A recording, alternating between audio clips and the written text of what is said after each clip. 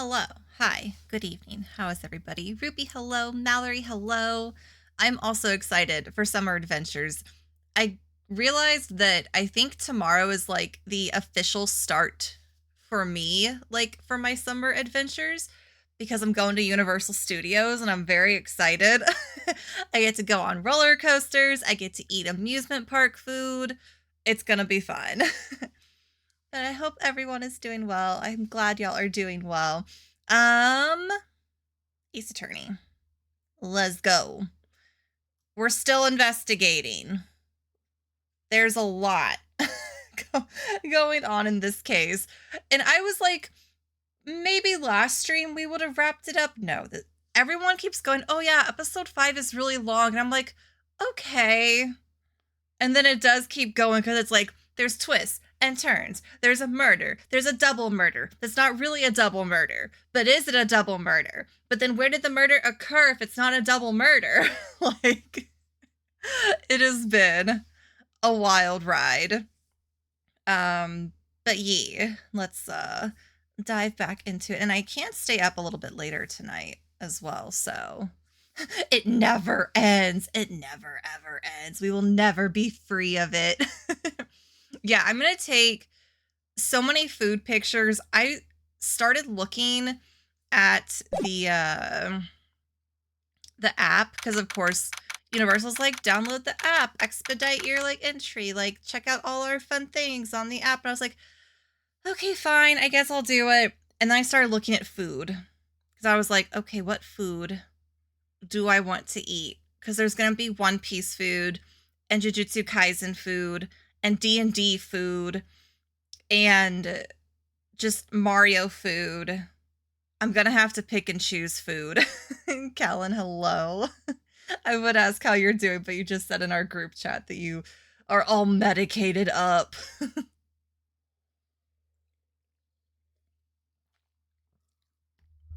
So you better be resting or else. Okay. February 24th, 3:12 p.m. Wright & Co. Law Offices. This is low in my headset. I'm going to turn this up really quick. I'm so sorry, Mr. Wright. I'm sorry for what my sister said. Drastic crimes require drastic measures. Oh yeah, that's right. She was like, so about that evidence from that case 2 years ago. Pronounced like eradicate, medicate. Wait, eradicate, medicate. Yes. We did what we had to in order for him to get the verdict he deserved. Drama. I didn't know. I never knew that the SL9 incident was just another name for the Joe Dark killings. Sounds like everyone's heard about these killings but me. Lana wanted Dark convicted so badly. That's why she used me. That's why she used what happened to me. I was about to say, so we saw Emma and her name as like a witness, but we don't know how. So did Lana use Emma to like fake evidence? About that sad boy. It's kind of sad. It's more dramatic. The music is sad. What do you mean what happened to you? It's all there in the file. Joe Dark's last victim was prosecutor Neil Marshall. When he murdered Officer Marshall's brother, he left behind an incriminating piece of evidence. But what did you have to do with those killings, Emma? On the night prosecutor Neil Marshall was murdered, Joe Dark tried to kill me. What? He tried to kill you? Officer Marshall's brother, Neil, was only trying to save me. So that means you... Yes. I was a witness in the Joe Dark trial. I didn't see that one coming. Phoenix, her name was on the file. I saw it coming. Kind of. Jack Day. True nemesis. Okay, the incident. It happened 2 years ago, it was right about this time of the year too. There was a terrible thunderstorm that day, unusual for the season. I was alone in my sister's office. We were planning to eat dinner together once she finished her work.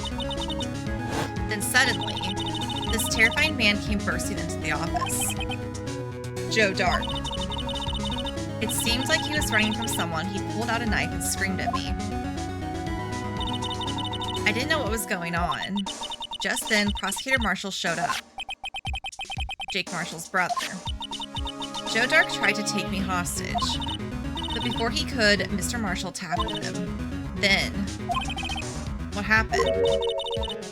I'll never forget it. Lightning struck and the lights went out. Suddenly, a bolt of lightning flashed outside the window, lighting up the office for an instant. What I saw then burned a permanent picture in my mind. I can still see it now. A permanent picture. What did you see in the instant that crime occurred? Dark knocked down Mr. Marshall and raised his knife. Neil Marshall was stabbed right in front of this poor girl. Poor Emma. I don't remember what happened after that. Apparently I passed out. When I came to, Lana was cradling me in her arms. Poor Emma, you've been through so much.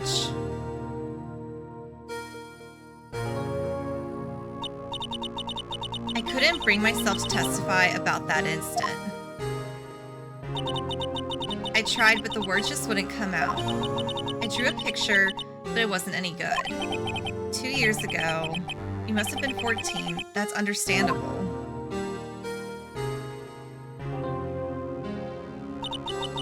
Once it was all over, I made up my mind. I decided that when I grew up, I'd become a scientific investigator. I want to be able to fight crime with my testimonies and find the evidence to make an airtight case. That way, Lana would never have to forge any. I see. I think I'm finally starting to understand what makes Emma tick. But there's still something that bothers me about that crime. I don't remember the moment when Dark stabbed Mr. Marshall. So you weren't able to testify about that. No, I was only asked about when I was attacked. That must be why she made up the crime. Made it up? You mean provided bogus evidence? Prosecutor's office wanted that guilty verdict so badly. Lana forged the evidence and Mr. Edgeworth used it. Edgeworth? Yes. But I'm sure he didn't know anything about it. Is she blinking one eye? I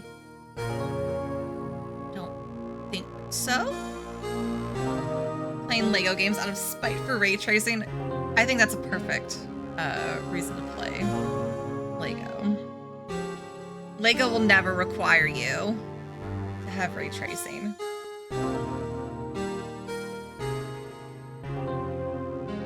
Neither will Ace Attorney. He couldn't have known he was being given false evidence. Even so, that's when it all started.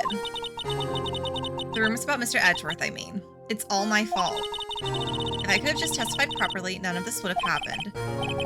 So it's true, even though he may not have known it. Edgeworth really was involved in falsifying evidence. After that case ended, Lana was never the same. She became cold like she is today. She must not have been able to face up to what she did, especially not to Emma. There's something that's puzzling me, Emma. What is it? You said you were in Lana's office at that time, right? That's right. Why then would a serial killer come running in there? Not only that, but he was being chased by a prosecutor. Oh, there's no mystery there. Joe Dark had been taken in for questioning that day. Taken in for questioning? You mean by the police? Of course, this happened at the police department. He tried to run away halfway through the interview and fled into my sister's office. I was thinking Lana was the original intended victim. Could just be seeing things on your meds, or you're just losing it slowly but surely. I'm kidding, you're not. It could be.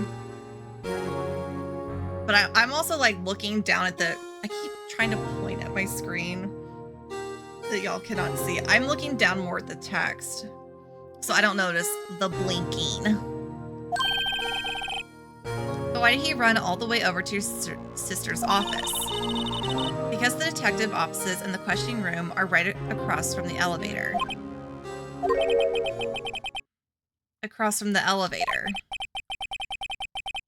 But Lana was the chief prosecutor, wasn't she? No, silly, didn't I tell you? 2 years ago, Lana was a detective. She was the best in the entire force. What? That's news to me. After the Joe Dark case, she was transferred to the prosecutor's office and made chief prosecutor. Lana used to be a detective. I better have another talk with her. All right, I guess we know where we are going. Lana, we have questions. Everyone say hi, Lana. Mr. Wright, it seems I keep causing you trouble. Falsifying evidence. I didn't think you were the type. Criminals don't mind playing foul, why should we? But Lana, if you're wrong, an innocent person might be found guilty. Believe me, I understand the risks. Lana. Emma told me about you. Oh? About how you were a detective 2 years ago, and how the SL9 incident was the reason for your transfer to the prosecutor's office. That's right. Could you fill me in on the details, especially about that unusual change of jobs? I suppose you have a right to know, Mr. Wright.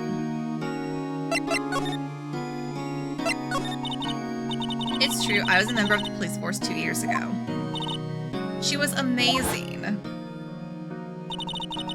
They still talk about all the cases she and Chief Gant cracked together. Chief Gant. He was the deputy chief of police back then, but he still worked the crime scenes. Damon Gant. He was everything I aspired to be.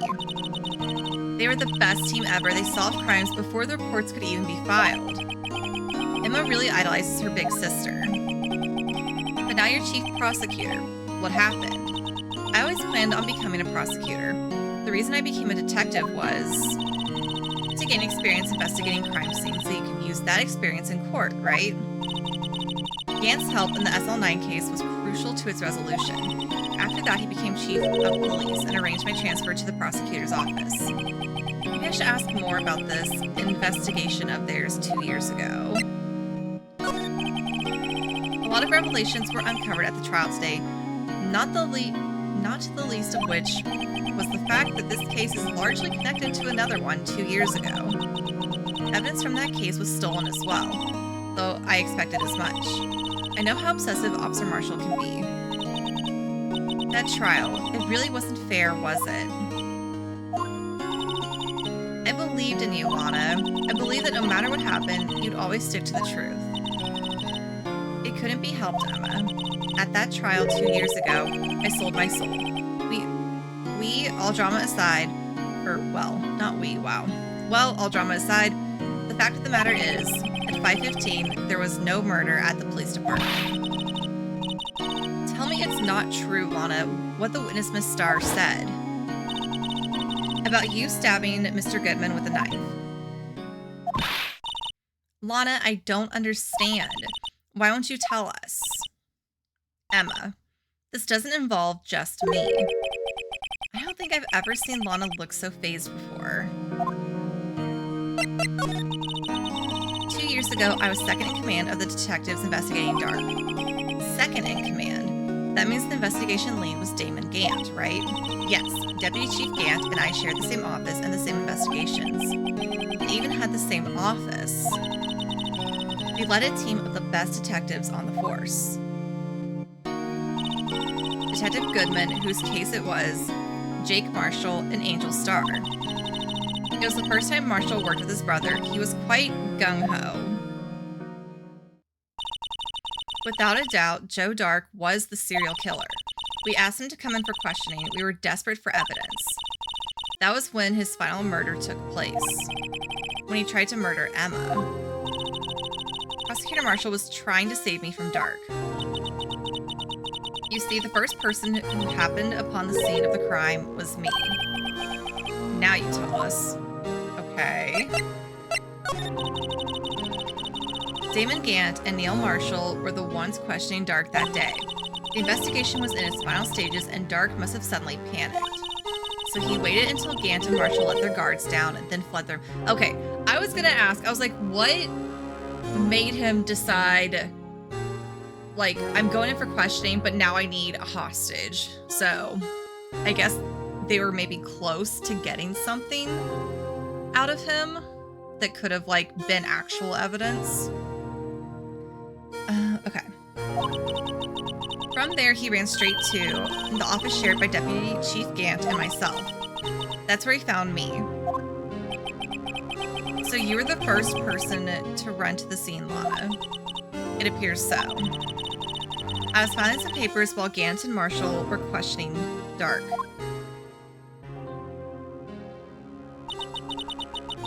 When I returned to my office, I saw 3 bodies on the floor and smelled blood.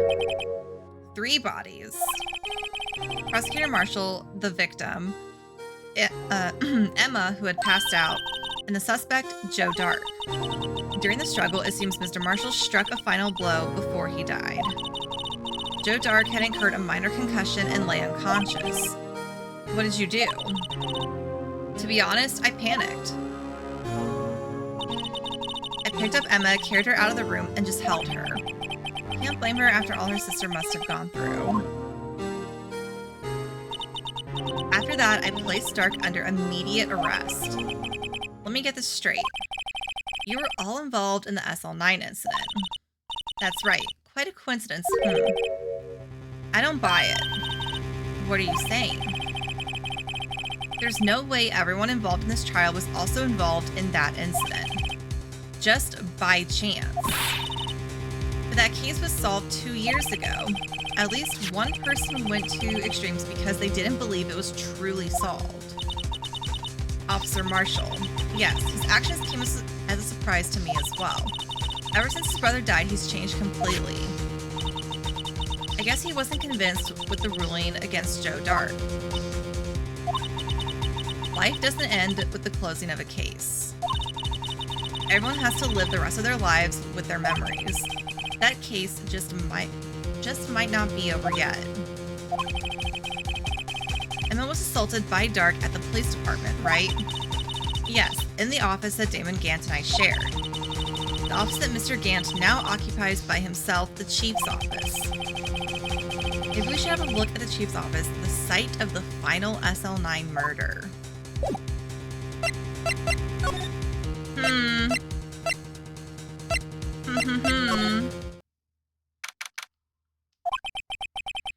I don't see Detective Gumshoe anywhere.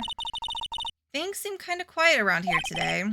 You're right, the chief of detectives seems the same, though.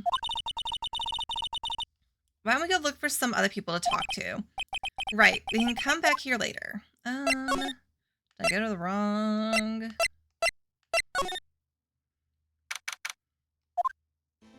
Oh, hello. Howdy, Bambina. Oh, Mr. Marshall. I never thought things turned out this way when I woke up this morning. I don't remember how to say it. Is it Sarah? You never know what... He would not say it correctly. Q, Sarah. Like quesadilla. You never know where life will lead you, eh, Bambina? I should know...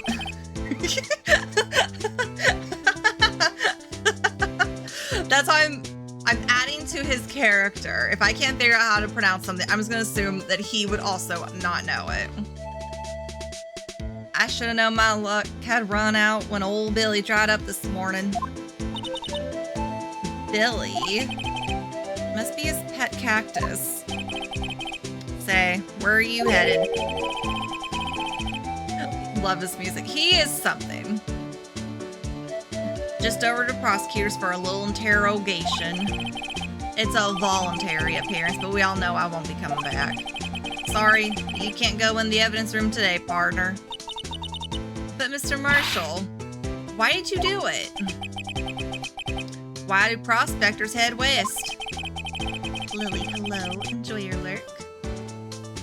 If ever there was a case I needed to know the truth about, it was that one. Before you turn yourself in, Mr. Marshall, would you mind telling us exactly what happened? Looks like I won't be getting a steak lunch today. Well, he didn't say no. Something fishy about that trial from the beginning. Wasn't just me neither. All the detectives thought so. What do you mean, fishy? Some of the facts reported were inconsistent with the evidence we found. For example, the murder weapon. The murder weapon. You mean that switchblade knife with a broken tip? That was Joe Dark's, all right. But in the initial autopsy report, a question was raised. A question. The blade of the knife was not a perfect match with the wound the victim sustained. What does that mean? It means there is a good chance that knife was not the murder weapon. However, in the report that was finally submitted, that possibility had been erased. But the facts have been concealed with forged evidence. That case left behind scars on all of us. The scars that the SL9 incident left behind. I think I have to sneeze. Hold on.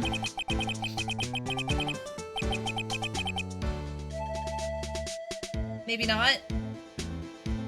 I thought I had to sneeze.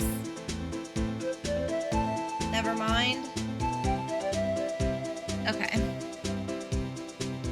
There was something going on behind the scenes in that case. We all knew that later. Every detective involved in that investigation, save one, was taken care of.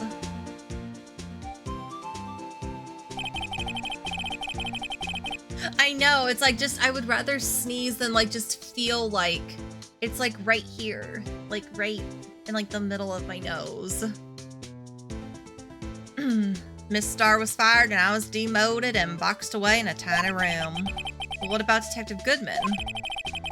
They did something to him too, the commissioners would get suspicious. Nah, they were careful enough not to be too obvious. They? Who are you talking about? Don't get upset, Bambina. I mean Damon Gant and Lana Skye. Okay. The investigation led Damon Gant and his second in command, Lana Skye. There wasn't a person on the force who hadn't heard of that duo. That case was the biggest step in both their careers. After the case ended, Lana transferred to the prosecutor's office, right? Yep. Damon Gant, the new chief of police, arranged for that to happen.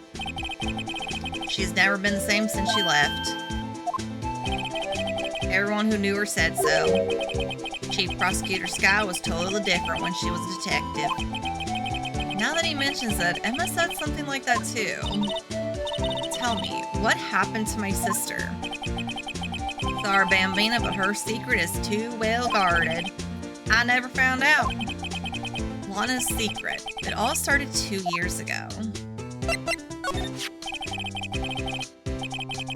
I got the looks, but he got the brains. He was one of the best prosecutors around. I had just made detective when it went down. It was our first case together. How old was he, your brother? He was 27 at the time. He was awarded the highest honor that very day. The highest honor? You mean the King of Prosecutors. I knew it. What are you looking at me like that for? That's an honor for a prosecutor. Mr. Marshall must have really been close with his brother. The day the SL9 incident took place, that wasn't the same day as... That's right, it was the day of the evidence transferal. Interesting. It was drizzling that morning. By nightfall, there was thunder. I can't believe 2 years ago. 2 years have gone by already. I tried to steal the evidence so the case wouldn't die. Apparently someone tried to stop you. Detective Goodman was murdered, and the evidence locker was empty. So there you have it. That's my story. Did you enjoy it, partner? It was certainly enlightening. There's one thing for sure. I found words. Here's one thing for sure I found out in court today. That boy Edgeworth isn't my enemy. He was the one who used falsified evidence to get a guilty verdict, but someone else was the one who gave him that evidence and planned everything. That someone is named Gant. Don't believe me? Well, I don't blame you. I won't even be a patrolman after today. Too bad I won't be around to work with you when you become a real scientific investigator. Adios, Bambina. And he's gone. Okay. Yeah, he's just like, adios. And it's like, okay, bye. Oh, it's pretty empty, but today it's deserted. That must mean everyone's busy solving crimes. Oh, if you're looking for the others, they're all in the conference room. Thanks. Wow, he actually talked to us. With the chief prosecutor saying what she did and the decision about what to do, about Mr. Edgeworth, not to mention our statement to the media and tomorrow's trial, there's more chaos going on than Thanksgiving and Christmas put together. I think festive is the word usually used for those. Sir, would like to have a look around Chief Gant's office. Just use the connecting hallway to the other building and take the elevator to the top floor. Really? You mean it's okay for us to go in there? I mean, we aren't police officers or anything. Emma, shush. Don't question it. Hey, you're right. You can't go in there. It's off limits. Now I see where Detective Gumshoe gets his unique charm. Well, what are we waiting for? Let's head to the chief's office. It's like, too late. No take-backs. You already gave permission. Why is there a piano?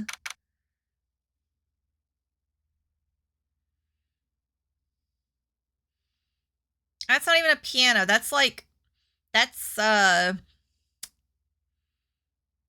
was gonna say that's more than a piano. Organ.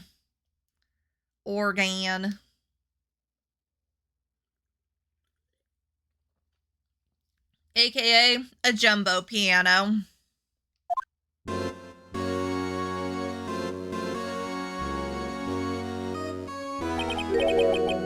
Whoa, where am I? In the chief's office, silly. At least that's what it said on the door. Check out that pipe organ. That's real, isn't it? Hey, I used to take organ lessons in kindergarten. What?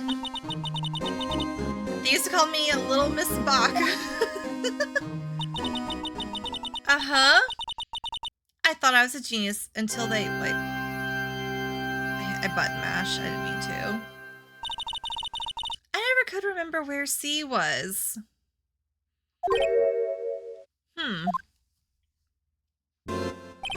Hi. Oh, it's you two. Chief Gant. He put that paper he was reading in his desk.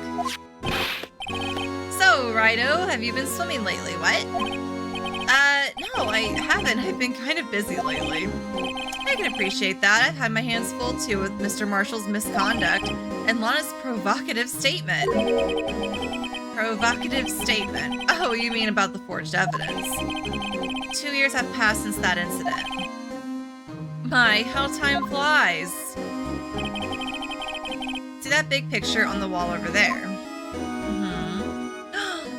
Fellas. The thing in the background. It's the funky vase. That's a picture of Lana, Neil, and me. So this is Mr. Marshall's brother, Prosecutor Neil Marshall. We took it to commemorate our work together. Something's not right with this picture. I can't quite seem to put my finger on it, though.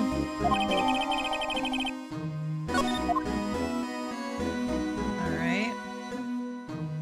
Don't worry. I know. Anyway, I'd like to reminisce all day, but there are matters that need my attention.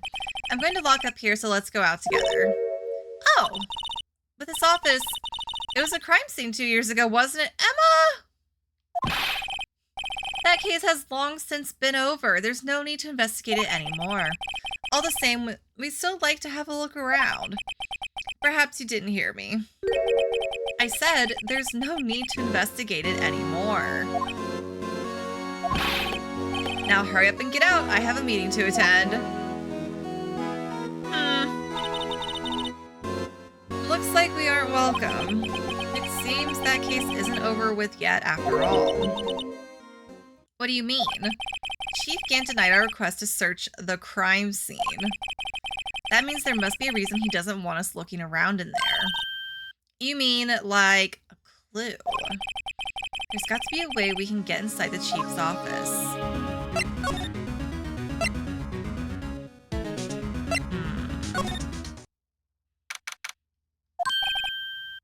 Hey, pal. Detective Gumshoe, are you supposed to be in a Aren't you supposed to be in a meeting? I'm, just taking a breather. My feet hurt. From sitting so long? Actually, from serving everyone coffee. Sounds like Detective Gumshoe's still out of the loop. Say, have either of you seen Mr. Edgeworth? Edgeworth? No. Why do you ask? He's under fire from both the police department and the prosecutor's office. It's almost like the battles between you two in court. Should we go check on Edgeworth next, maybe, if we can? That sounds serious. Is it because of what my sister said? That's basically what it all boils down to. That falsified evidence 2 years ago. Now Mr. Edgeworth has the whole world after his blood. Yikes. But why would Edgeworth be blamed? It's not like he knew the evidence was forged. Lana Skye is the guilty party here, isn't she? Regardless of prosecutors responsible for the evidence they present in court. Not only that, but as you know, there have been a lot of rumors going around about Mr. Edgeworth. His amazing talent as a prosecutor's kept him safe from those who don't like him. But now with this, are there really so many people who hate him? In our world, only those with talent rise to the top. Mr. Edgeworth not only has that, but he's young. There's no better recipe I know of making enemies. Hey, Dick, keep up the good work. Yes, sir. Let's go out for lunch again sometime, my treat. Yes, sir. You gotta take me back to that joint sometime, okay? Yes, sir. It seems you don't have any problems with enemies. Yeah, well, I'm careful not to stick out. I imagine Gumshoe is like, because the guy doesn't stick out, but also he's like serving like the coffee to people on purpose because he knows he wants to stay on everyone's good side, which is maybe, I don't know. I know Phoenix made the comment of like, he's still out of the loop. I'm like, I think he has his ways of staying in the loop. Maybe. Maybe I'm giving him too much credit. I don't know.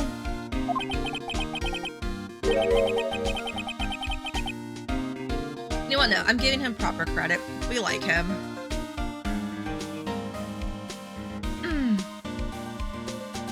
Under all this pressure, I'm afraid Mr. Edgeworth just might crack. Actually, I took a look at the file earlier while the coffee was brewing. He seems genuinely concerned for Edgeworth. Well, did you find out anything? The only evidence Stark left behind was during his final attack. His final attack, you mean? When he killed Prosecutor Marshall, who was trying to protect some girl. Me. I was like, yeah, not just some girl. It seems Detective Gumshoe never realized Emma was the girl. That's when he left the most incriminating evidence of all. Well, what was it? Oh, let's see. I think it had something to do with the murder weapon. Oh, I forget. Look, it's written somewhere in here, okay? Powers of recollection never fail to impress. Maybe we should show him the murder weapon. It might jog his memory. Okay, let's talk about this first, though. Joe Dark was 42 at the time of the crime. He was just your run-of-the-mill businessman. A businessman, what made him take to serial killing? One day on his way home from work, he hit someone with his car. with his car, so it was an accident? An accident, yes, but it transformed him into an animal. An animal. He killed a man that witnessed the accident, then he killed a lady who saw the second crime. A kid, oh my gosh, I skipped that. He killed people. A daughter came up upon the scene and was killed as well. Finally, he turned himself in. So he just hit someone with the car, killed the person who witnessed it, killed the person who witnessed that murder. It's just like a domino effect. Seems he was a pretty careless animal. Of course, this is all conjecture. There wasn't a single shred of evidence, so he turned himself in. Yes, but in the middle of his questioning, he fled and murdered his final victim, Prosecutor Marshall. That crime was witnessed by someone too, but luckily, Dark was arrested on the spot. It's a good thing that last witness wasn't killed. That last witness, aka Emma, is right here. Oops. Murder weapon. Recent.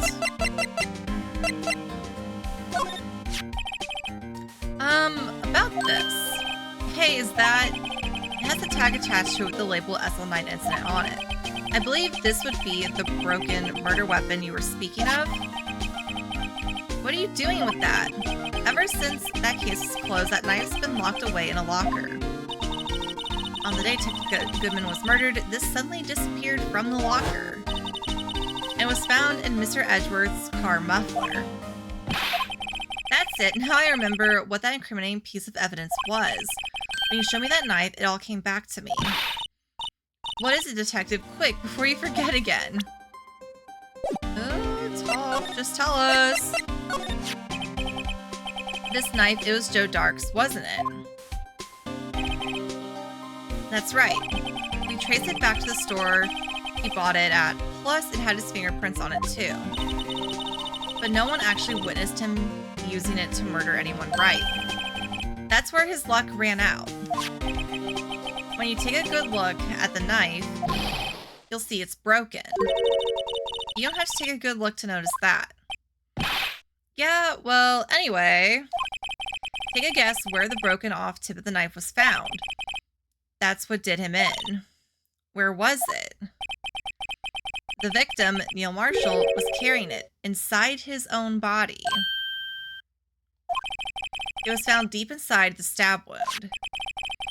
Did it match Dark's knife? You bet, down to the last fiber.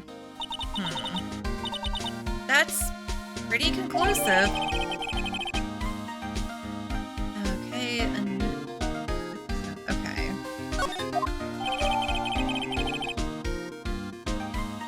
Switch, we got that updated. Well, there you have it in a nutshell. That's all I know. Can I ask you one more thing? What is it? If it's money you need, you should ask Chief Gant. It's not money, but it does concern the chief. His office is a crime scene, right? It's where Prosecutor Neil Marshall was murdered. The chief's out now and his office is locked, but we'd like to have a look around if that's okay. Well, any detective's ID card can unlock the door. What, really? But if I let a civilian in there, I'd be charged with breach of trust. Breach of trust? Simply put, I'd be canned. Oh. Sorry, pal. I don't plan on getting fired because of you. I don't know. How about this ID card? I was gonna say, thankfully, we have a card that's part of evidence technically, but it should work just fine. That won't work either. Oh. The data was deleted the day he died. Oh. So in other words, Gumshoe is our only chance of getting into that office. I wonder if there's something we could show him that would make him change his mind.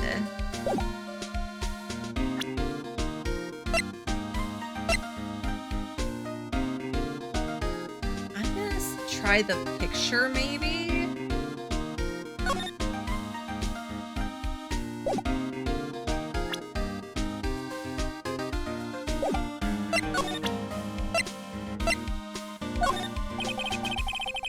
No. My attorney badge? I'm an attorney, let me in. Also, hi, Dido. Hope you've been well. Detective, here's my attorney's badge. You show this at... Oh. He's not impressed with it anymore. I wish I had a badge. Even an ID card would be nice.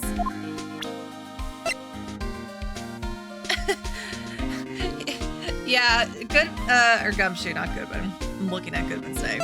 Detective Gumshoe is just like, meh.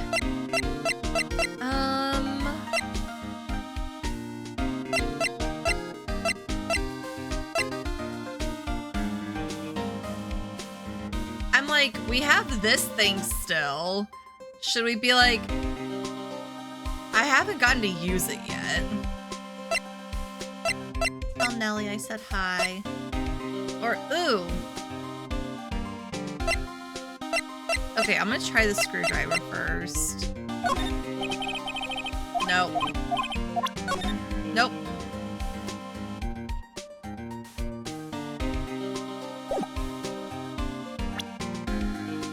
No, I mean, she is only a high school student. Future scientific investigator, though. So, anything that needs to be carried around, she just kind of like throws at Phoenix. Like, here you go. You're the adult. I just carry my little notebook and my little glasses. About that jar, I think I've seen it before. Okay, it is the jar vase thing. Somewhere. Or maybe it's one of those memories people have from previous lives. This must be the most uninformative detective I've ever met. Something about it makes me feel uneasy. It's like I'm in the chief's office and he's yelling at me. Chief Gant?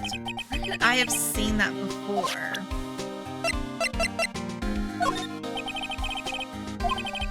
No, it's... Literally, I'm trying to show you where you would have seen it, which is a reason why you should let me in. Maybe...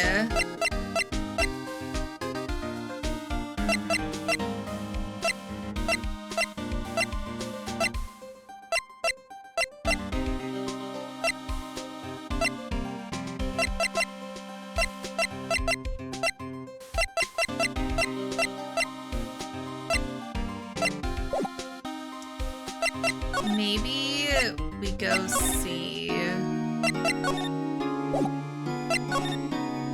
We can talk to someone else. And then we'll have something to show Gumshoe. No one's here today, not even Miss Star. Everyone's probably busy looking into what exactly went down in the evidence room. That must be where the detectives are. But we proved in court today that on the day of the crime, no one was murdered in the evidence room at 5:15 p.m. Yeah, I thought we were finally making some headway in our case. But instead it looks like we just ended up making Lana look even more guilty.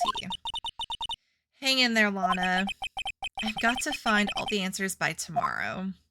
Yeah, it's like the bonus episode that was added to the DS game that's now just a part of this trilogy.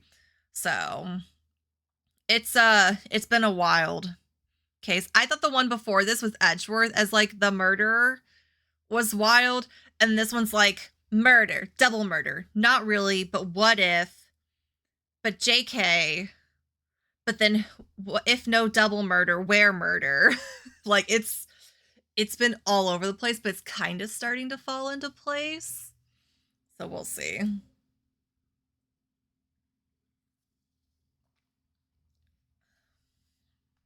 Okay, I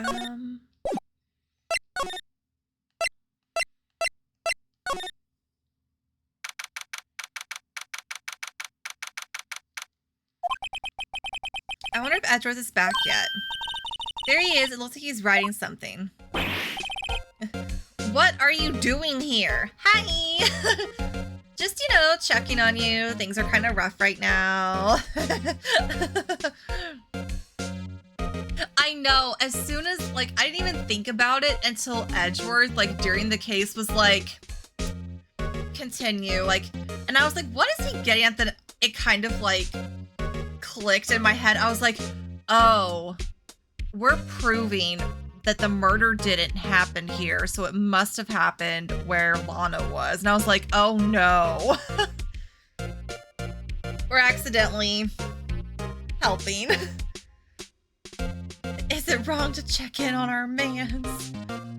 Apparently, Edgeworth doesn't like us checking in. He sure was quick to throw that paper on the floor. What are you doing there? Tough day in court, huh? I've had to live the past 2 years with rumors flying around. What's another allegation to me? Cheer up, Mr. Edgeworth. I'm rooting for you. We're rooting for you. That's Edgeworth for you. Always trying to hide his real feelings. His unnecessary feelings. So, what do you want? Unlike some people, I don't have all day. About that piece of paper you threw on the ground. There's no excuse for what I've done. 2 years ago, I used false evidence to obtain a guilty verdict. That's what it all breaks down to, and nothing I do can erase that fact. But you didn't know, did you? I mean, that the evidence was falsified. The police department and the prosecutor's office share a bond of trust.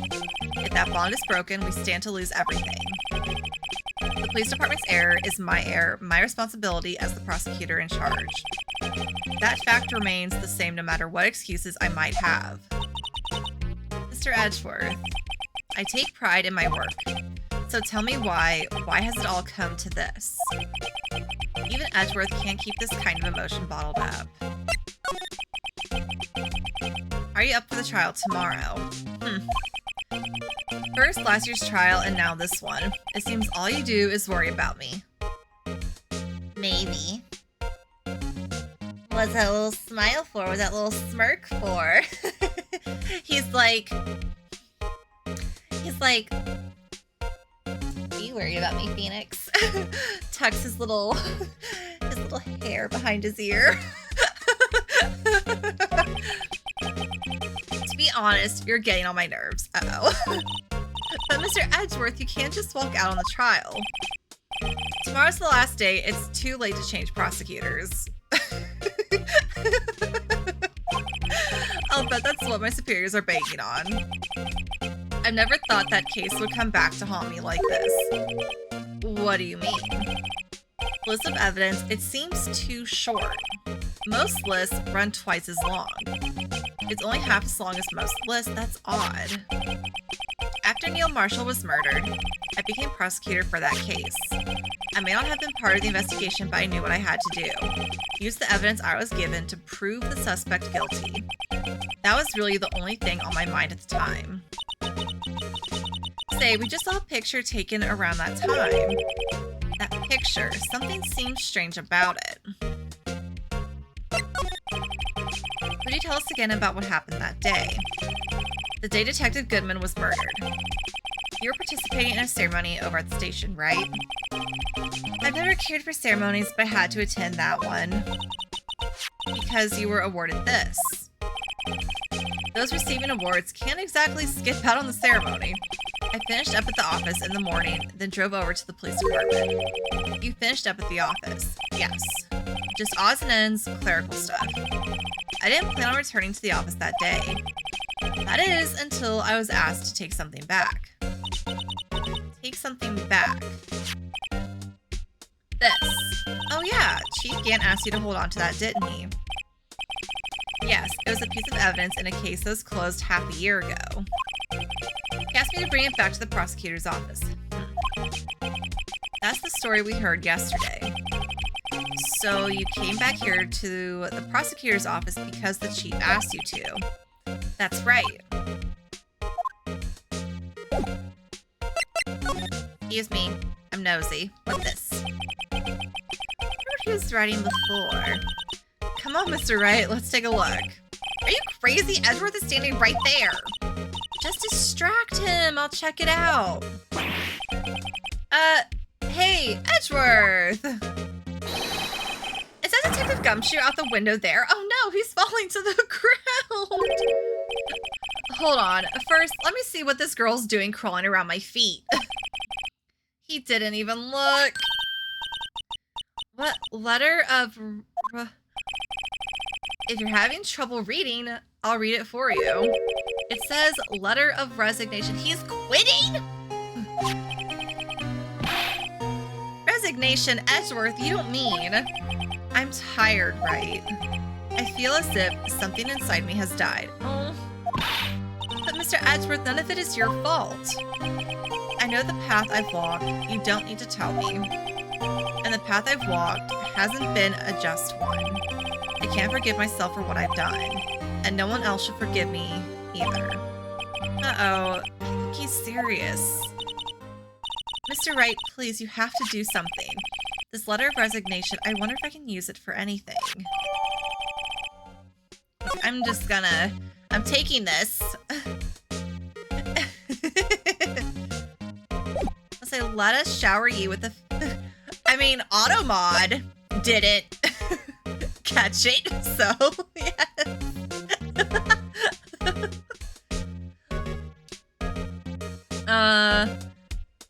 Edgeworth, I can't believe it didn't fit.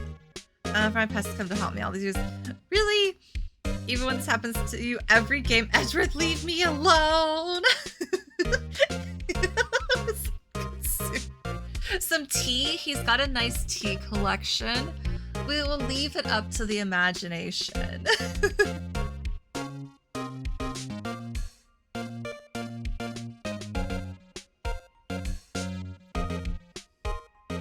Well, you can't have tea without, like, snacks and pastries.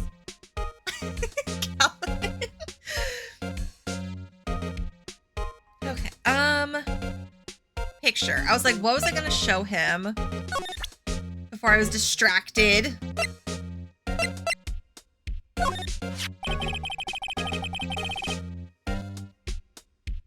Kind of want mashed potatoes. Ooh. Do it. Of course. Only talking about snacks. Have mashed potato.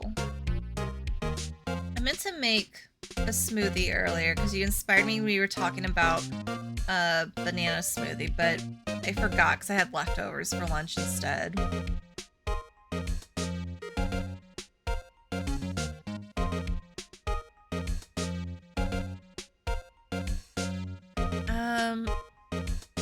Picture us hanging on Cheap Gant's wall.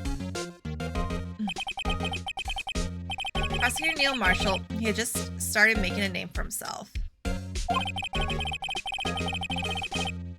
A peanut butter banana. Ooh. What was the, I'll have to look it up.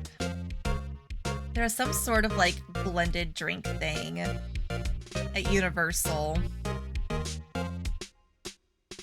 I know there's, like, a tangerine one, like Nami's tangerine something for One Piece. Only had the one. Speaking of, there's something that bothers me. Yes. The trophy Mr. Marshall is holding. It's a little different than yours. Little? Yes, you're right. Ah, I remember now. Remember what? That was what the official prosecutor's trophy looked like until 2 years ago. There's a story behind its design. Oh, is that a knife? A sword? A story. Sounds interesting. Would you mind telling it to us? It's simple, really. Contradiction. That's what the award's based on. Okay. Can you care to elaborate? This award originates from an ancient Chinese tale. In Chinese, the word contradiction is written with 2 characters. The first meaning halberd, and the second means shield. Have you heard the story? Me? Oh, sure. Everyone knows that. Why don't you tell it, though? For Emma's sake. Very well.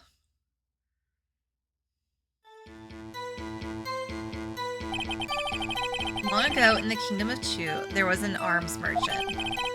One day he presented the king with 2 items. The first was a halberd. He claimed it could slice through... I always want to say halberd. It's halberd. Halberd. Through any shield or armor. The second was a shield he claimed could withstand any weapon. Wait a minute. Those claims contradict each other. Phoenix, we're not in court. Very perceptive. But then again, you've heard this story before, right? Anyway, as you mentioned, the very descriptions of these items discredit them both. When the knight pointed this out, the merchant was left speechless, and thus the Chinese word for contradiction was born.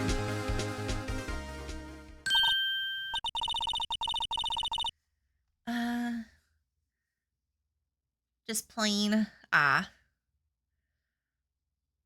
They got me mashed for the teefies, yeah. Would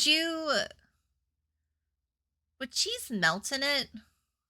Bacon, yeah, no, to like bacon bits. Cheese might be softy enough, or soft enough to like melt in it. So you can have like cheesy, if you wanted.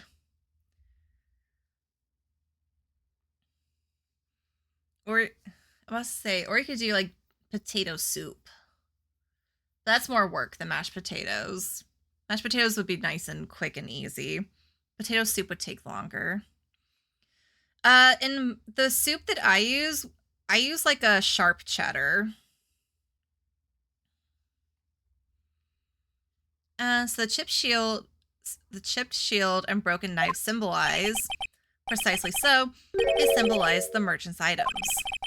The ancient tale ends with the merchant at a loss for words, but it's in our nature to pursue matters to their conclusion, even if it results in something as ugly as this. Wow, thanks, Mr. Edgeworth. I learned something new today.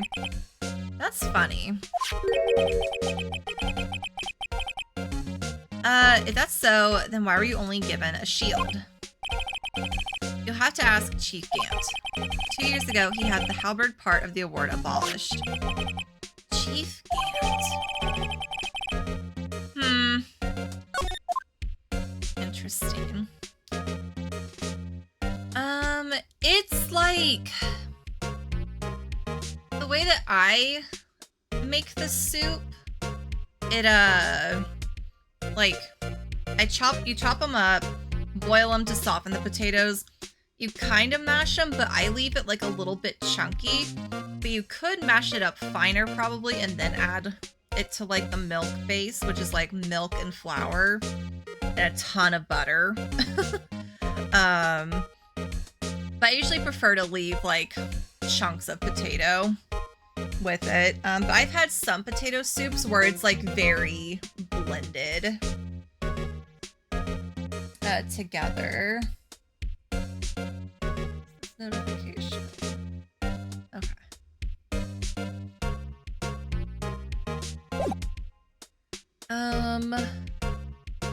So I think that's all here.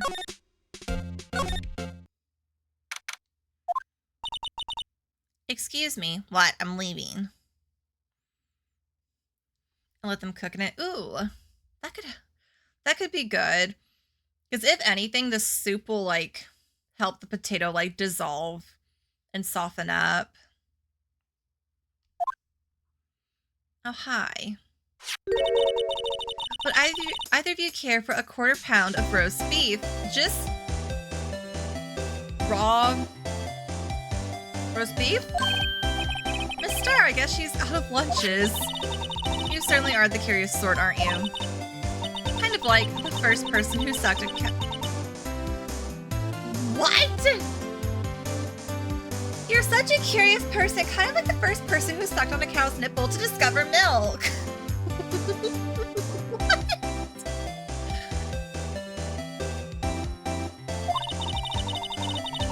Still, I never thought you'd go digging up that case from 2 years ago. Everyone in this trial was involved in the SL9 incident. Not only about that, but the murder occurred on the very day the evidence from the case was due for transferal. Yeah.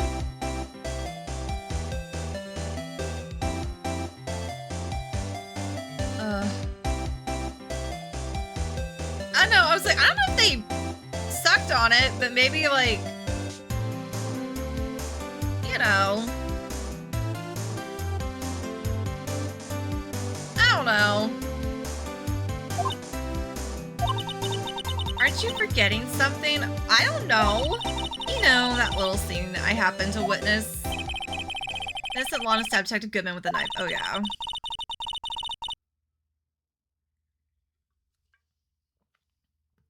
No matter how much of the past you dig up, it won't change what I saw.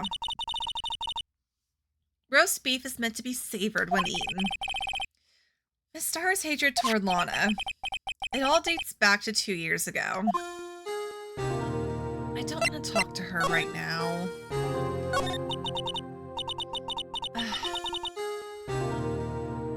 Yeah, the little Pokemon, the music was very Pokemon-like. Like the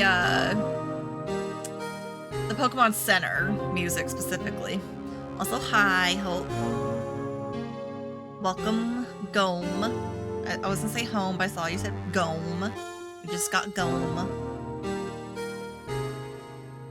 Steam some broccoli, ooh.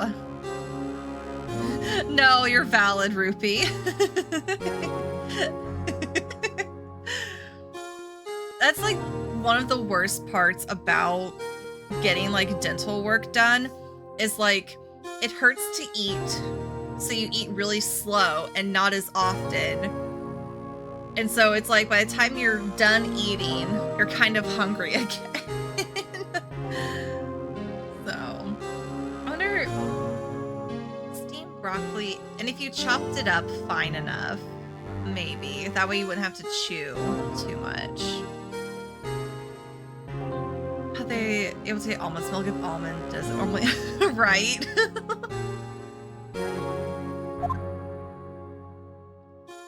I'm tired of talking to Angel. We trailed him for half a year. Oh, the pressure. Still, I don't think I was ever more alive than I was then. Those days were steamier than a bowl of hot gravy. Oh boy, it's okay. Angel is also talking about food. Poor old Jake Marshall, though, must have been going through hell. You mean because of his brother's death? They were close, those two. After Neil died, something took over Jake. He became obsessed. Seeing Jake like that made her all the more desperate. Her. Lana Sky. My sister. The best were put on that SL9 case. Of course they were led by that legendary duo. Lana and Chief Gant. Oh no, Asher got sick and driving for 10 hours. Ugh. Yikes.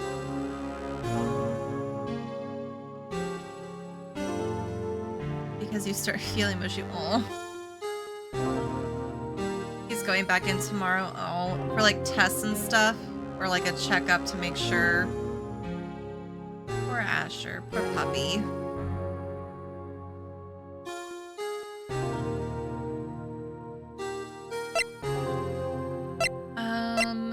Let's ask about the duo. Damon Gant and Lana Sky. Gant led the investigation with Lana second in command. They were the best. They solved all kinds of cases together, didn't they? Damon Gant's magnetism in particular was almost unreal. His magnetism. By that I mean his ability to attract evidence. He produced the most incredible evidence in cases he handled. Incredible evidence, you mean? Oh yes, there were rumors about him even back then. No one dared confront him though. I take it she's talking about forged evidence. Back then, everyone looked up to Lana. All the detectives wanted to be like her. Really? Question. Because we're talking about food and stuff. Did I show Edgeworth the screwdriver? Or did we only talk about the trophy?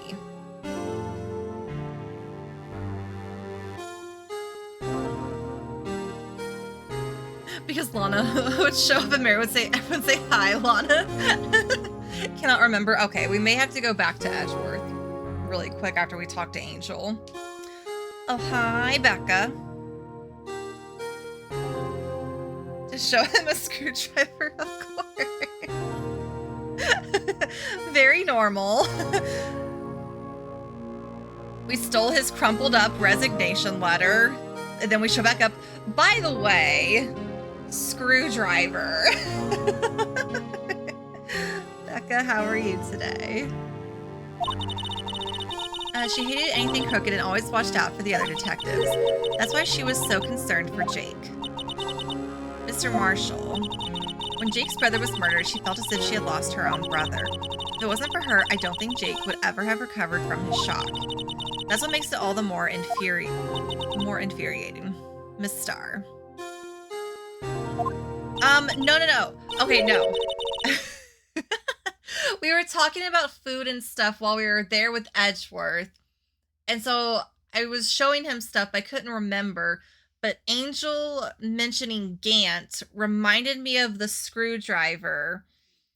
And I think the screwdriver was brought up by Edgeworth, but I can't remember if I showed it to him.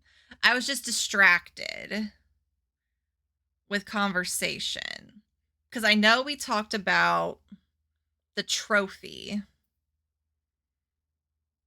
but not the screwdriver. But my car was being all silly about it because she said once again, so my phone went, Ruby texted once again. And my sleep adult brain was like, yes. Once again. Texting them once again. How dare. Should just text, the signal will be, hi, Lana. Mary live, lawyer time. Thank you. Thank you for being their notification system. I appreciate it.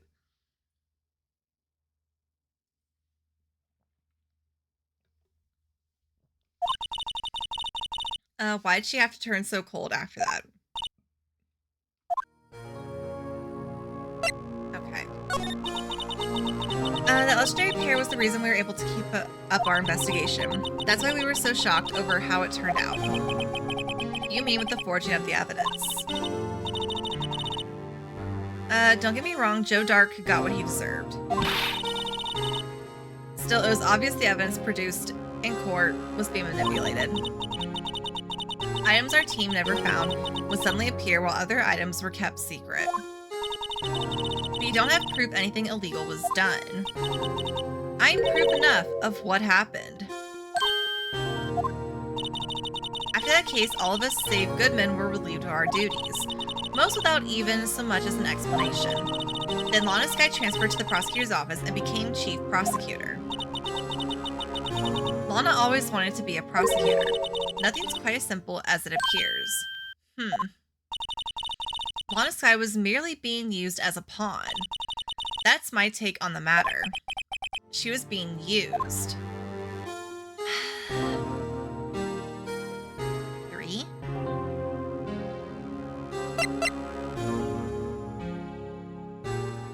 I feel left out. Hold on.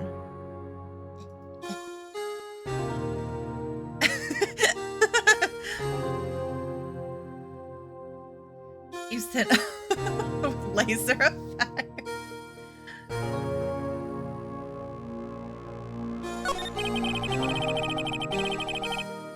Lana transferred to the prosecutor's office 2 years ago, didn't she? Yes, thanks to Chief Gant's powerful influence. Chief. That's right. Having solved the SL9 case, his position as chief was secured.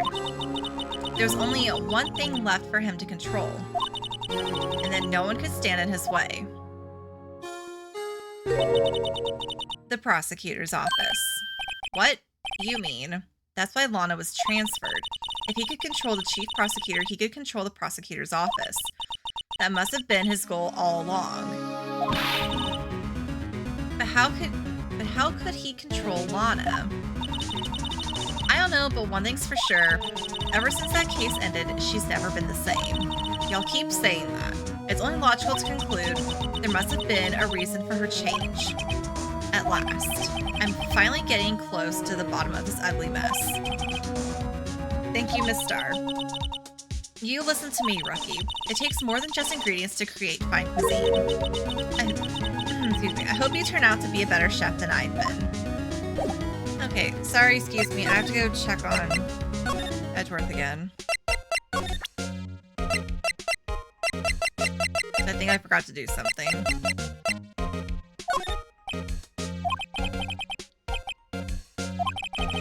Chat with you about the case. Okay, over cup of tea. But this isn't related to the case. Remember, you said... Oh, okay, wait. I thought he was just gonna give me, like, a generic answer like Gumshoe was. Also, good luck with kitchen, Rupee. Hope you find something good to snack on. So I did. Chief Gann gave this to you that day, didn't he? He asked you to bring it here from the police department. The chief is a very competent man. But sometimes he does things that don't make any sense. At least it's better than being incompetent and doing things that don't make sense. A certain detective comes to mind. Okay. Alright, so that gave us some text, but it wasn't like groundbreaking. Oh wait, did I go the right way? Criminal affairs. Oh, you're back. You're still here. I gotta make 150 copies of these files. Brewing coffee, copying files. I'm turning into a regular DJ. You're a DJ as well? If I'm not mistaken, I think he means desk jockey.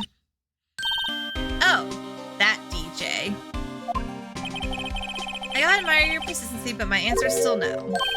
I'm not letting you in the chief's office, period. I bet my neck on the line. Sorry, excuse me. I cannot talk today. That office is the last crime scene in the SL9 incident. I have to take a look in there. There's gotta be something we can do to make the detective change his mind. Detective! If you don't let us in there, Edgeworth's gonna quit. What's this crumpled up piece of paper? No way! Mr. Edgeworth can't be serious. Is he ever not serious? I can't believe they pushed him this far. Mr. Edgeworth really feels responsible. When I first met him, I thought he was as cold as ice too. But I know different now. He trusted us detectives to provide him with sound evidence. But we betrayed him. Detective. He is. He's like your true bestie. That's it. I've made up my mind. You'll let us in. But here, take my ID card. We can't do that. If someone found out, they wouldn't let you off the hook with another lost item report. Look at me. It's no secret I'm already out of the loop. After all, I'm friends with Mr. Edgeworth.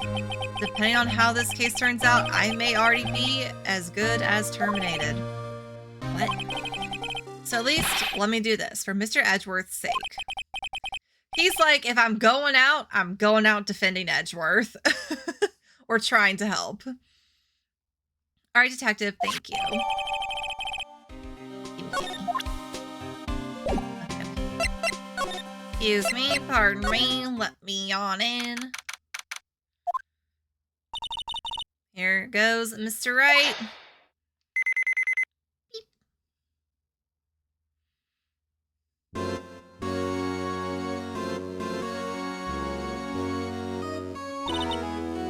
We're in. If anyone finds us now, Detective Gumshoe's a goner. That happens, I'm counting on you to bail me out.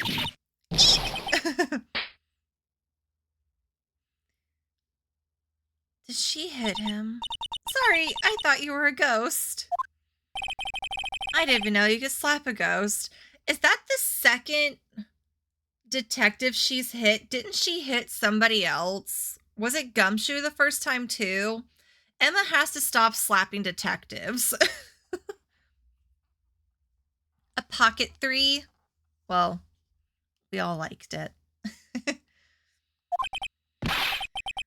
Detective Gumshoe, what are you doing sneaking up on us like that? I wasn't sneaking. I was just worried something might go wrong, so I came too. If you're here, then what's the point in giving us your ID card? Gumshoe's ID crushed and rendered unusable in pocket. Hey, don't do that to my card. What? Just give it back to him. I hardly ever get a chance to come in here, so I figured I'd have a look around myself. Besides, we're all in this together now. You really do want to get fired, don't you? Not if we're lucky. Now, come on, let's see what we can find. I've got a bad feeling about this. I also kind of have a bad feeling about this. Just on the other side of the room, was that your sister's? Yes, that's where I was waiting for Lana. On that day 2 years ago. Is anyone using it now? No, sir, this is entirely Chief Gant's office now. He practices a strict policy of preserving the crime scene. That's a strange reason to leave it there. He leaves it as a warning to everyone else. He wants us to always be alert. He told us so himself at our New Year's party. Of course, he was pretty intoxicated at the time. I see. So ever since Lana left, no one ever touches that desk. No one except Chief Gant and the cleaning lady who's in here each morning. Still, 2 years have passed since that incident. There can't possibly be any clues remaining. Well, we're gonna find out. Can I ask you something? Sure. You only came here to look around, right? Because it's one of the SL9 crime scenes. I mean, that's your only reason for coming here, isn't it? Why do you ask? You don't think... Nah, you wouldn't be. No. Nope, there's no way. Never mind. Don't worry about it. Okay, now then let's look around a bit more. Hey, hold on. Not so fast, buddy. What is it? When someone tells you don't worry about it, it's supposed to start bothering you, pal. You don't just let it go at that. Sorry, this guy's starting to get on my nerves. Leave him alone, Phoenix. Okay, so what's bothering you? You two don't think Chief Gant might be a suspect, do you? What? He's right, Mr. Wright. What do we think of him? Chief Gant, so it's finally come to this. He does kind of have supervillain vibes, an organ in his office. The eyebrows are very pointy. I was calling him Chief Ganondorf. He kind of has evil vibes. Let's be real. Perhaps it's best I don't divulge my feelings yet, as I sit here. Going on like, I think he's evil. There you go, ignoring me again. Okay, look. I gotta look around. Starting over here. This was Lana's desk. Sure is tidy. Lana's always been a meticulous cleaner. There's not even any dust on it. Looks like someone still is keeping it clean. Does Lana ever come back here? Nope. Chief Gant must still keep it clean in memory of their partnership. They were the stuff legends are made of. Does he keep it in memory of her or in memory of the crime? Good broccoli, yay! Time to steam it. This was taken on that day 2 years ago. The desk, Joe Dark ran out of the questioning... Okay. The day Joe Dark ran out of the questioning room and tried to kill Emma. After receiving his award trophy, Mr. Marshall took a picture here, and then went along with Chief Gant to question Dark. I bet he never knew he'd be dead just a few hours later. Gee, think. Okay, so, hold on.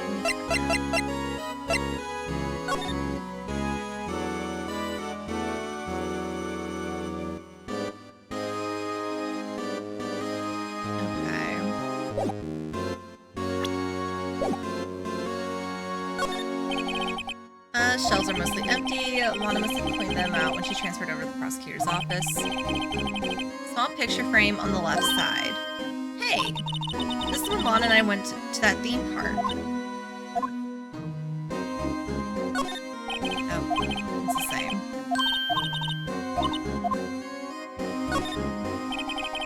Look at that giant window. Makes you want to crash through it and jump outside. This is the 15th floor. I know, I was just saying. Saying what? Ever since making detective, I've always dreamed about doing something like that. Note to self, Detective Gumshoe has a lot of dreams. So long as he doesn't go crashing through that window when he gets fired. Don't say that. Yeah.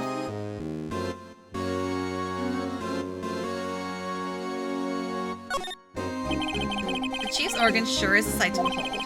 Occasionally we hear him playing it from the Criminal Affairs Department. It's on the 2nd floor, and this is the 15th floor of an entirely different building. When Detective screws up, the Chief calls them to his office and makes them listen to the organ for hours.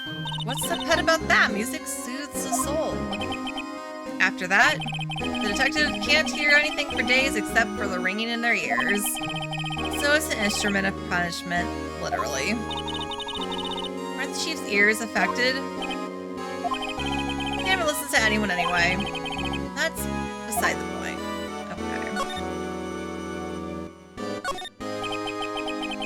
This is the real deal, isn't it? This armor and these weapons. Sure as hell, the Chief doesn't care for imitations. First the pipe organ, now this armor. Do you know how many taxpayer dollars must have gone into this room? What? Hubie, we're paying for this? Yeah. That's it. I'm not paying 1 more cent of my taxes. Emma's like, no more taxes. You don't have any taxes to pay yet. Be careful what you say. Who knows? The Chief may be hiding in this armor as we speak. I don't think he'd fit in there. Even if he did, he'd never be able to get back out. Get out, you guys don't know how scary that guy can be. Emma, the tax evader. Wow, look at the size of the Chief Gant's desk. Speaking of that, when we were here earlier... Oh, it's you two. Chief Gant. Put the paper he was reading in his desk. I wonder what he was reading. This looks like a list of evidence. List of evidence. In most cases, the list runs twice as long as this, though. Hey, look at the case name. Huh. SL9 incident. I wonder what this is doing here. Okay, see you when you get back, Ruby. I said, I wonder what... I was like, you literally just said what Edgeworth said. That's right, I guess there wasn't a lot of evidence. A half-size list of evidence. It seems too short. Most lists run twice as long. What would the other half of the list be doing here? I knew it. The Chief must be hiding something about that case. It would appear so. Alright.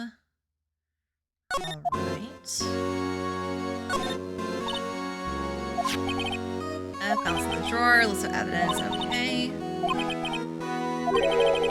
Better look a little more into this, okay.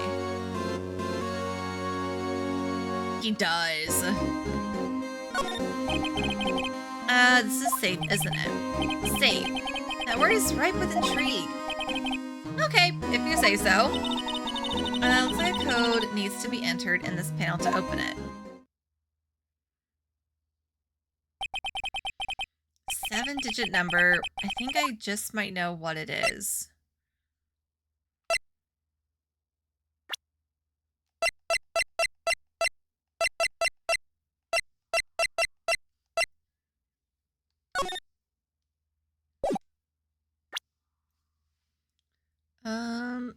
How many is that?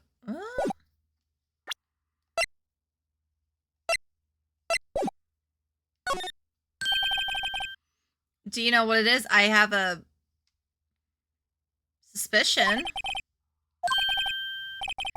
Oh, I know. You want to try my birth date. It's...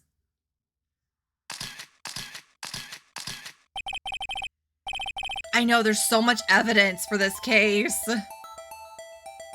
Here goes nothing.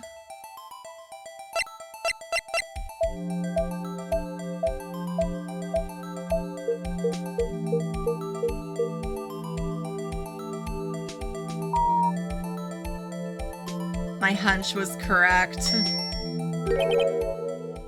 Bingo. What number did you enter? Whose birthday was that, pal? The final ID card number on that record. What? The number of the mysterious executive officer who entered the room that day.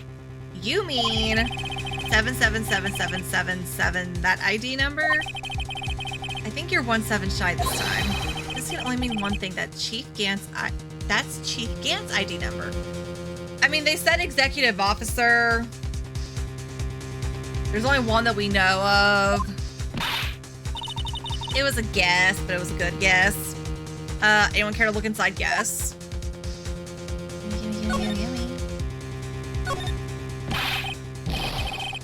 Is there any money in there? How much does he have stashed away? Look, it's a shard from a broken cup. It somehow looks familiar. Where have I seen this before? There's something else in here too. Handprint. It looks like a piece of leather cloth. This is a handprint, isn't it? Hey, I saw someone wearing a shirt like that once. What? You think the chief made up the design? I don't think so.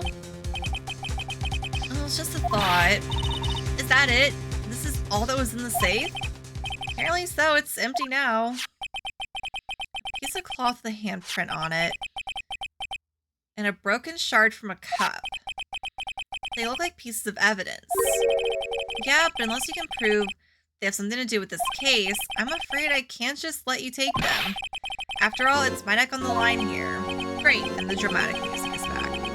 Now I have to prove their relevancy to get them. How are these two items related to the SL9 incident? Come on, there's got to be something we can show the detective. Give me a second. I'm not done looking around.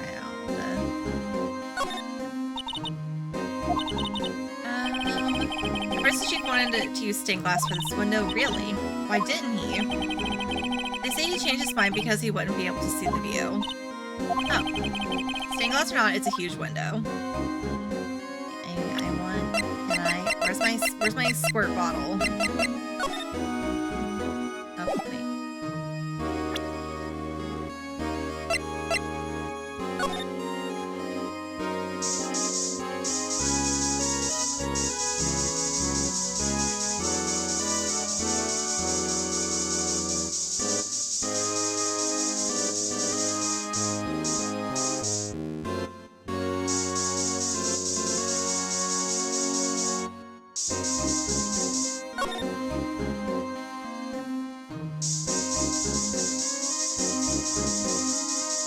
Don't mind me, I'm just, you know. Oh.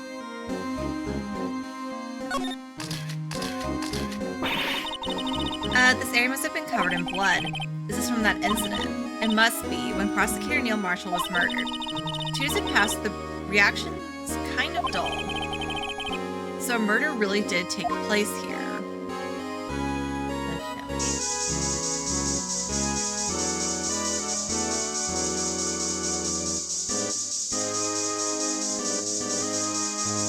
There wasn't anything on the other side.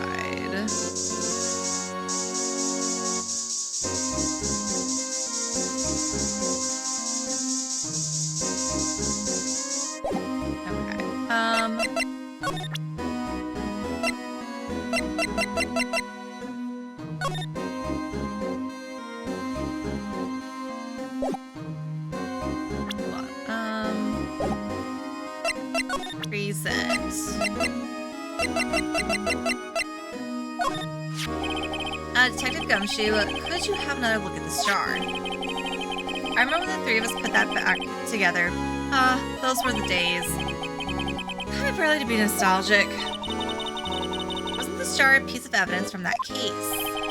That's right. One of the shards had an SL9 incident sticker on it. Doesn't this ring any bells? You know, that fragment we just found? You mean this one that was in the safe? Yes, that one. That was in the safe. Now that you mention it, it's ringing a lot of bells. Let's see if it fits. Do it. I'll take a crack at this. Go ahead, pal. Show us what a rookie can do. Mr. Wright, here's some glue. If I can piece this together again, it'll prove Chief Gant was knowingly hiding evidence. Here it goes.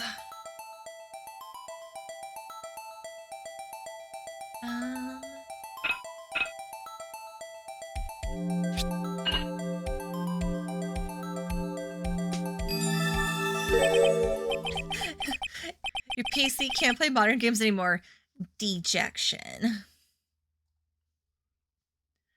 There, it fits like a charm. That, of course, means Chief Gant willingly and knowingly hid a piece of this jar in his safe. Dun dun dun! In other words, he concealed a piece of evidence from the SL9 incident. But... hey guys, get a load of this. What is it? This piece you just attached. It's different from the others.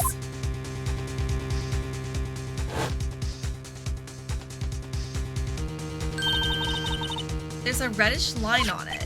Uh-huh. That's blood. Yep. I don't get it. Why would Chief Gant hide this in his safe? I think the sneeze is back. Except I actually sneezed this time instead of just like bracing myself, waiting for it to happen. Okay.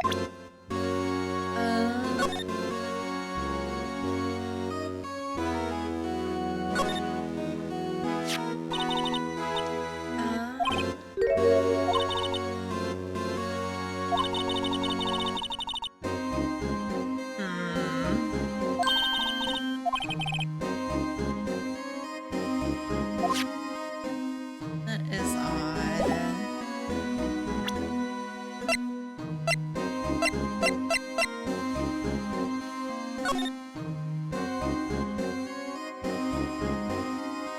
Oh!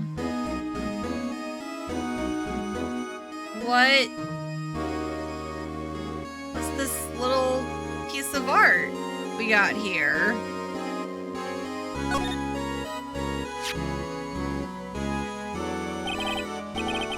Says it looks like someone drew some kind of sketch here. What is it? Did you find something? I can't make it out. I'd better keep quiet about it for now. Oh, no, it's nothing. Why are eyes moving about like that, Mr. Wright? Better not forget about this picture. Interesting.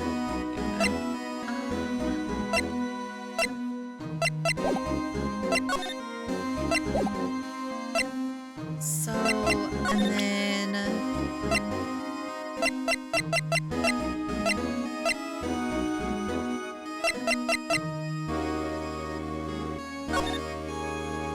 can I not just use this? I'd like you to have a look at this. I know what that is, so you want to take some fingerprints. That's a great idea, detective. Alright, go to town, sheesh. What are you doing? Why are you sticking out your hand like that? Go ahead, take my fingerprints. It's not your fingerprints we want to take, huh? Come on, this isn't the time for jokes. We're talking about that cloth we found in the safe. Oh, I knew that. The one with the handprint on it, yes. Where's your sense of humor? Let's check for prints. Sprinkle the powder on the cloth. What are you, my mom? I don't have to be told a million times. Alright, let's get this over with.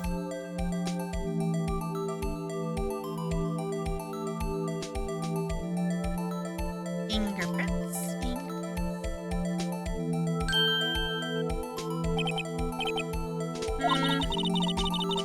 Won't be any good. Try a different one. Oh, I just realized, like, yeah, that one's like half. So I think this one might actually be the better. Yeah.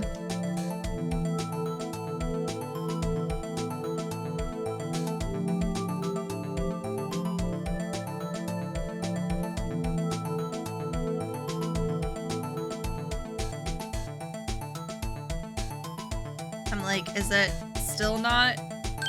There we go.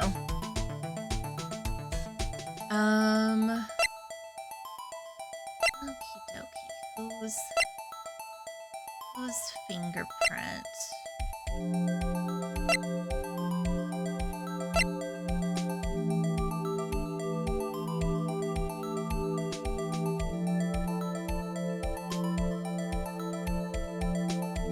Emma?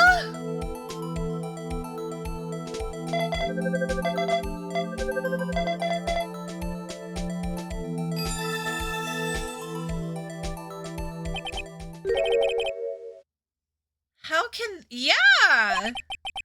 What are Emma's fingerprints doing here? You found a match. Whose fingerprints were they? Ah! It seems the prints are too old. They aren't clear enough to get a match. Oh, that's too bad. I thought they'd be Dark's prints. Psst. Hey you, over here. What's going on here? What are that kid's prints doing inside the chief's safe? Don't ask me. Let's just keep this information from Emma for now. Here, maybe you should hold on to this. I don't know if I'm winning. Why are we finding Emma's fingerprints on a piece of cloth? Well, was that any help? Of course. Thanks to your ID card, we were able to get some hard evidence. Now, that's not very kind, is it? In other words, if it wasn't for his ID card, he would have been useless. Hi! Isn't that right, you in the coat? Chief Gant! We didn't think you'd be back so soon. Fortunately, I'm a man who believes in signs. As I was walking to my meeting, I happened to look out a window and saw a stray dog run right into a pole. What? Just then, I thought of a certain detective. Do you mean me, sir? Now then, I'm afraid I'm going to have to ask you all to leave. Yes, sir. Sorry. Oh, you in the coat. Me, sir? Drop off your ID on the way out. You won't be needing it anymore. But, sir... Now, get out. Yes, sir. We'll be on our way too, then. Wait, you, the one without the spiky hair. Don't go yet. Me, sir. I'd like a word with you. No. But, sir, I'm not a licensed scientific investigator. You, with the spiky hair, you're free to go. Mr. Wright. I don't think we should leave her alone. Look, pal, if I told you once, I've told you 1,000 times, the chief's office is off limits. But no, you just had to go sneaking in there like that, didn't you? I thought you said you didn't care anymore if you were fired. Yeah, but if I knew it'd be like this, I never would have said it. Now that I've seen the evidence Chief Gant was hiding in his office, I think I'm finally starting to get the picture. Are we? But why has she kept eerily silent about it all this time? Anyway, are you listening to me? I'm gonna try to smooth things over with the Chief again. Later, pal. I know, Mike Phoenix. Go get Emma. I heard from Emma. She said the police wanted to ask her some questions, so she'll be busy for the rest of the day. Phoenix! Go help her! She's just a child! I see, so the chief asked Emma to come in for questioning. Yeah. It's no use thinking about it. Tomorrow's the final day in court. I'm committed to doing everything I can to defend you, which is why I'm here. but I've already told you all I can. What you've told me over these past couple days is absolutely nothing. Not a single useful thing. Really, I believe I did mention something quite important. Something I told you right at the beginning. I said that I was the one who stabbed Detective Goodman. You know, I think I finally figured it out. I know who it is that's lurking behind your words. Mia did a good job mentoring you. I'm rather jealous. It seems Edgeworth was right. Edgeworth?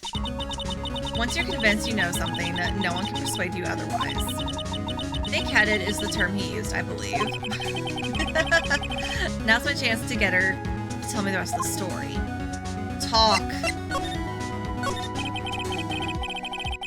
I have to admit, I was more than a little perplexed at first. You insisted you did it, yet there was no incriminating evidence. That's when it hit me. It's not that you're unwilling to tell the truth. It's that you're incapable of doing so because of a certain individual.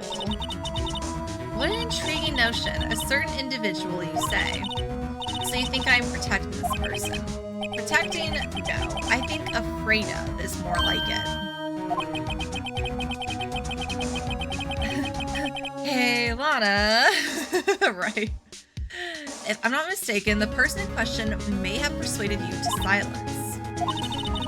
For argument's sake, Mr. Wright, whom may I ask is this person you're speaking of? The one I am supposedly so frightened of. Who is the person's name? Take that! Well, Miss Sky? Mr. Wright, you are addressing the chief prosecutor. Do not forget your place. I take it she's still not ready to spill the beans. My apologies. Could you please tell me a bit more about what you think you know? We were partners until 2 years ago. I respected him as a detective. Assuming he is respectable, then tell me something. Why would he try to hide his crimes? His crimes. Both you and Edgeworth will be brought before a board of inquiry for what you did. So specifically, hiding and forging evidence. Of course, these are serious offenses. Why is it, though, that Chief Gant's name was never mentioned? Chief Gant. Edgeworth didn't know the truth behind the forgery. The only party who could have possibly tampered with the evidence was me. I had access because I was second in command of that investigation. Guess you, but also one other, Damon Gant. If you intend to accuse Chief Gant, you'll need more than just words. Show me proof that Chief Gant falsified evidence in that case.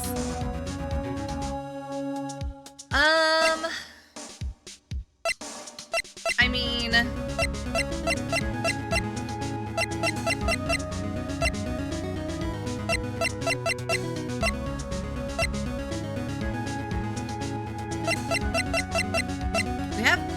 We have like a few things. The Blue Badger.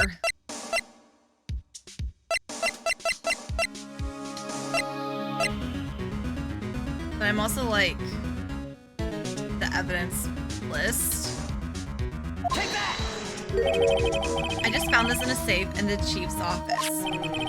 This jar piece and this piece of cloth. Do you know what these are? They're pieces of evidence. I like how I showed the other part of the list and it was like, don't worry, I got you. The person concealing evidence was none other than Chief Gant himself. Now tell me, why are you taking all the blame for him? Touche, Mr. Wright. It's as you surmise, I cannot disobey the chief's orders, even if it means being found guilty for murder. Why not? Come now, Mr. Wright, you can't possibly expect me to be able to tell you that. 3 days ago, I had no choice but to cooperate. In the murder of Detective Goodman. Or perhaps I should say, follow orders. Yes, that's more accurate than cooperate. Although I can't tell you the details, I can say that I was given an order that day. I need you to dispose of Bruce Goodman's body. You'll find it inside the trunk of Miles Edgeworth's car. Just as I suspected. Despite what everyone believes, you were not the one who murdered Detective Goodman. Correct. I was trying to take the body out of Edgeworth's car. The trunk's lock was broken, and I discovered that murder weapon while inspecting the body. The murder weapon? You mean Edgeworth's knife? No. When I found the body, this was the knife stuck in it.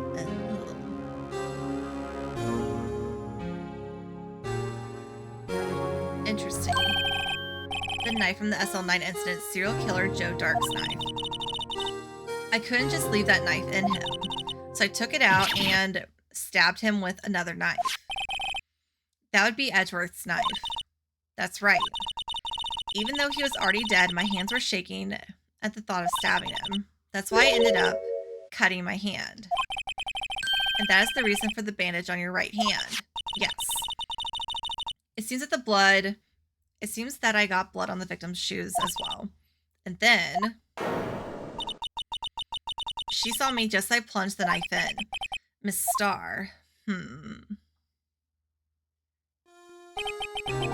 Why did you need to hide Dark's knife so badly? It took a lot of work to finally close the Dark case 2 years ago. It was over with. I didn't ever want it to be opened again. My intent was to prevent that, by whatever means possible. So you hid Dark's knife. The weapon used to stab the detective was evidence in the Joe Dark case. If word got out, which it would, the reporters would have a field day with that.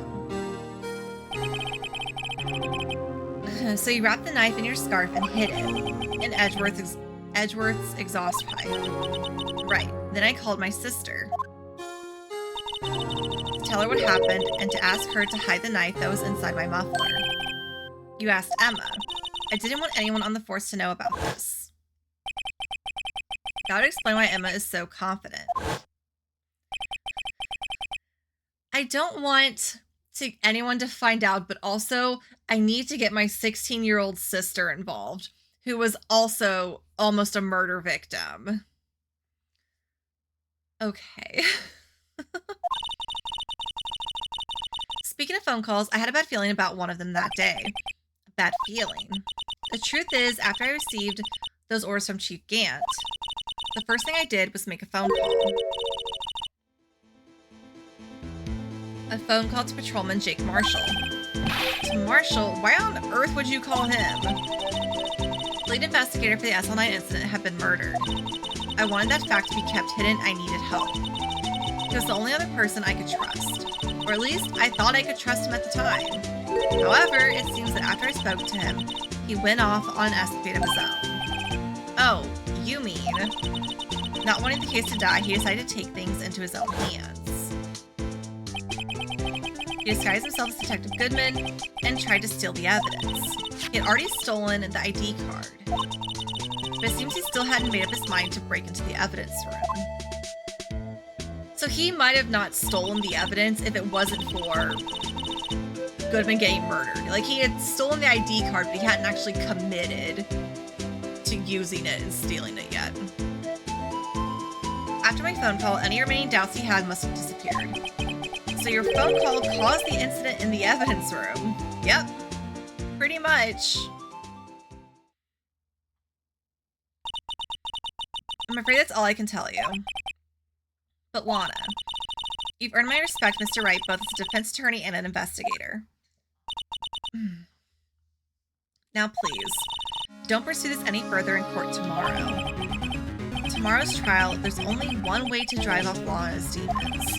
I've got to get to the bottom of everything.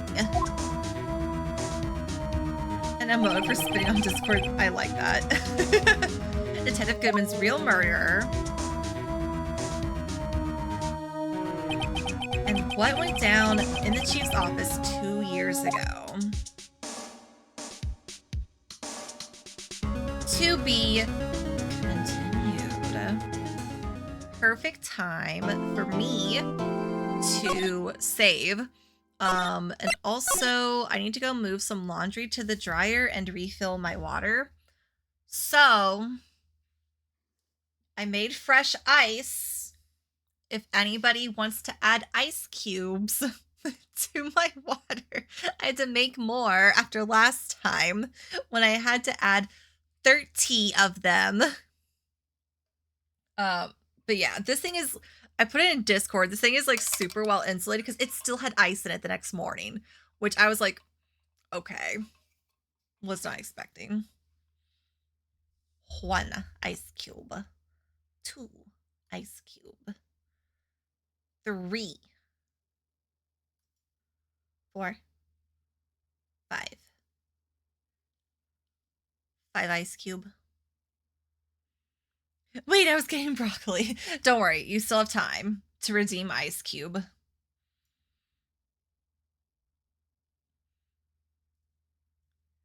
Uh, 6, 7. Wait, yeah, 6, 7. Thankfully, I pull up the little redemption thing because it actually has the number. 8, 9,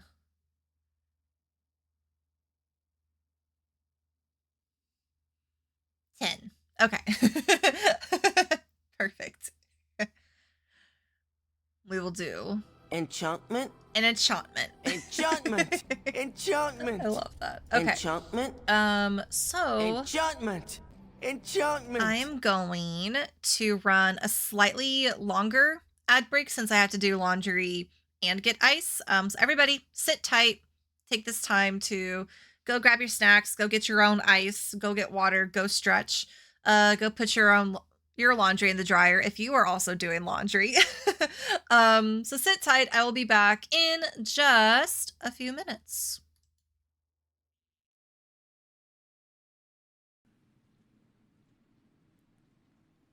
Help.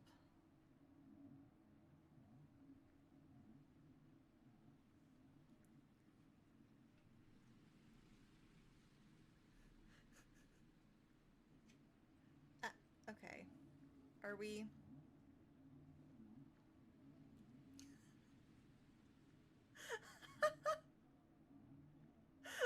She just keeps touching it. Are you satisfied? It's a good thing you were wearing your bulletproof vest. There's nothing left for us to do here. Let's get moving. Okay. Yeah, that's a bulletproof vest. Okay.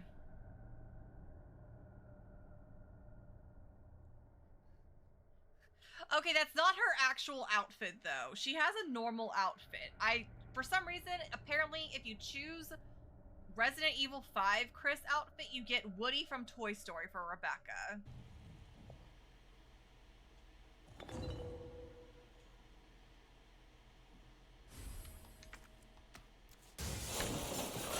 Oh my holy balls.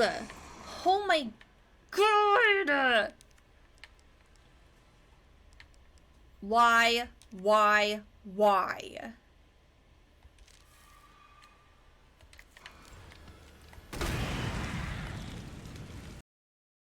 Meeting for my job, because that took so much of my time and energy.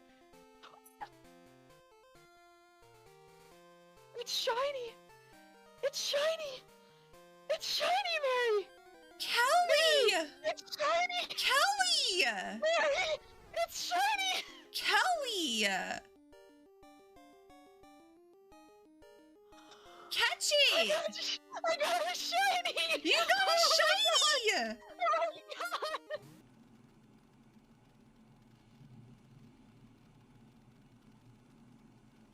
Oh my god! Oh shit! No!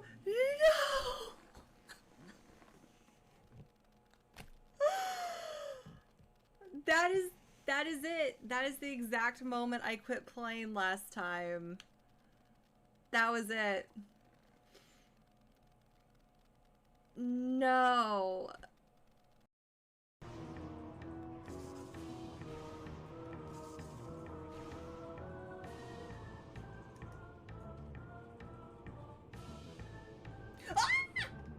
No!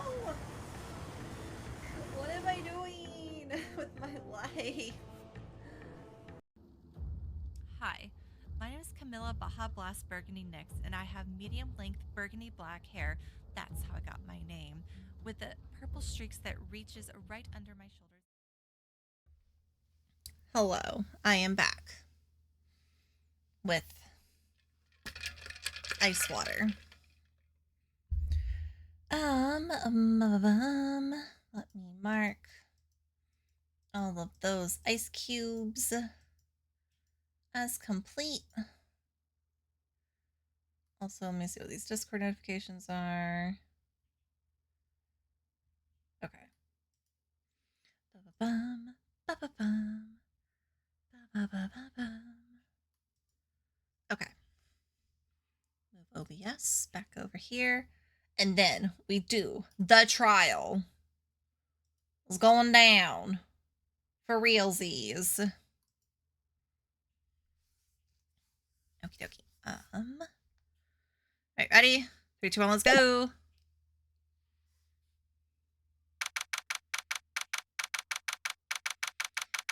February 25th, 9:47 a.m. District Court Defendant Lobby number 2. This defendant lobby, all right, but there's no defendant. I've been trying to reach Lana all morning. Where could she be?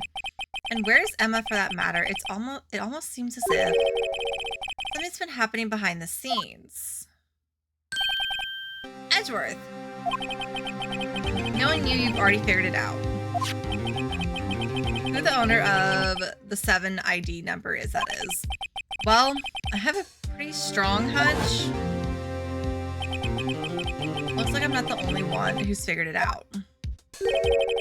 You know, the only reason this trial didn't reach a verdict yesterday is because there was still room for doubt regarding this ID record. If that number does belong to whom you suspect, then no doubt will remain.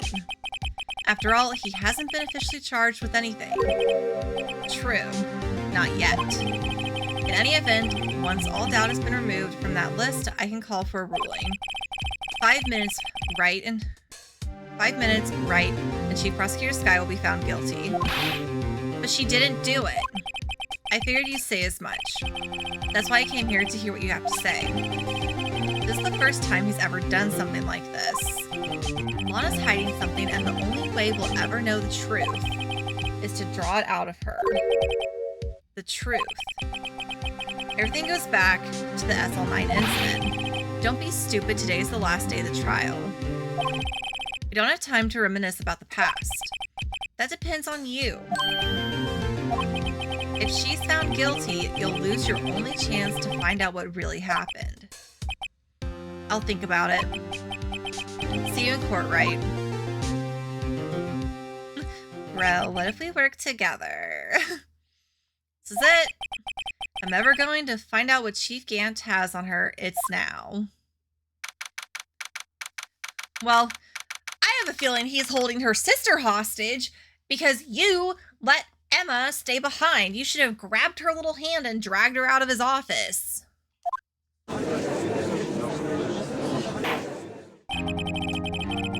Court is now in session for the trial of Miss Lana Skye. The defense is ready, Your Honor. Prosecution is ready, Your Honor. Normally, this is when the Chief Prosecution puts forth its opening statement. But before that, the police chief has a proposal to make. Chief Gant. Hello. Morning, folks. How's everyone doing? Yeah, been back to the pool yet? No, I've been drowning enough as it is in my own work. That's a good one. I don't think I can top that. If you don't mind me asking, Chief, exactly what is this proposal of yours? Lana, that is to say, the defendant has asked me if she could speak directly to the court. She wants to do what? Having heard what she intends to say, I feel she should be granted her request. In the end, it should save everyone a lot of time and trouble. Why was I not in the loop on this? What's this all about, defendant? I'd just like to make one simple request, and I'll be finished. Well then, what's your request? Your Honor, I'd like you to put an immediate end to this trial. Huh? I confess to all charges against me. On February 21st of this year, I murdered Detective Bruce Goodman in the underground parking lot of the prosecutor's office. No, Lana! Objection! Yeah, objection. You can't. Your Honor, the defendant's claim does not change the defense's plea. In that case, Mr. Wright, I no longer require your services. But Lana? Wait, she's firing me! Your Honor, I hereby forfeit my right to an attorney. The prosecution may lack direct evidence against me, but it has sufficiently proven its case through testimony and circumstantial evidence. I would like you to render your verdict now, if you please. Well, the defendant certainly has the right to self-representation. Her request is legally valid, although this is an unprecedented situation. Indeed, it appears there's no further need to continue this trial, even if Mr. Wright may feel otherwise. This can't be happening. It appears the time for this verdict has arrived. This court finds the defendant... Objection! One moment, Your Honor. Mr. Edgeworth. The prosecution has not yet proven the defendant guilty beyond reasonable doubt. Any ruling at this stage would certainly be premature. Come now, Worthy. I understand this is a difficult time for you, but why don't you just be a good little boy and keep your mouth shut, Huh. I don't think I care for your tone, Chief Gant. What?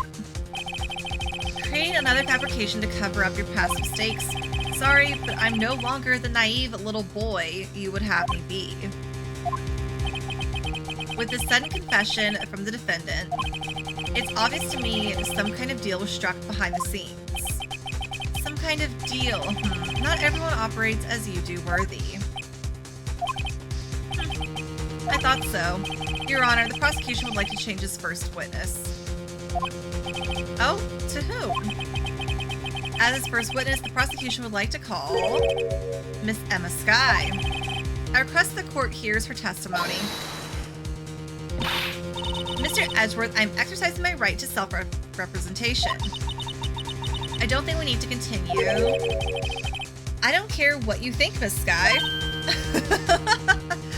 Big drama in the courtroom. The exposure of truth sometimes results in tragedy.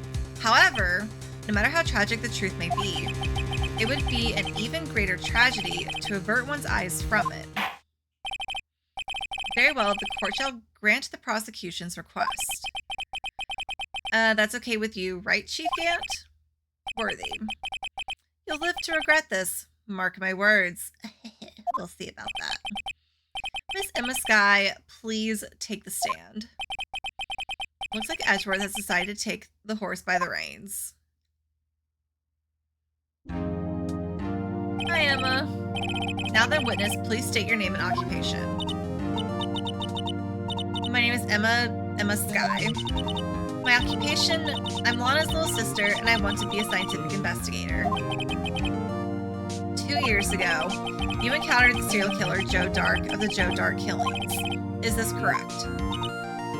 Yes. I'm trying my hardest to forget about that, though. Just trauma. Edgeworth, I'm sorry. I'm afraid I'm going to have to ask you to recall those events one more time.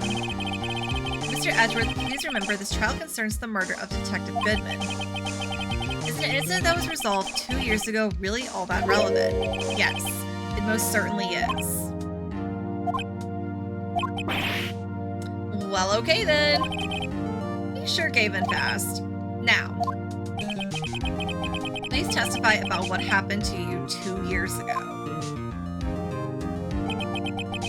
The trip to yesteryear has finally begun. It's bound to lead to the truth behind this trial.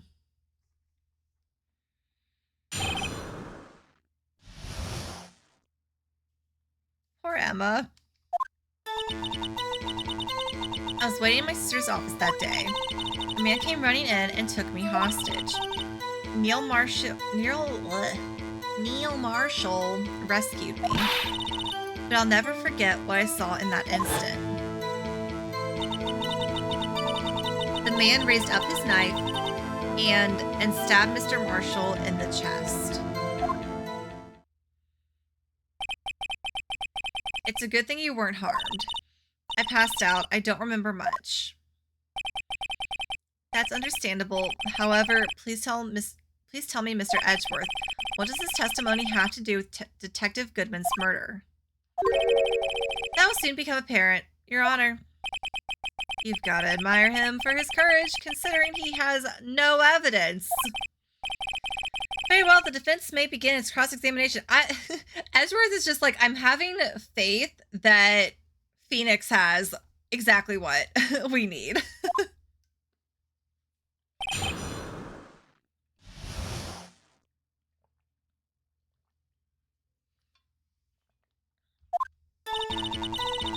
I was waiting in my sister's office that day. Hold it! 2 years ago, the defendant was a detective at the police department, correct? Yes, she was second in command under then Deputy Chief of Police Gant. My sister, she was the best detective ever. Yes, I remember. Deputy Chief Gant and Miss Skye used to be quite the pair. I believe that they shared the same office. That's right. I'd always sit at my sister's desk and dream about playing that organ. I wanted to play it that day too. The police department and the prosecutor's office held a ceremony that day. Lana promised to take me to dinner after she finished her work. Hold it!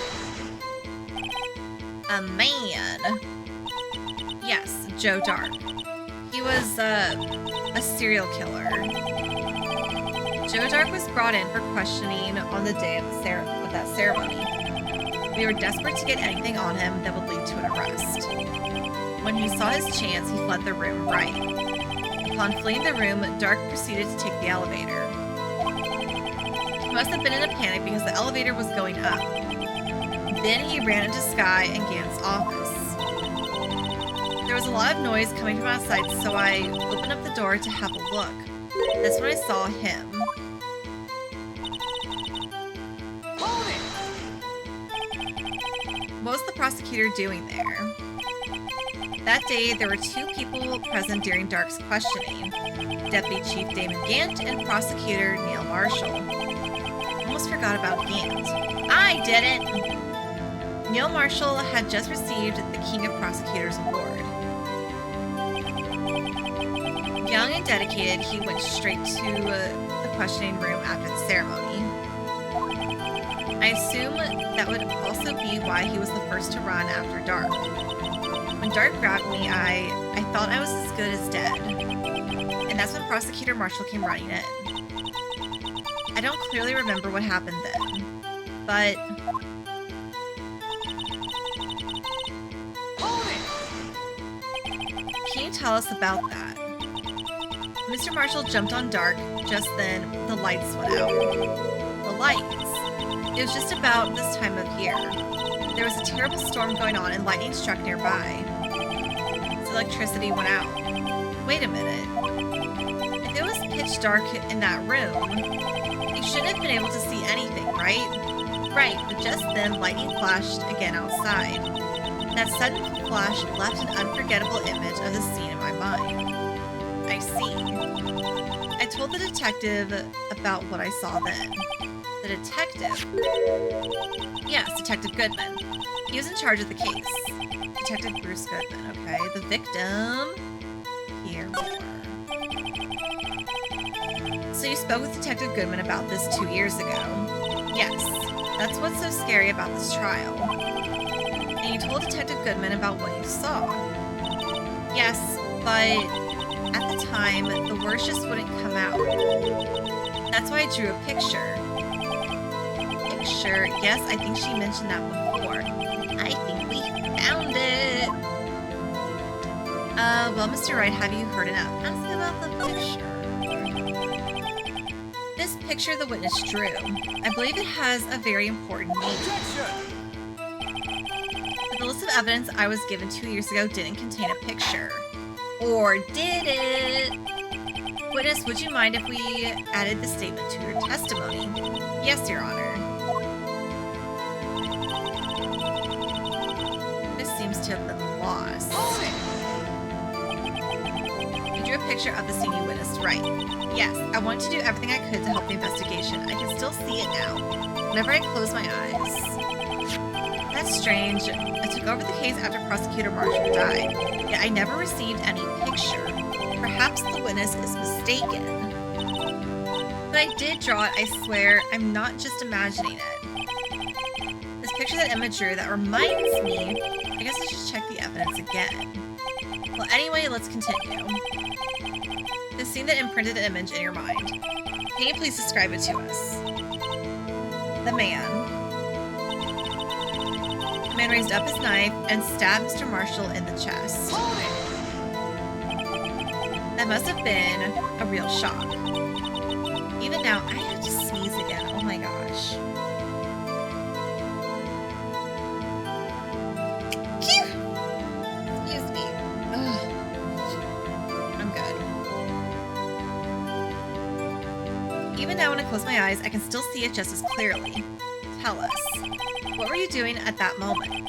I believe you testified that Joe Dark was holding you hostage. When lightning struck and the lights went out, Mr. Marshall jumped on Dark, I was thrown aside, and the two began wrestling each other. I'm pretty sure I was watching them. Emma doesn't have any reason to lie, but Lana sure does. I need to get Emma to tell as much about this as she can. I want to look at this really quick.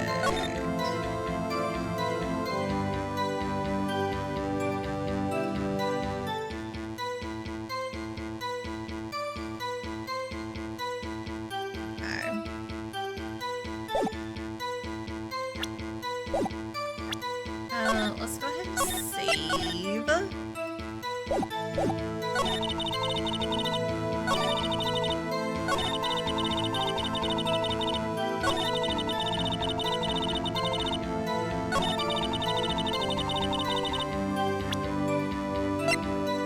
Present.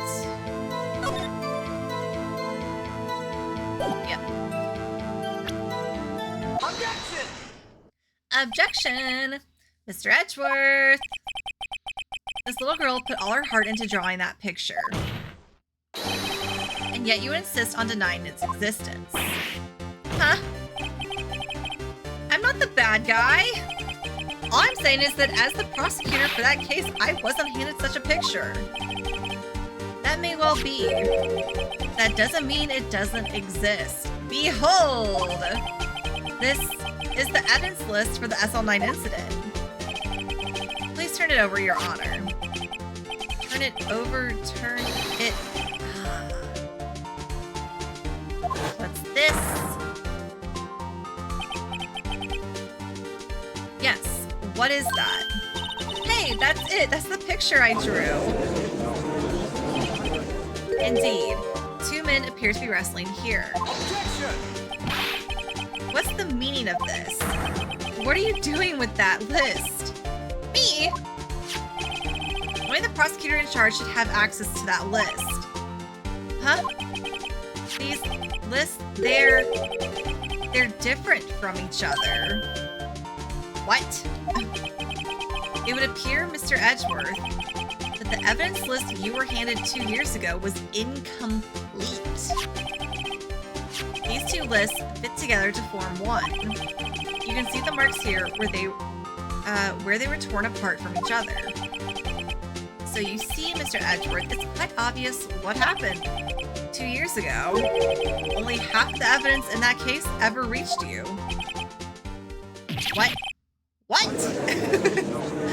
I like how we're proving Lana is innocent as well as clearing Edgeworth's name in the process. But Miss Sky, why did you draw your picture on the back of such an important list? Because that's what Detective Goodman handed me in the questioning room, Your Honor. Why? Why would he? Wait a minute. If this list was torn in half, then that means... Your Honor. Are you all right, Mr. Wright? Your eyes are bulging from your head. If the evidence list was torn in half, then there might be more of the drawing on the back of Mr. Edgeworth's list. Yes, that's quite conceivable, Mr. Edgeworth. It's possible. Let's see. Okay, you mean to tell me y'all don't look on the back of things? Edgeworth.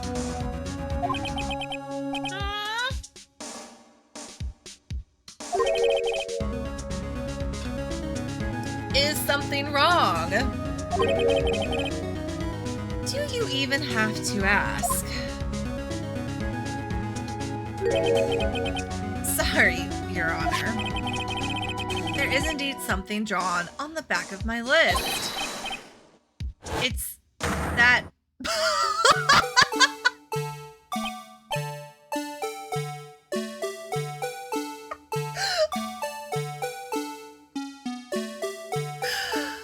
I need you all to know, I just picked my stream title today purely because I was like, we heard it so much last time I played, and I was just like, you know what? Cue the music. It would not cross his mind that it... Oh my god. My stream title actually fits perfectly. This is perfect. That thing, that is the blue badger, sir? That thing that was dancing in the evidence room. Clearly, this act of vandalism is the work of a certain chief of detectives. I guess he was out of scrap paper.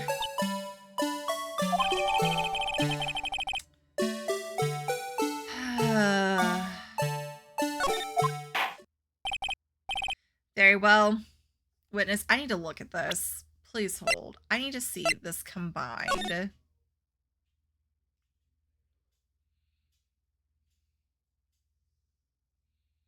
Okay. Okay. Okay. That's all I needed. Will you please testify about this picture you drew 2 years ago? Huh? Oh, yes, sir, Your Honor. What's wrong with Emma? She seemed to be thinking about something when she was looking at the picture.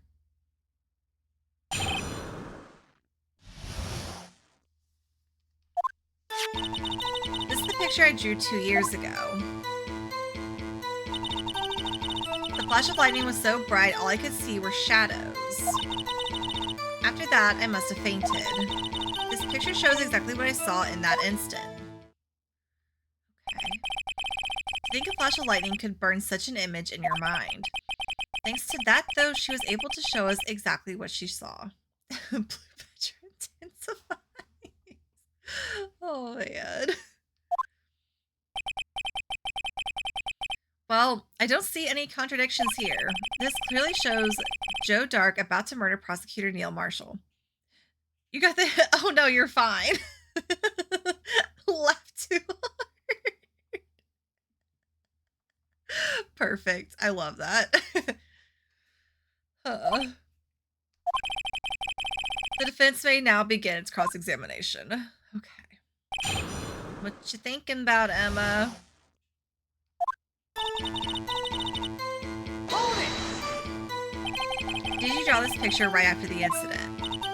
I think I drew it 2 or 3 days later. At first, I was in such a state of shock that I couldn't do anything. During that time, the investigation team was reorganized. Detective Goodman was placed in charge under the direction of Damon Gant and Lana Skye. 2 or 3 days later, the memory should still have been fresh in her mind. Excuse me, witness. But can you please tell us why this picture is painted all black? The flash of lightning was so bright, all I could see were shadows. So at the time, you didn't even know it was Mr. Marshall who had come to your rescue. No, I couldn't see him clearly. The lightning was so bright, and I was knocked to the floor. You were knocked to the floor. Dark had a tight grip on me, but when Mr. Marshall jumped on him, I was knocked away. I turned around, and that's when the lightning flashed. Poor Emma, I'm just glad she wasn't hurt. Physically, she was hurt mentally. Let's be real. The poor girl is traumatized. After that, I must have fainted. You mean you didn't see the actual murder take place? No. I'm sorry. The flash of lightning only drove off the darkness for a split second. Not only that, but the trauma of the situation understandably caused the witness to faint. Do you really need to torture this girl any further? No. But, hey, I'm not the bad guy here. Anyway, this picture shows exactly what I saw in that instant.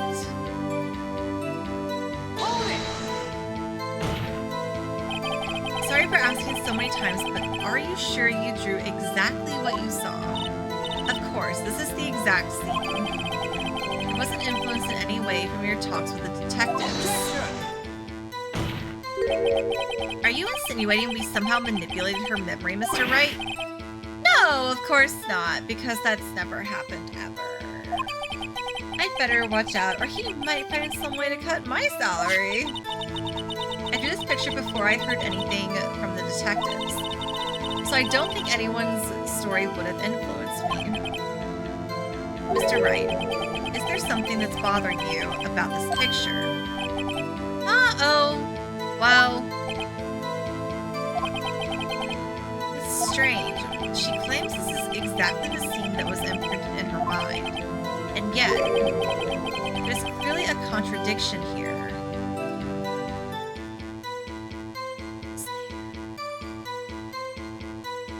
Is there?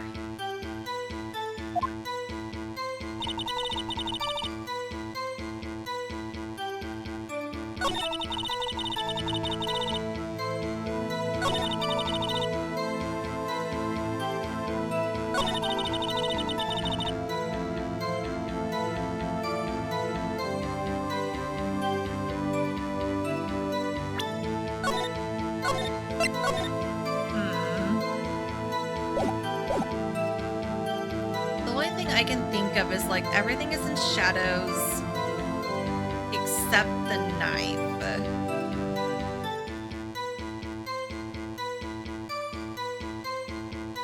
Or the weapon, I should say.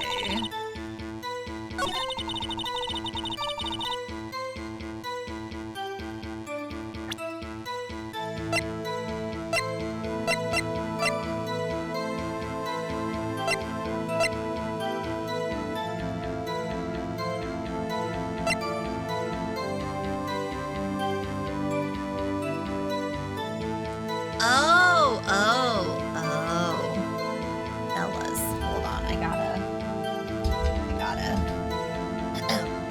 straighten up for this. It says that Neil was stabbed in the back. He was backstabbed. And died of punctured heart and lung. But her memory is him getting stabbed what looks like from the front. Okay, hold on.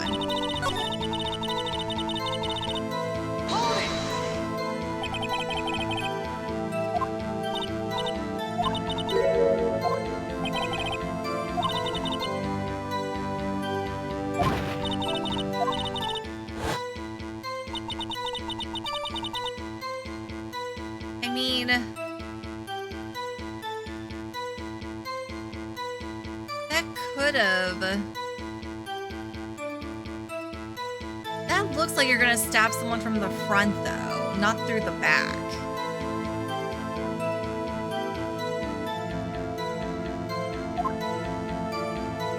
Am I crazy?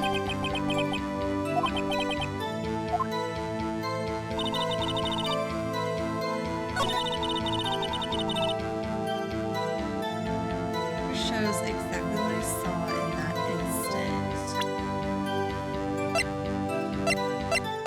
That's, I think, the only thing I have to go on.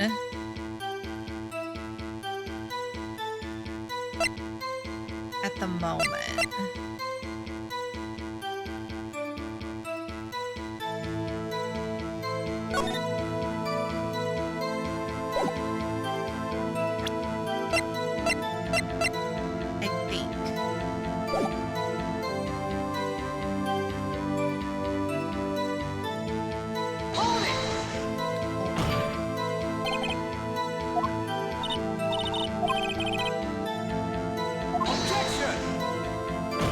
Also, why is the knife not pointy?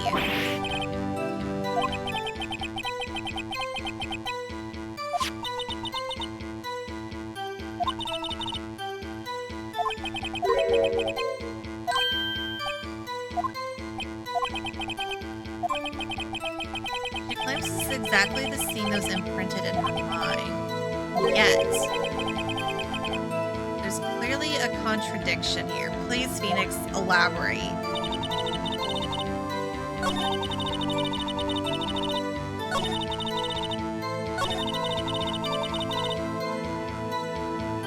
Okay, I'm gonna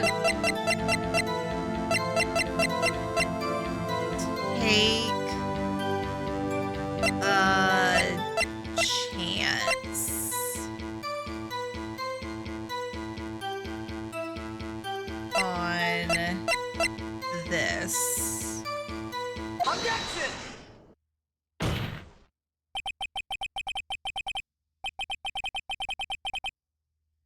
I hate to be the bearer of bad news, but this picture the witness drew contains a blatant contradiction. Did I get it? But I still remember it just like it was yesterday. I'm not being punished, so I think that was it. Perhaps it would be faster if you simply... Please enlighten us, Phoenix. What part of this picture contradicts the autopsy report? I'm gonna guess the way that he's facing, right? Because we're saying, yeah, that you saw him from the front. When the music stops, it usually moves the... Okay.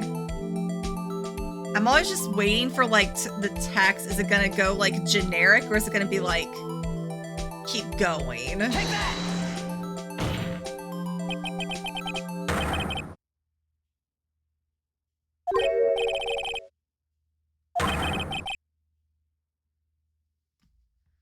Where does it want me to point? Because he's facing...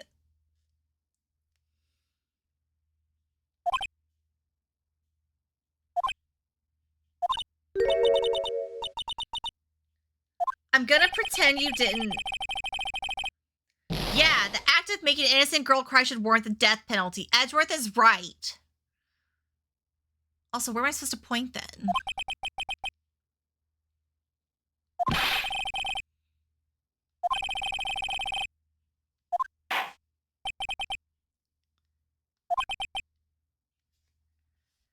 Yeah, okay.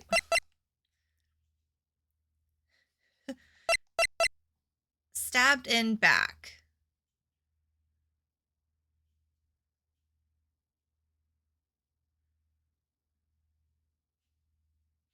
Unless it is the tip of the weapon not being there already. The knife tip was in the wound. I'm saving again because I'm like, it is weird that it's flat, but it's supposed to be a knife, that she wouldn't draw a pointy.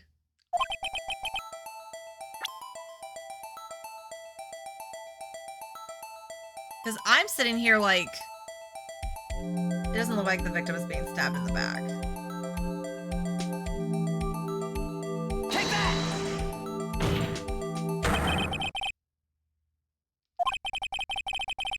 Okay, it was the knife. Look, I thought I was onto something. I got the right piece of evidence. I pointed to the wrong part of the evidence. Take a look at the knife the man is holding. If you look closely, you can see its tip is broken. Even I don't have to look closely to see that, Mr. Wright. Then, Mr. Wright, look at the evidence. See the murder weapon? Its tip is broken too. If I recall, the tip of the knife was found broken off in the victim's body. It was the conclusive piece of evidence that proved Joe Dark was the murderer. I'm afraid it's not so simple, Emma. Objection! Edgeworth, shut up. Let me... Where, pray tell, could you possibly see a problem? Well, if you wouldn't interrupt me. It's obvious, really. The victim suffered a single stab wound to the back. If the victim was only stabbed once, then the murder weapon should not yet be broken. What's the meaning of this? Shut up. Perhaps the knife was broken beforehand. Objection! Yeah. Sorry, but I'm afraid that's not possible. The tip of the knife was found inside the victim's body. If it was broken beforehand, it couldn't possibly wind up there. That's right, but what does this mean? Stop interrupting! The tip of the knife was undeniably discovered within the victim's body. The only possible explanation is the witness's memory is mistaken. Objection! That's why I asked her so many times if she was sure she remembered correctly. I believe you were annoyed at the time. I believe you were annoyed at the time. But she was sure she remembered correctly. But there's no other way to explain this inconsistency. Objection! How does it feel to be yelled objection every single time? Not so fast, Mr. Edgeworth. There is another explanation. Have you forgotten already? About a little something called falsified evidence. You're treading on thin ice, right?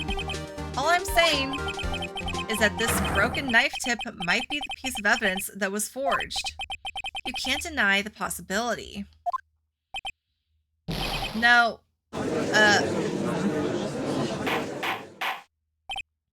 Order.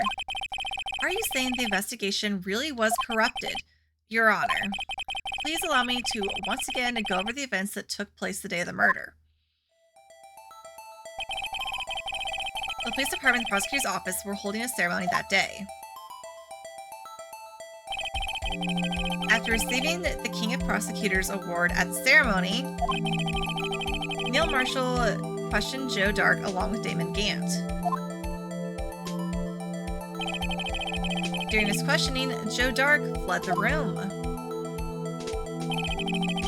Prosecutor Marshall chased after him and was killed by Dark. It is my belief that somewhere in this story there is a lie. I'm not lying. The man really was holding up a broken knife. If that's true, then there's no other way around it. This could not have been the actual murder weapon. There must have been another broken knife. What are the chances of there being two broken knives? Oh, well. I'm so glad you asked. Another broken knife besides Joe Dark's. Could there have been one? There is. If the witness is this adamant about the accuracy of what she saw, it can't just be explained away by a simple observational error. Mr. Wright. In that instant, Emma really did see a broken knife. I assume, then, that you have some information about this other broken knife. If so, please feel free to enlighten us. The murder was already broken prior to the murder. There's only one way. Take a look at this. Here's the real murder weapon.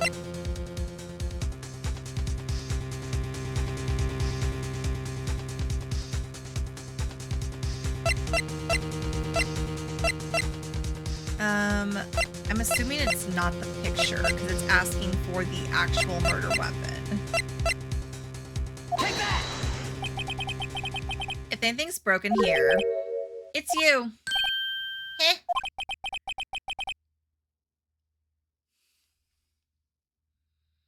Was it supposed to be the picture? Don't ask me.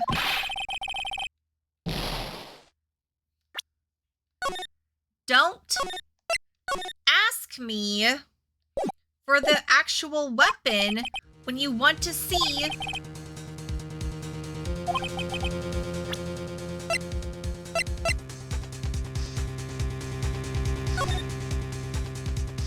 Yeah. Because I could have been like, the trophy, this thing, while also holding up the photo. You asked me for the real murder weapon, not a picture of it. Take that! The answer lies in the past too. Right here inside this picture. This picture that is not the actual murder weapon that I do actually have, but here's a picture of it. I don't like this judge. He needs to be fired. This is a picture of the awards ceremony. What is it, Mr. Edgeworth? It's the broken murder weapon. Notice the award Prosecutor Marshall is holding. That's a broken knife. It sure is. As we earlier concluded, the knife in the drawing was not Joe Dark's knife. That being the case, the knife the witness saw was in all likelihood from this award.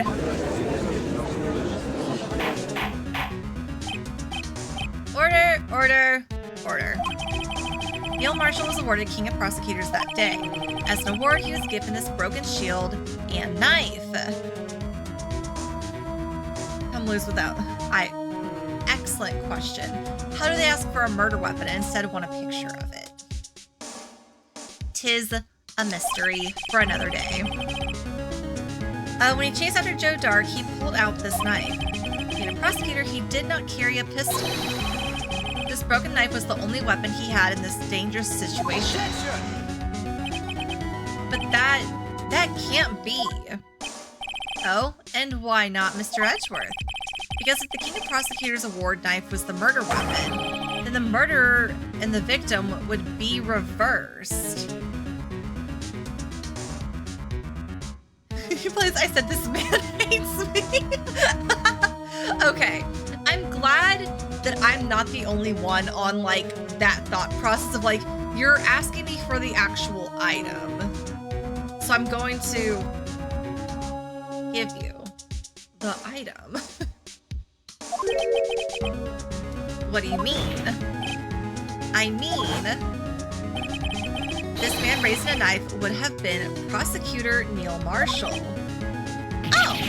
Oh. But the prosecutor was the one who actually died. That's true. What's going on here? But he was stabbed in the back. It seems Mr. Wright has been a bit too eager to jump to conclusions. Wait, I remember now. I remember everything.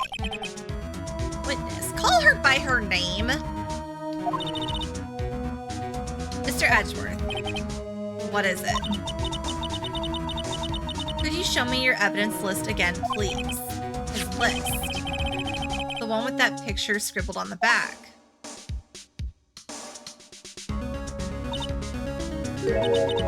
I knew it. This picture, I'm the one who drew it. What? You drew that? That's right. The list wasn't torn in half at the time I drew this picture.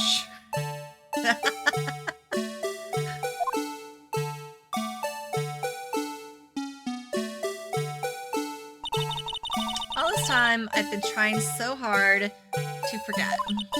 I must have locked this part away deep inside me, along with the music. Perhaps it would be best if we added this to the witness's testimony. Would you please tell us what you've recalled Miss Sky? Yes, Your Honor. First the knife mix-up, and now the blue badger. This should be interesting.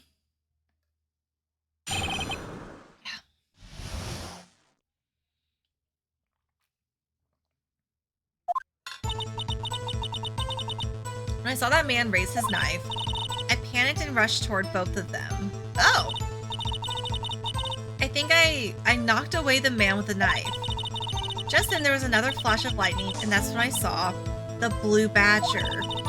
He wasn't in the room, but I'm sure I saw his shadow.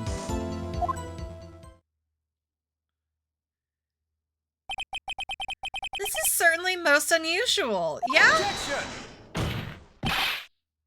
Try impossible. The chief of detectives hadn't even designed him until this year. That would mean he didn't even exist 2 years ago. Yes, well, the defense may... Stop, please. Don't pursue this any further. Uh-oh. Lana is interrupting. Lana, what's the meaning of this? Please remain seated in the defendant's chair. But you can't do this. I've already confessed to the crime. Why can't you just leave it at that? Chief Prosecutor Sky. We've already come this far. It's too late to turn back. Silence. The defense will now begin its cross-examination. Bailiff, please detain the defendant. Seems we're finally getting to the core of the matter. I'll say, Lana, you're gonna get in trouble. Hold it! When you say that man, I assume you refer to Joe Dark. Yes, at least I think it was him. You think. All I could really see were shadows. The power outage that immediately preceded the event. The incident is also documented in the prosecutor's office reports. So then you... Hold it! Why would you do something so dangerous? Yeah! What else could I have done? He was about to stab Mr. Marshall. She seems convinced the Dark was the one holding the knife. But as we just theorized, Mr. Marshall was the one holding the knife. Well, I didn't know that at the time. When that dark guy knocked me down, all I could think was, I've got to help that other person. I think I knocked away the man with the knife. What do you mean you think? It all happened so fast, and I was in shock. I don't remember everything clearly. What I did, it's all kind of a blur. Miss Guy was almost killed before she was witness to a murder about to take place. With so much happening in a matter of seconds, a little disorientation is only natural. I saw the man about to stab the other person, who I thought was Mr. Marshall. I knew I had to stop the man with the knife. Okay. What you did was very brave, young girl, so then what happened next? Just then there was another flash of lightning, and that's when I saw the blue badger. Are you sure about this? Of course, see? I even drew a picture of him here. Okay. But it was the chief of detectives who thought up this hideous beast. And that was just this year. The blue badger didn't exist 2 years ago. This is all quite verifiable. I know it sounds strange. I was surprised too when I saw him at the police department. I had this nagging feeling that I'd seen him somewhere. Now I finally remember. Oh, brother. Just when you thought that thing had caused enough commotion. Tell us, where in the room did you see him dancing? He wasn't in the room, but I'm sure I saw his shadow. From where? His shadow. So you mean you didn't actually see his face with its winning smile and all? That's right, but I still remember it. He had 3 creepy horns. Objection! This is pointless. That thing couldn't have possibly existed 2 years ago. The witness must be mistaken. Objection! That may well be. But what's important is what caused her to think she saw what she did. Oh, and I suppose you have an explanation. If so, then by all means, please tell us what the shadow really was. I don't know!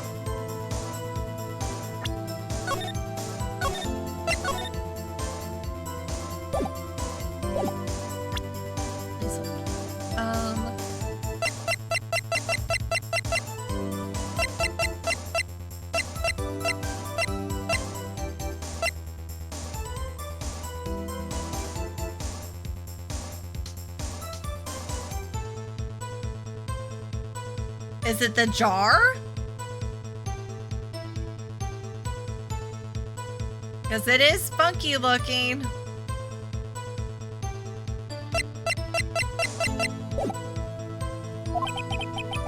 What was it Emma saw when that lightning flashed? Who is this blue badger?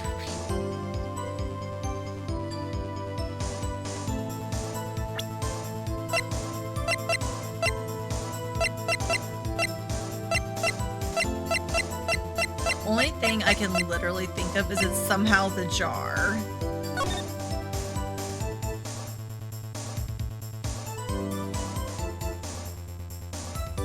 I mean,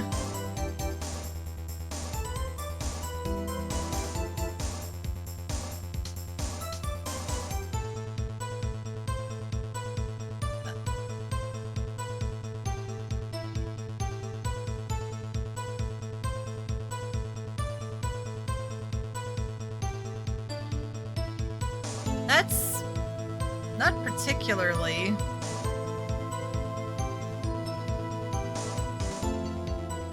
A painstaking time.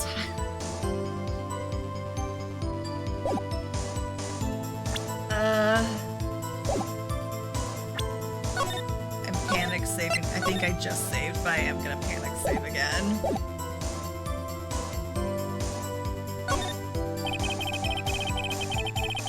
When Emma drew this picture, yet she's certain she saw its shadow. Ladies and gentlemen, it is the defense's belief that on that fateful day 2 years ago, there indeed was something that looked similar to the blue badger. Something that is now sitting in this very room. Mr. Wright? In this room? Very well, Mr. Wright. What is it that the witness saw in that instant? Please show us this mysterious...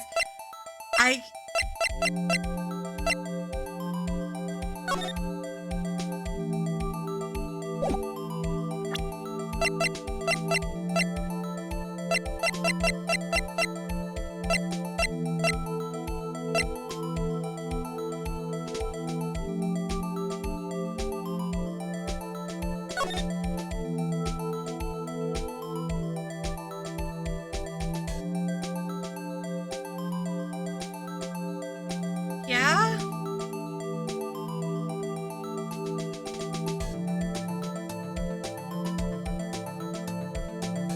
Why is it hollow, by the way? Why is it... I don't know. All I can think of is it's somehow the jar. Take that! Was in fact this. But that's... What is exactly is that? I believe it's some sort of jar. But Mr. Wright, that doesn't look anything like the blue badger. Indeed, it doesn't. As it stands now, it's just a plain jar. However, what if we were to change our viewpoint?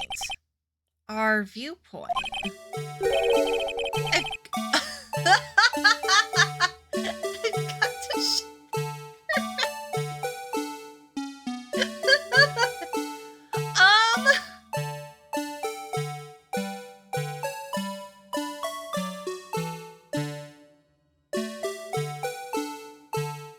why is it going all lopsided?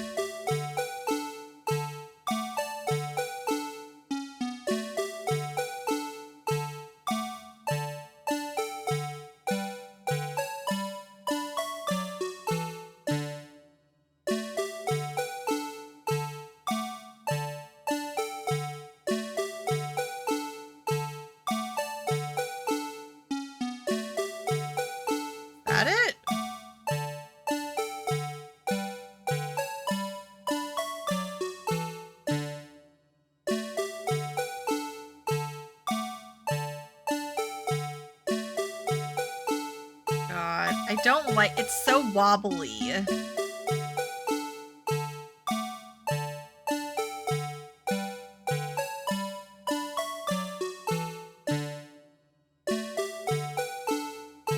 Hope you're all enjoying this music.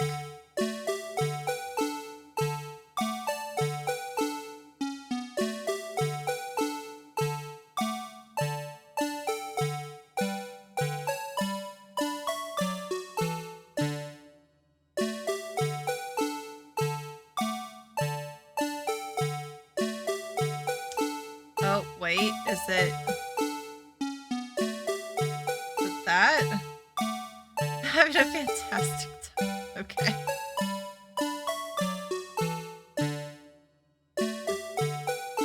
That way? Why is the creepy circus? Because we are having creepy circus fun time. Okay, yeah, I think...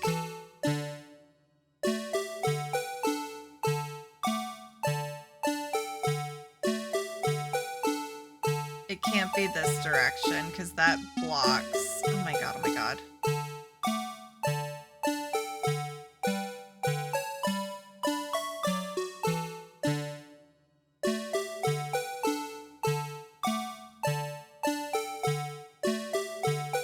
Yeah, it's not that.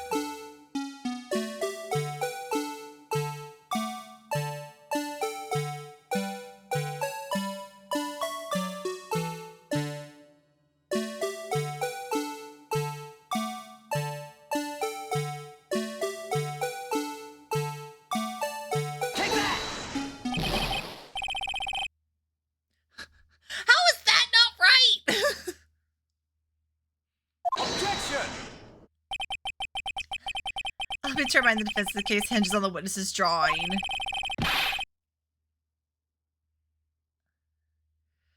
Bestie, that was right! Just the right angle!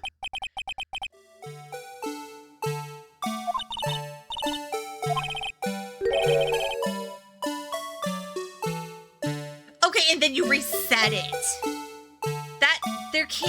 That has to be.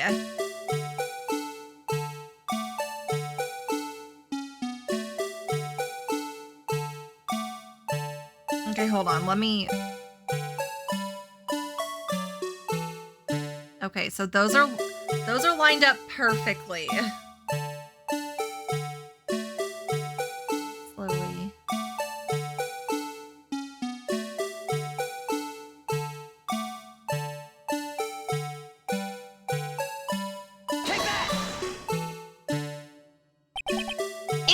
Not what I did a second ago. Okay, we need to clip this. I'm gonna have to, I literally want to see a side by side of what I did first versus this. I need to see how many pixels off was I?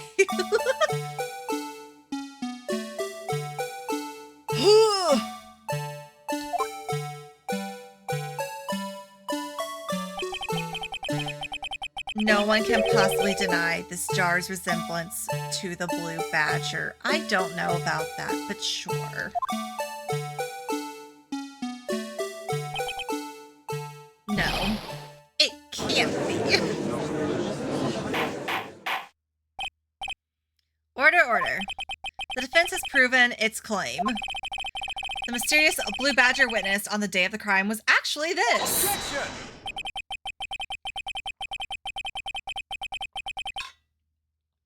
All good. If anything, I'll just go back and I'll just like screenshot what I submitted each time. I want to see. Although we all enjoyed Mr. Wright's dramatic performance, one question remains. What's your point? What do you mean?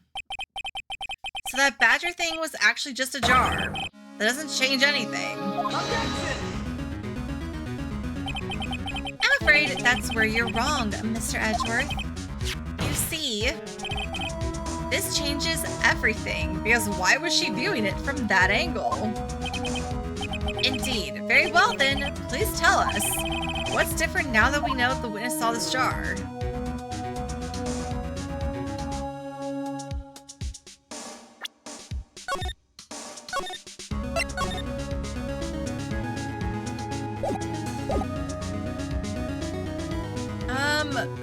I mean, all of it.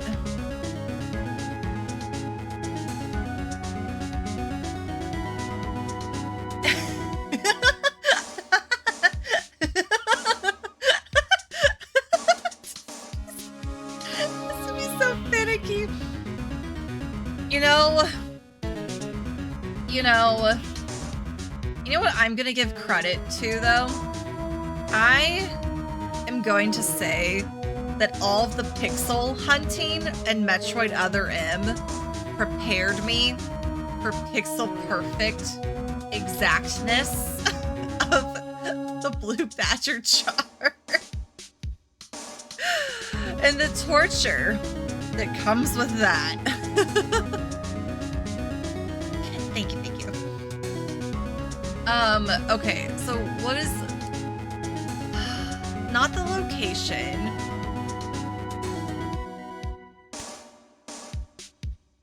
I mean, there's definitely blood on the jar. But I'm like, is it the murderer or the murder weapon? I'm gonna say the murderer because there was definitely a stabbing.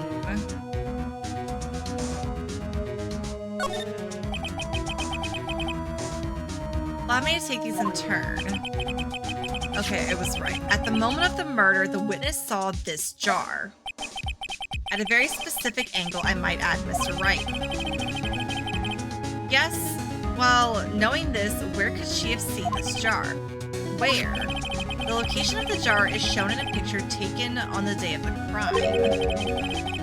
It's on a shelf in the office of Damon Gant. Objection! But the body was found lying near Lana Sky's desk. The witness testified so herself. Yes, and it's these two facts that reveal what actually transpired. You see, the struggle between Dark and Marshall did not take place in Lana Sky's office. It happened on the other side of the room in Chief Gant's office. Are you implying the murder moved the victim's body? I have never had this shooting. Hope is like, I don't know. I just get it every time perfectly because I know the exact pixel it's looking for.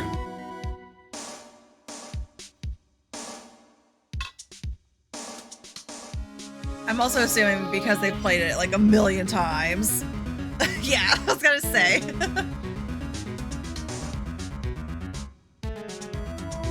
It just becomes muscle memory. Are you implying the murder moved the victim's body? From Damon Gant's office to Lana Sky's office? Yes. Why would he do that? There's no reason. Exactly. If there wasn't a reason, he wouldn't have gone through the trouble. The only logical conclusion is that there was a reason. And it was still wrong. Oh no. It's like, hi, we know you have a pro guiding you through how to do this. But what if, okay, has anybody on the Switch port ever gotten it right on the first try? What if it's rigged and the Switch port, you have to get it wrong at least once. And then the second try you can have it. I need proof. Or somebody just speak up if anybody is here listening. To watch Elias do it. I'll say, Elias, what are you... Oh, Elias said he was going to start, or he wanted to stream. I suggested Metroid, but what if we suggest Ace Attorney? attorney. Someone go do it in Discord. Do you know what that reason was, Mr. Wright? I finally figured it out. Have we? Until you finish all of it? Oh my god. So we can peanut gallery. Okay, but like, it takes a while to get through these. So like, you'll still be going. At least I'll get to peanut gallery now. This is why Lana tried to stop the truck. I'm panic saving so much.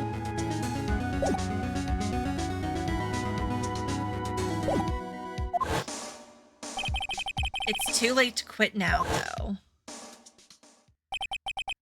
Please recall the witness's testimony. She said she knocked away the man who was holding up the knife. In the next instant, the jar was hit and flew through the air. Now tell me, what could have sent the jar flying? That would have to have been the impact the man made when he was knocked into the wall. Ladies and gentlemen, if I may draw your attention to this picture once more. If the man was knocked in the direction of the shelf the jar was sitting on, what would he have hit? The suit of armor, holding a very sharp and dangerous looking sword.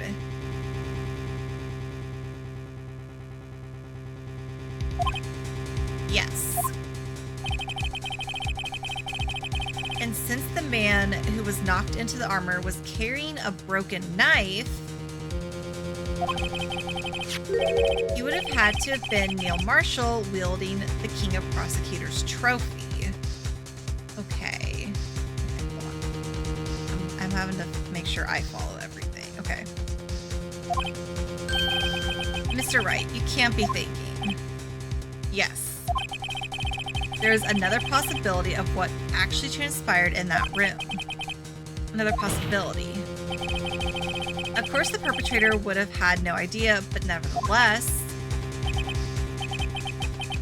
I don't know if I can go through with this. Mr. Wright, what's the matter? If events took place as the defense theorizes, then the outcome is obvious. In that moment, assuming the man Emma Skye knocked away was actually prosecutor Neil Marshall,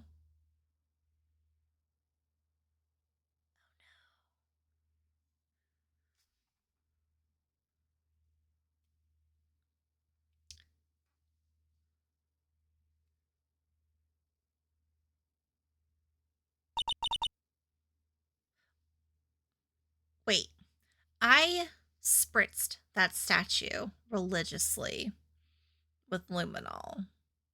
If it stabbed somebody, wouldn't there have been blood? Because there was blood on the floor. Never mind. Let's continue. Mr. Marshall died because of me. Oh no.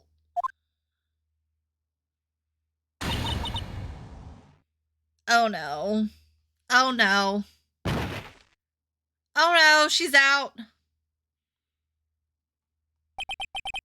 I never imagined her testimony would lead to this. Oh no. It was the witness who took the victim's life and then proved so with her own testimony. This is unprecedented. Edgeworth, why didn't you catch her? Oh. What are you saying? I'm sorry, Miss Skye, but given the circumstances, Joe Dark murdered Prosecutor Marshall. How can you think it was Emma? How dare you try to pin the crime on her? Imagine that coming from you. If you recall, it was you who admitted to forging evidence 2 years ago. The reason you moved Prosecutor Marshall's body was to keep anyone else from finding out about what Emma did, wasn't it? But it was an accident! I assure you, Mr. Edgeworth, I have no idea what you're talking about. If you hope to have anyone believe your insane allegations, I'm afraid you're going to have proof. Tell me, do you have any conclusive evidence that proves that my sister killed Neil Marshall. Evidence? I'm willing to bet you don't. Yes, it certainly would be difficult to prove this with evidence. But we don't have evidence, then we'll have to rely on testimony. I'm afraid that won't work in this case. Both parties involved in the incident are dead. Okay. We certainly can't get dead people to testify. This has all been a wild goose chase from the beginning. Touche, Miss Sky. Of course, that only leaves us with one possibility. You mean there's still another possibility? What do you mean, Mr. Edgeworth? I mean the possibility that the victim has left us a message. For better or for worse, Mr. Marshall did not die instantly. He left behind the name of the person who took his life. In one manner or another. That's impossible.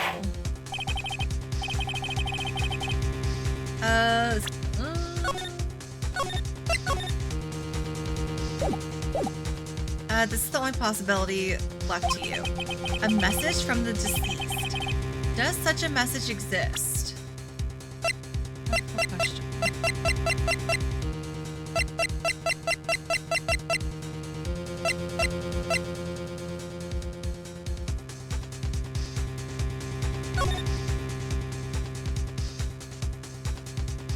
I mean, we have the jar.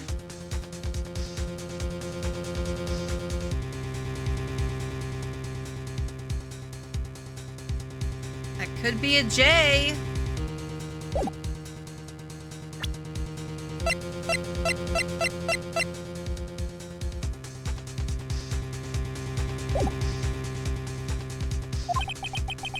I got to think back to the court record.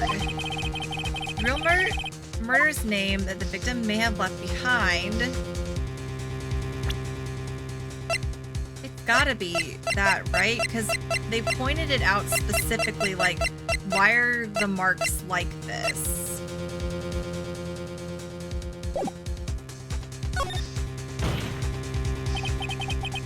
Message from the deceased is already in our possession. Mr. Wright, will you stop at nothing to prove my sister a murderer? Do not be mistaken, Miss Sky. Our purpose is not to accuse Emma of any crime. There is only one thing we seek. The truth. No matter how painful it may be. Now then, Mr. Wright, please show us the piece of evidence that conveys the message from the deceased.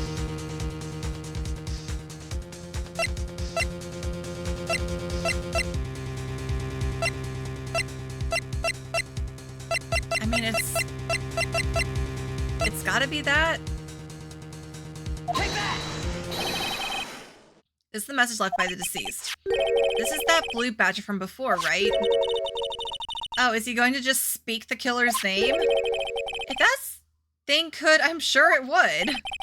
Looks like everyone's forgotten this is just a jar. A message was left here on the surface of this jar. What do you mean? If you look closely, you can see a faint trail of blood on this jar. It looks like someone wiped the blood away. Yes, but notice...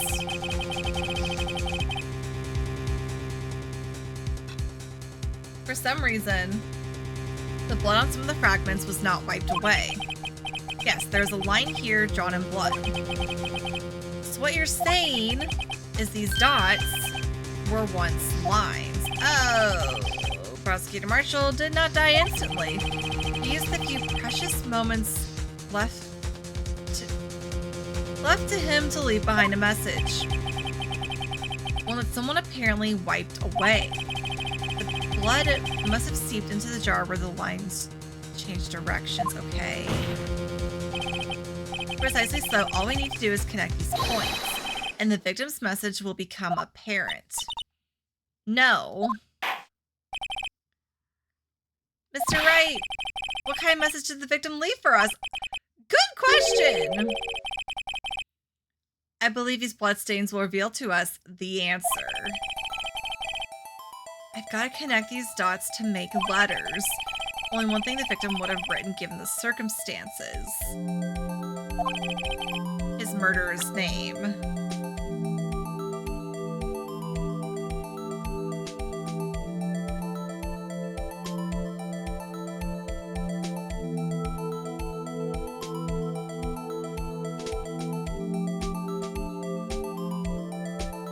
Oh my god, does it actually say Emma? Because M A.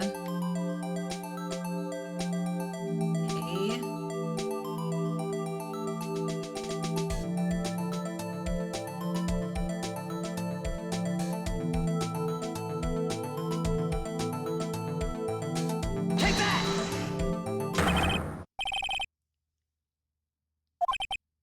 Wait. I think please hold. I think I clicked wrong or misunderstood what it wanted me to do.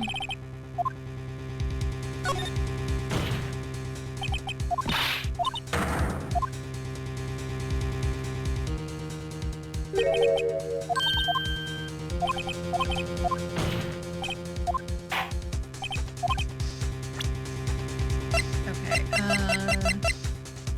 jar. Take that!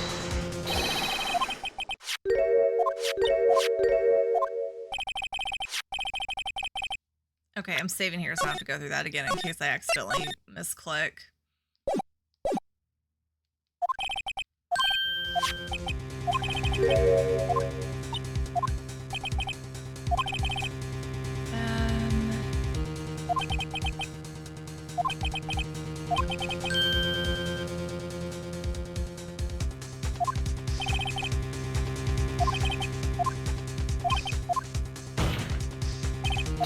Blah, blah, blah.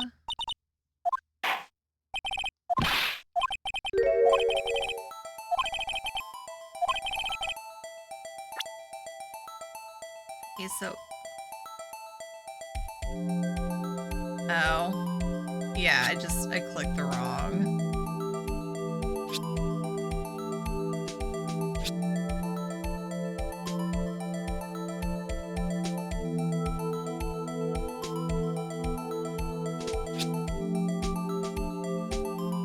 Accidentally hit present instead of A earlier. Does it want me to connect this now? Take that!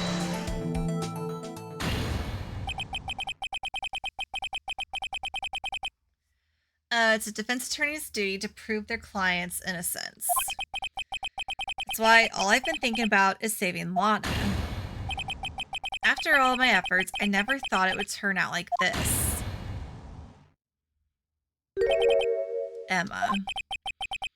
So this is the final message Prosecutor Marshall left behind.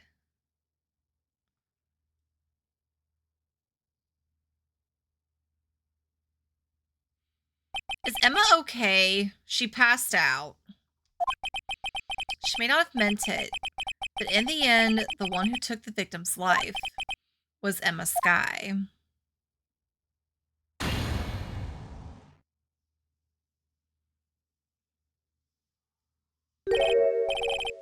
Seaworthy, can't say I didn't warn you. Okay, but dramatic music. This still isn't explaining. I'm sure we're getting there. This still isn't explaining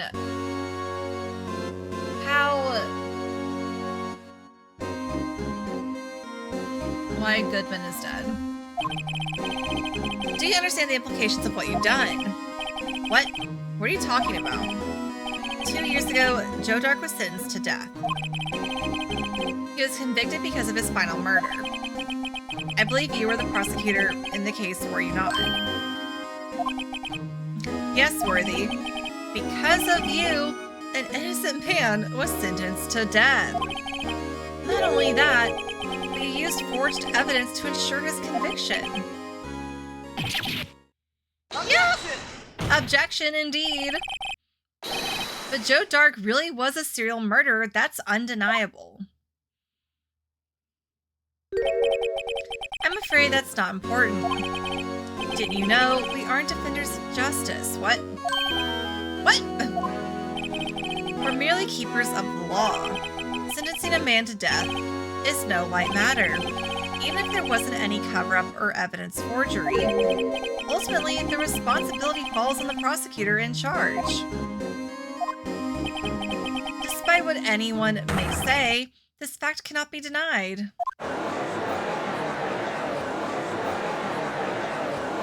What's going on at the prosecutor's office? They may have sent an innocent man to his death. How can he just stand there like it wasn't his fault? Order! Order, order, order!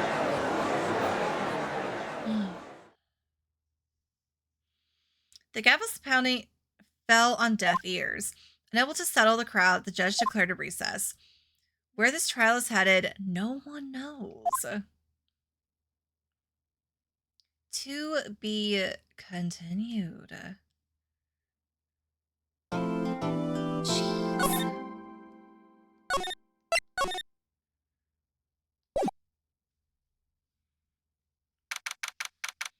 All right. That was something. I'm like...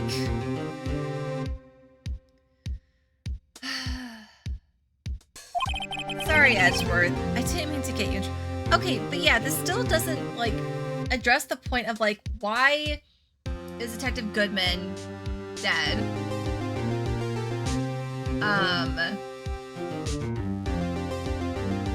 Yeah. I don't know. I didn't mean to get you in trouble. Don't worry about it. This is my problem, not yours. Hope I'm not interrupting anything, pals.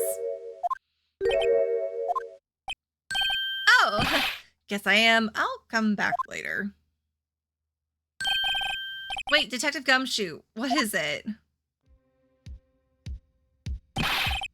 You've got a lot of nerve, pal, making a detective run all around while on duty. And top off, you call me here. I've seen happier people at funerals. This is like deja vu. I take it Lana's having you run errands again. Let me tell you, this is the last time, pal. Here, she asked me to give evidence law. She asked me to give this to you if there was a break in today's trial. Evidence law. Edgeworth was talking about this just the other day. 2 rules of evidence law. Rule 1, no evidence shall be shown without the approval of the police department. It seems so. The chief prosecutor also wanted me to give you a message. A message. She said if you're planning to take him on, you're going to need this book. Him. I guess I'll need to give this book a thorough reading. Doesn't look like that book will do you any good now, though. All that's left now is the chief prosecutor's sentence. That's where you're wrong, detective. Haven't you figured it out yet? Why I'm still sitting in that prosecutor's seat, despite all these allegations being thrown at me. Mr. Edgeworth, the real trial today hasn't begun yet. What else is there to do left to do? Oh. Just you wait, Gumshoe. Your credibility's been all but ruined with this forged evidence you were unaware of. Emma Skye found out she unwittingly caused a man's death, and now you're telling me you want to do more. You've got to be kidding me, pal. You're missing the point, detective. Lana didn't murder Detective Goodman. She merely stuck a knife in his dead body. That means the real killer is still out there. What? And we're going to expose him, no matter what it takes. This case has hurt too many people. It's time to bring it to an end. How many times have we said, let's end this during this case?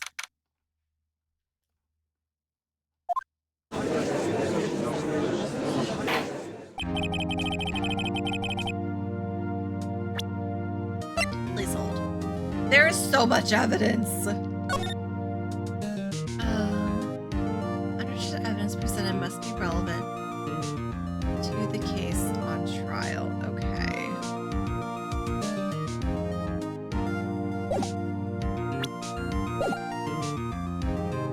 Court will now reconvene for the trial of Miss Lana Sky. Mr. Edgeworth? Yes, Your Honor. The inquiry committee is planning to impose harsh penalties for your actions. Thank you for the news, Your Honor. Yes, well, why do you have to say that, like, right now? Normally this is where the prosecution calls forth the witness, but, this isn't easy to say. You see, there's some concern that you, Mr. Edgeworth, may have struck a bargain. You think I may have manipulated the witnesses. I didn't say that. It's just, you see, everyone's been talking and... Very well, Your Honor. I have a solution. Solution? That being the case, the prosecution will allow the defense to call forth all further witnesses. What? But there's no precedent for what you're proposing. Undeniably, this is an unusual arrangement, but a very effective one. It would prove that I haven't struck any deals with the witnesses. Well, Mr. Wright, what do you say? Unbelievable. Edgeworth has found a way to continue the trial. Very well, the defense accepts the prosecution's proposal. Then it's settled. The defense may now call forth the next witness. Mr. Wright, you do realize this is your last chance. If you call the wrong witness, this trial is as good as over. The defense calls... Time's finally come to bring out the real murderer.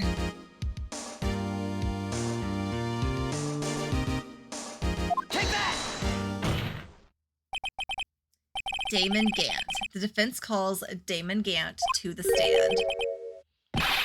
What does he have to do with anything? As the defendant's partner 2 years ago, Mr. Gant has first-hand knowledge of the crime. I feel we should hear what he has to say about it. As luck would have it, he should still be in the courthouse. He'd also be the least likely to have been manipulated by me in any way. Wouldn't you agree, Your Honor? True. All right, bailiff, please escort Mr. Gant to the stand.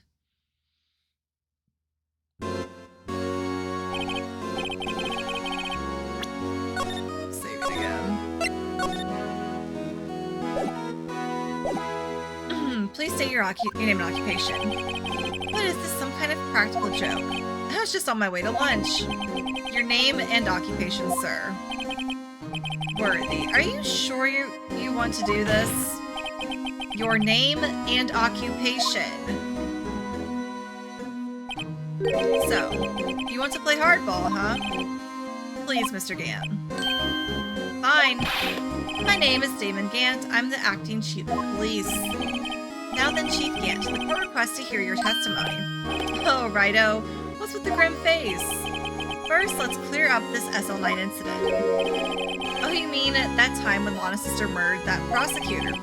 Personally, I think it's been made pretty clear already. There's still some things unaccounted for. Oh, like what? Like the role you played in all of this. Son, either you're very brave or very foolish. You are aware, of course, that a police chief has all kinds of weapons at his disposal. Weapons. Sure, take my testimony, for example. I don't have to give it if I don't want to. What? Is that true?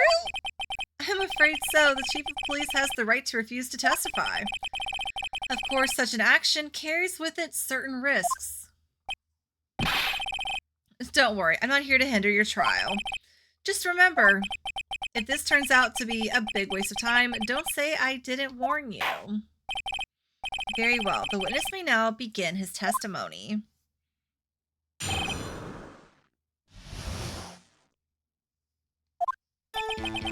As I recall, Neil and I were questioning him that day. To make a long story short, we slipped up. That power outage didn't help either. When I went to my office, I found Lana there. Apparently she had already arranged the crime scene. As you can see, I had nothing to do with the forgery. Is that when Dark was arrested? He was lying on the floor unconscious.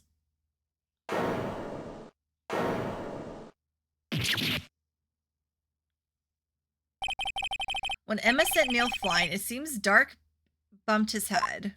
Okay. I see. Everything seems pretty clear-cut.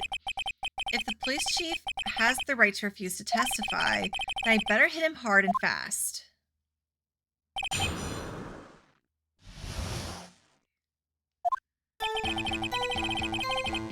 Hold it!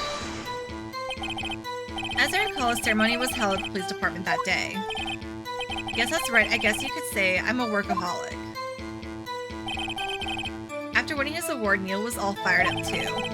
That's probably what spooked Dark and made him run away like that. Was the defendant Lana Skye also present in the room? I don't quite remember. At the very least, she wasn't there when Dark ran for it. We slipped up. That power outage didn't help either. So the two of you ran immediately after him, right? That's right, but Dark made it to the elevator first. So Neil and I split up. He went upstairs and I went downstairs, I guess you could say. He got lucky. What's this about a power outage? Oh, that. The elevator stopped all of a sudden and I got the shock of my life. Okay. Well, probably not as shocked as Neil when that knife went into his heart, though. You are a little too, like, happy giggly about your former teammate getting stabbed. Thank you, Phoenix. That's not funny. When I went to my office, I found Lana there. Oops, I hit the wrong button. Could you tell us what you saw? It was a shocking sight. Me and the serial killer were lying in a heap on the floor, all tangled together. Dark was also lying collapsed on the floor. Yes, apparently he hit his head and was knocked out. Next to them were those two poor girls, Lana and Emma. Lana was cradling Emma in her arms. Looking back at it now, she must have already known what her sister had done.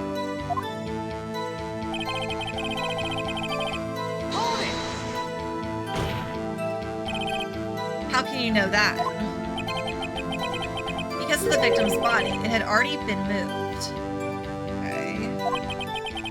So that means you found the body near Lana's desk.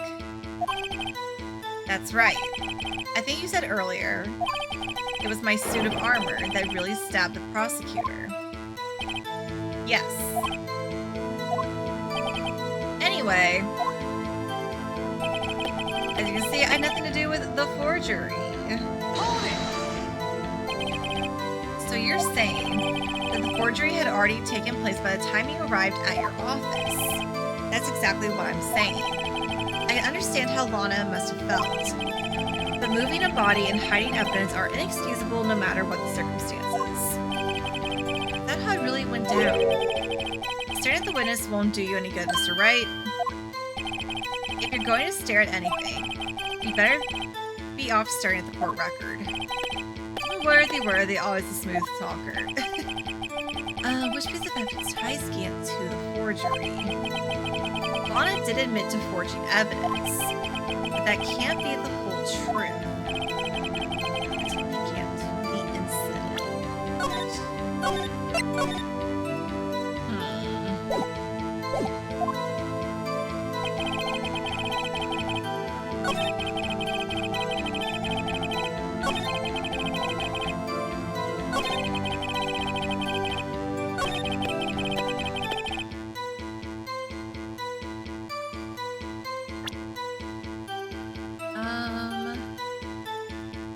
I'm going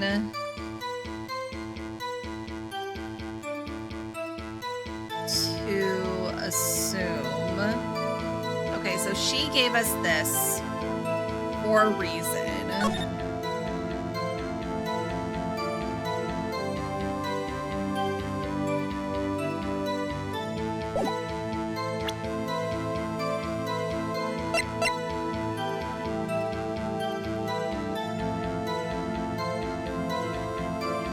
there was a few things.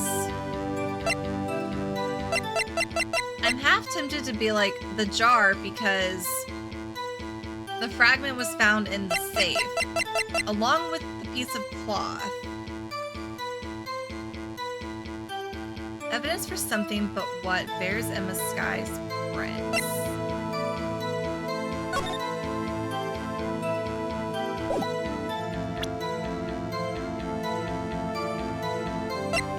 I don't know if it's the cloth yet, but I'm also like, but it's proof that he did have something to do with it, because why else would he have it?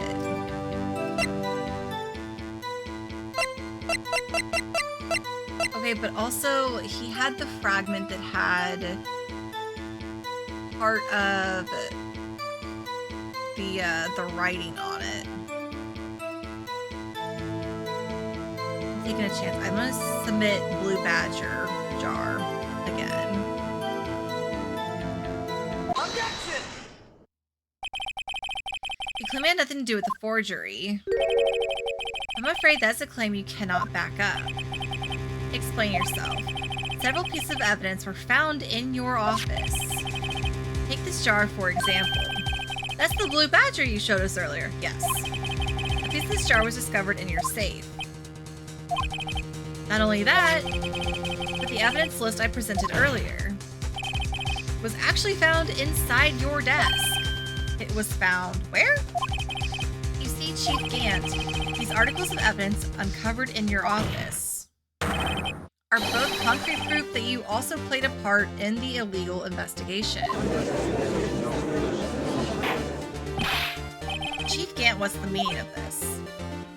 Oh, here's a defense attorney who may even rival Worthy. So you admit to it then, that you were involved in the forgery. Who, me, or do you mean you? Me? Why would I have anything to do with that?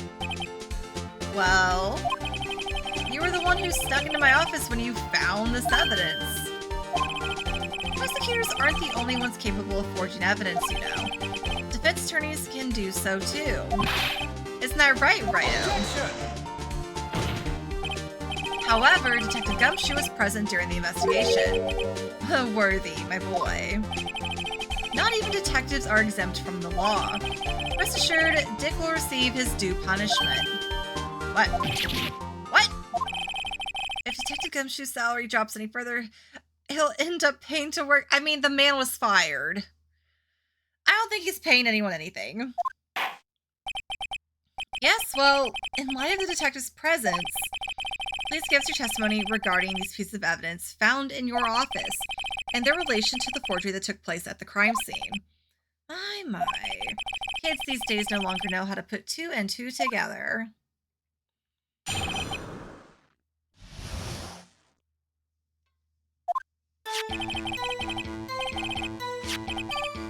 Let's see, what was it now? A jar fragment and a list? For all I know, you could have planted them in my office. Anyway, you can't prove when those pieces of evidence were discovered. If they were found after Dark was convicted, then they're worthless. There's no reason I'd participate in a forgery. Rearranging the crime scene wouldn't help me out in any way. Mr. Wright? Yes, Your Honor? When investigating the crime scene, you should have been more careful to observe protocol. You do understand that I am the chief of police, right? There will be consequences. Oh, indeed, I believe I will press charges, so you won't make the same mistake again. My apologies, Chief, but would you mind waiting until tomorrow for that? Today is, well, you know. All right, Edgy. In return, though, I know, that place, right? Huh? What are these guys? Telepathic?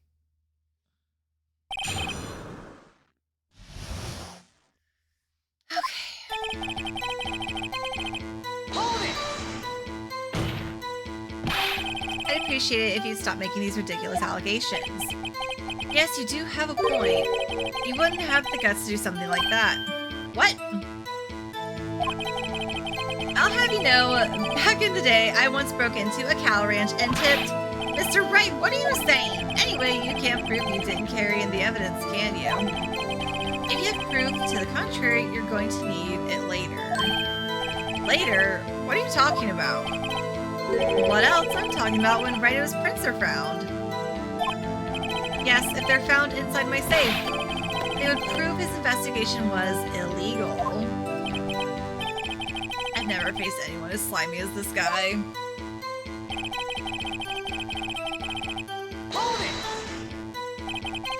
What do you mean by that? This is all purely hypothetical, of course. But suppose I did place those items in my safe, such an act wouldn't necessarily constitute forgery. If concealing evidence found at a crime scene isn't forgery, I'm not through speaking yet, Righto. It all depends on when the evidence was discovered. If they were found after Dark was convicted, then they're worthless. Are you saying this jar fragment wasn't discovered in the initial investigation? It would appear not. After all, it wasn't listed in the evidence list. For all we know, it could have suddenly materialized the day after Dark was sentenced. Oh, and wouldn't that be convenient? Right. The chief is talking about a possibility, so long as you can't rule that out. Your remarks, however clever they may be, will only succeed in wasting time. Something I don't know. Come now, Righto, think about it.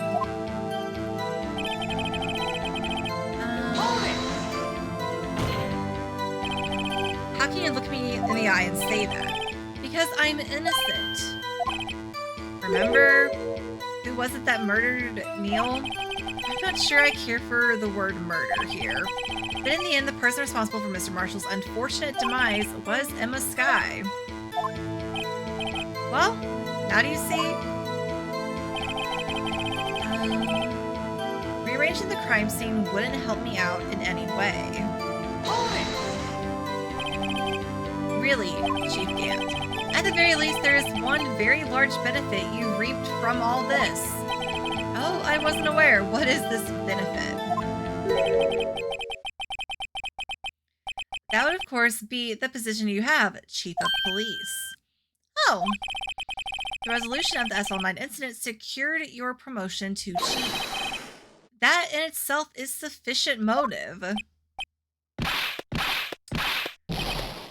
Oh, that's a good one. Do you really think I'm that incompetent? What do you mean? Even without that case, I was already in line to become the next chief. The resolution of SL9 merely sped up the inevitable a little. Is that true, Edgeworth? Yeah, he was going to be made chief anyway. Be careful when pointing that finger, or you might wind up being the one pointed at. So that means there's only one possible motivation for you to commit forgery. If you didn't do it for yourself, then you did it for someone else. Don't be silly, Worthy. You know me better than that. There are only 3 people I look out for. Me, myself, and I. There, it's out in the open now. Haji, would you mind if I change my testimony a little? By all means, please do. I wouldn't be anyone's accomplice if there was nothing in it for me. That's a weird thing to say. Nothing in it for you. Sorry, but the only person I care about is yours truly. That girl, Lana's little sister, was it? If you think I felt sorry for her, you'd better think again. You're right, you don't feel sorry for anyone. He does. Be tough on crime and tough on people. That's how I was raised. You seem to be lax enough on yourself, though. Oh, that's a good one, Worthy. Could there have been something in it for him, given his selfishness? Would he have helped someone out?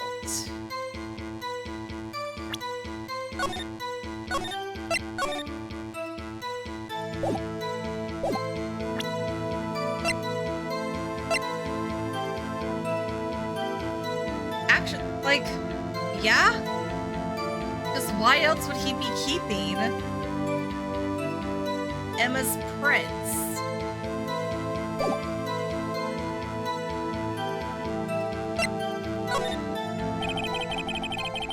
True, you might not help out anyone for their sake, but if it would benefit you, you might decide to assist someone. Mr. Wright, it appears you're positively determined to portray the chief as a nice man who likes to lend people a hand. That's not what I mean. Very well then, who is the person you believe Chief Gant may have helped forge evidence?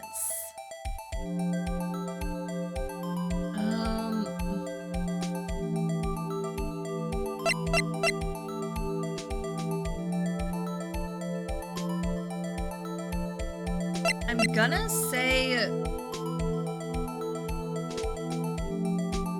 Lana, because didn't someone mention before too that Lana's promotion benefited him because him being close with her helps him, you know, get into the prosecutor's office business? I'm gonna say Lana. I think it's Lana. Take that! Chief Prosecutor Lana Sky, the defendant. I believe it's quite obvious in light of the circumstances. I'm correct. I am so correct. Emma Sky fell victim to an unfortunate series of events. Who would want to help her more than her own sister, Lana? And as for Chief Gant, he would also have a reason to help Lana if she asked him to. That reason, of course, is self-profit. Self-profit? What do you mean? After the SL9 incident was resolved, Lana Sky was appointed Chief Prosecutor at the prosecutor's office. The person who arranged this job change was you, Chief Gant. See, I was correct. But how would he profit from all this? He'd be able to use the Chief Prosecutor as his puppet. Essentially, he would acquire unchecked authority over all investigations.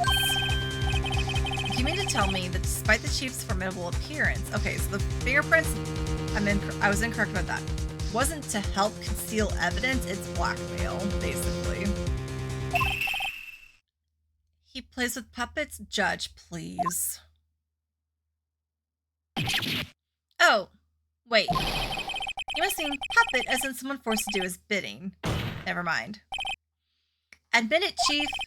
You assisted Lana Sky in forging evidence. Your motive to appoint her as Chief Prosecutor so you could control her. Righto, my boy, you have quite an imagination. Let me ask you something. What? Do you have any proof of this? That I controlled Lana? For example, is Lana testifying that I've done such a thing? Lana, she's keeping quiet to protect Emma. There's no way she'd testify against Gant. Yeah, the judge needs to be removed. I'm afraid without any proof, this all amounts to nothing more than mere conjecture. Unless that is also what happened in this incident. This incident, which one would that be? Of course I'm talking about the murder of Detective Bruce Goodman. The Chief Prosecutor has been acting strange throughout this entire trial. Almost as if someone has been controlling her. Worthy, you'd better watch your tongue. I wouldn't want you to get hurt. Just what do you mean? What he means, Your Honor, is that Chief Gant is involved in the murder of Detective Goodman. Not only that, the Chief is now making Lana take the rap to cover up his involvement. Judge, please keep up. Order! I said order! Mr. Wright, you can't be serious. This is an affront to the highest ranking officer in our law enforcement agency. To accuse the chief of police of blackmail and murder? That's impossible. Clearly. Stop letting your personal feelings get in the way of your judgment. Your Honor, I was merely reiterating what Mr. Edgeworth said in easier to understand language. It's too late, Mr. Wright. There's no turning back for us now. It looks like he's the one who's decided to go through with this. Edgeworth is like, take my hand, Phoenix, we're doing it. Can you prove this, Mr. Wright? That the chief, a high-ranking officer of the law, is involved in this murder? Good question. Saving.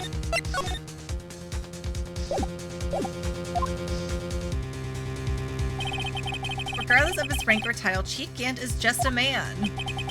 The question is he a criminal? I believe the evidence will tell.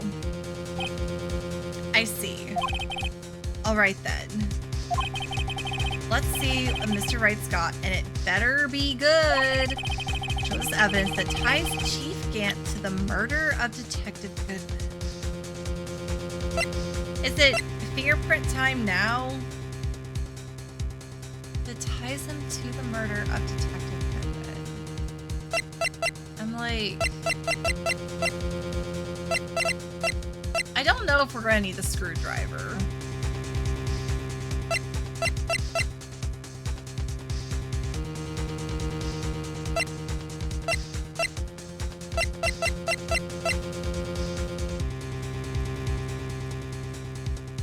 Brett, hello. I hope you are well today. Trying to decide what evidence to show.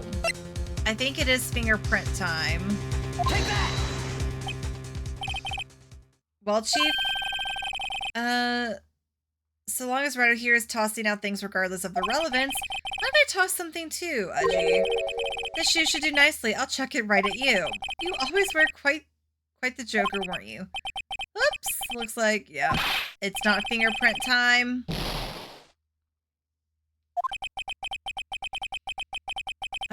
Doing this trial. But try to think back to what happened in the evidence room 4 days ago. Okay. We did find something during yesterday's investigation. Something that proves Gant entered... Oh, the... Yes. The code, the ID code.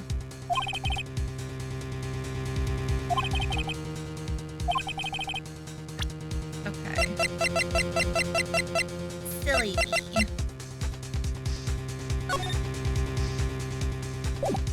Just found out that 12 more games have been announced. Our game, ooh, Switch 2 editions. Okay. Pokemon Scarlet and Violet, 3D World. Okay. Nice. Is there anything being added for the Zelda games, or are they just getting like up-resed versions? They're not doing like the whole, like what they're doing with Breath of the Wild, Tears of the Kingdom, with like the extra app stuff. Okay. Ooh. Interesting. Take that! This is the ID card list. Yes, the one that shows who entered the evidence room on the day of the crime. There was one ID on the list we couldn't determine the owner of yesterday. 7. I don't see why not, especially with Age of Imprisonment also coming out for Switch 2. I feel like they would release Age of Calamity at some point as well. Sorry, but there's no way you can prove that's my card number. It's your number. How do you know that? The safe in Chief Gant's office requires a code to open. A 7-digit code.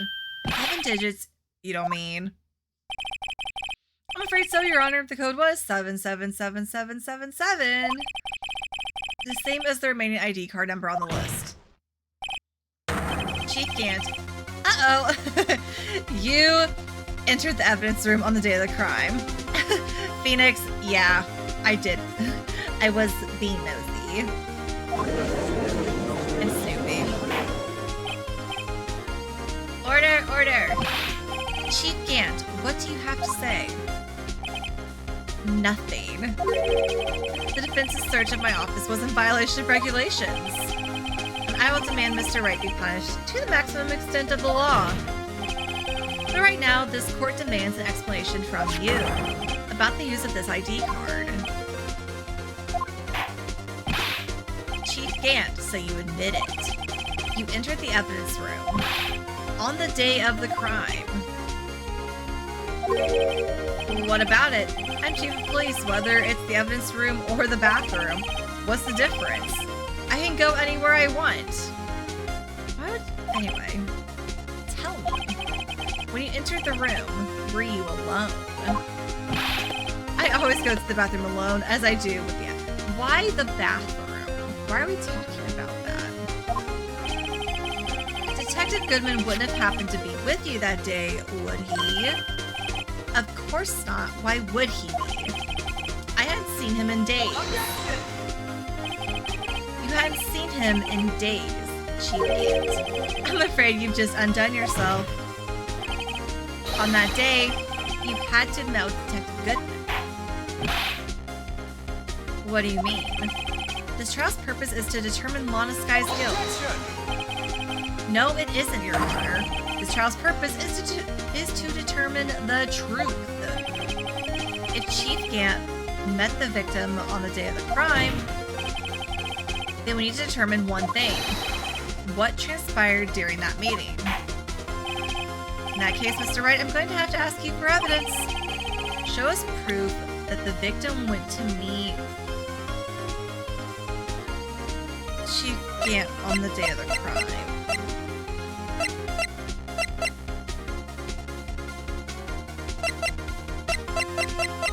Great question. Take that! No, I hit the wrong button. Had to siege. I know I hit the wrong button. I was trying to check something. I'm about to put my controller down so I can't hit wrong buttons.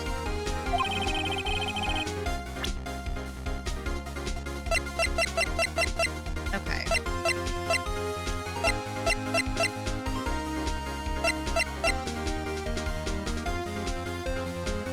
Check. So it wasn't... proof...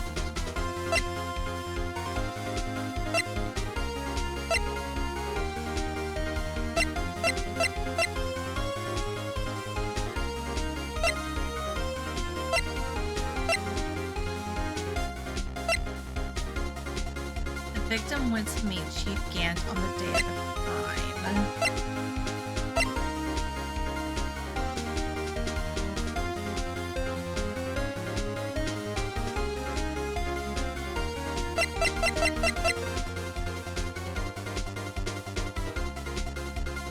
In the victim's car trunk.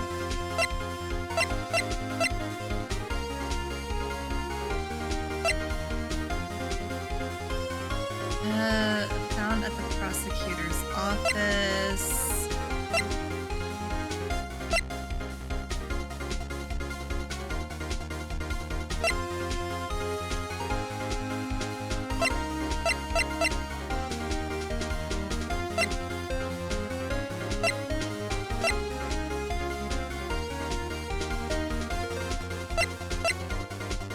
Well, I know it's not that.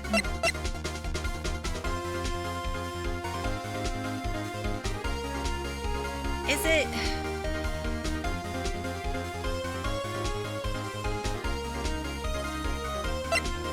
Victim. I'm like, what else?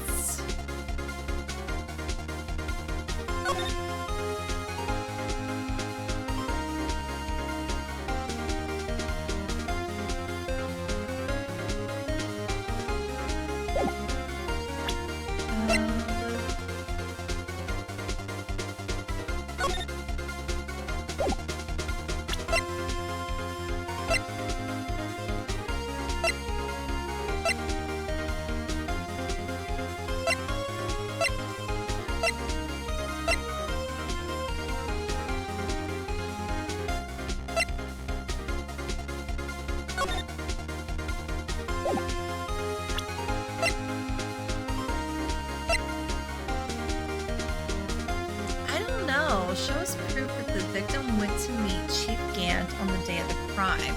I already accidentally submitted the ID card thing when I was trying to read it. And it's apparently not that. Found at the crime scene wrapped in the defendant's muffler. Shows proof that the victim went to meet Chief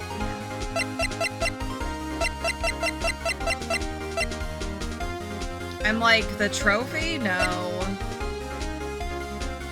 Found at crime scene.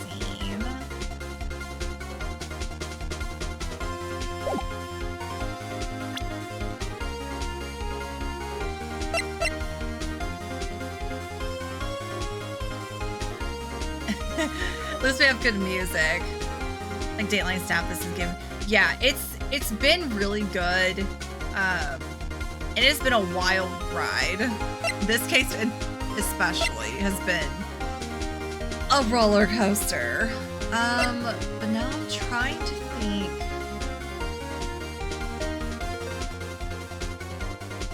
Died within an hour and a half of 4 p.m.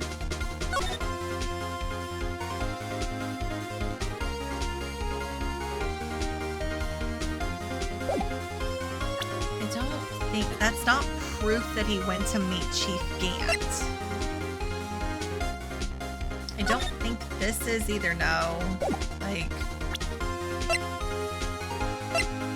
that's not.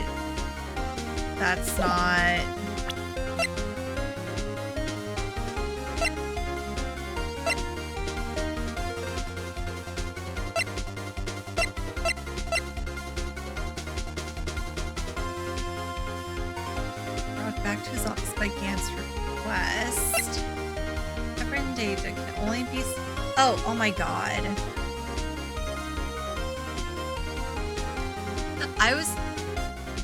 This is the problem. I get so focused on like, what does this say, that I completely glance over the description. Can only be submitted to the chief of police. Who are we talking to right now? The chief of police. It literally says. Right, it is the lost item report. So my instinct was correct. Take that! Detective Goodman lost his ID card on the day of the crime. Or to be more accurate, Jacob Marshall stole it. So Detective Goodman filled out a lost item report. He would have had to give that report to the chief of police. And you're in possession of the report. Which means you can't be sure if he filed it. He filed it. How do I know, you ask? Because he needed to enter the evidence room that day. He needed to. Yes, to transfer the evidence out. Oh. Detective Goodman took the form to you, Chief Gant. Then, you accompanied the detective to the evidence room. I accompanied him. There's another way the murderer and Detective Goodman could have entered the room. Okay. Hold on. Let me guess what you're going to say next. I, the chief of police, murdered poor Goodman. Huh? Exactly. But wait. The chief didn't necessarily need to accompany him to the evidence room. He could have just lent him his ID card. Yeah. Now that you mention it, I believe I might have done something of the sort. Sorry, but that's not possible. According to the record, your card was only used once.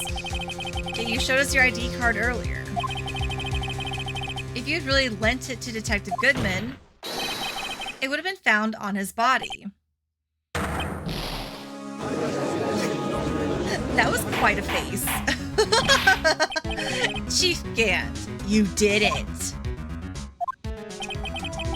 The murder was most likely a spur-of-the-moment crime, for no one in their right mind would choose the police department as a place to commit murder. After the murder, you contacted Lana at the prosecutor's office. Why? To dispose of Detective Goodman's body, of course. You're forgetting Mr. Wright. The victim's body was discovered in the prosecutor's office parking lot.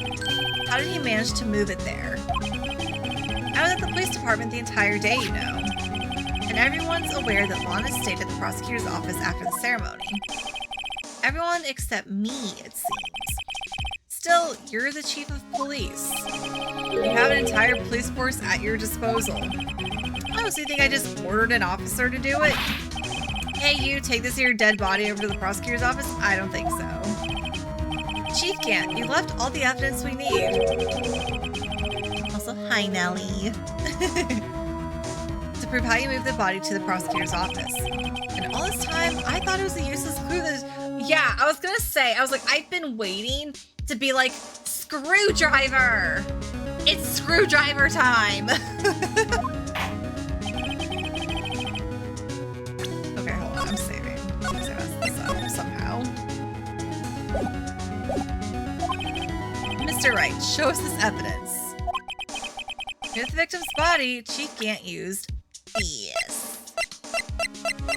It has to be the screwdriver, right? Because he was like, here, take this to your office for safekeeping.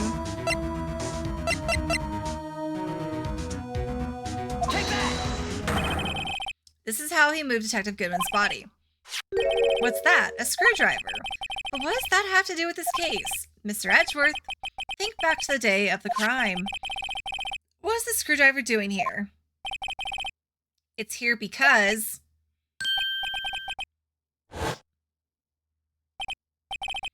I was asked to go by Chief Gant, no less. He told me he wanted me to keep it in here in the prosecutor's office. In any case, on the day of the stabbings, I brought this back here. After the ceremony ended that day, I didn't plan to return to the prosecutor's office. But you did because Chief Gant asked you to. You mean, the body was found in the trunk of Mr. Edgeworth's car. I think it's obvious what happened. The body was moved by that car. Detective Goodman's body was carried in the trunk of Mr. Edgeworth's car. Yes, unless of course you have another explanation, Chief. Why else would you have asked Mr. Edgeworth to transport evidence from a closed case? There's only one plausible explanation. You transport the body to your accomplice, Miss Lana Skye. Order! Order, order. What's going on here? Is there no room for rebuttal to the defense's outrageous accusations? Think back to the photograph Miss Starr took at the prosecutor's office. Right? Poor Edgeworth. This was not a photo of the body being stuffed in the trunk to be taken away. It was exactly the opposite. It's a photo of the body being taken from the trunk. Chief Gant, please say something. I believe. Your time's up. My time's up? Sorry, Righto, but I'm having lunch with the District Attorney General after this. We have to get going if we're to make it in time for the early bird special. Objection! But the cross-examination isn't finished yet. Remember what I told you earlier. The police chief has all kinds of weapons at his disposal. Weapons?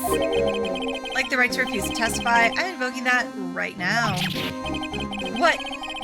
That is not a right to be casually invoked. There are certain risks to be considered. Objection! So you're going to just run away after all this? Run away? Don't make me laugh, Worthy. I stabbed old Goodman. That's what you're saying, right? But if you had any conclusive evidence, you would have presented it by now. Well, I passed out of the way. Don't worry, I'm still here. The 12 games are announced. Game Switch editions, they will all be free. The Switch editions. Oh, I'm assuming like a free upgrade if you already own the game. Because some games for like the PlayStation, Xbox did that as well. They gave like free upgrades if you already had like a PS4 version. Okay, that's good. That's good to know. So you don't have to like rebuy the same game. You think I had law to dispose of the body? If so, then show your proof and get it over with.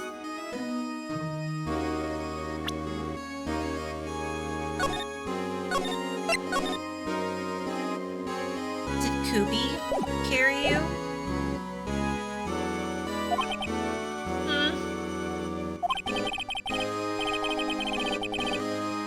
I'll say it again, Mr. Wright. Damon Gant is the current chief of police. This court will not tolerate any accusations against him without concrete proof. Well, Mr. Wright, Your Honor, do you have any concrete proof? Proof that Chief Gant murdered Detective Goodman and made Miss Skye dispose of his body?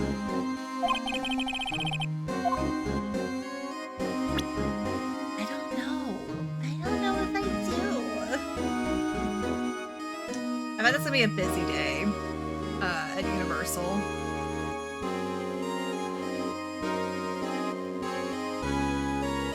Everyone's gonna be wanting to start their summer vacation early. Oh god, okay.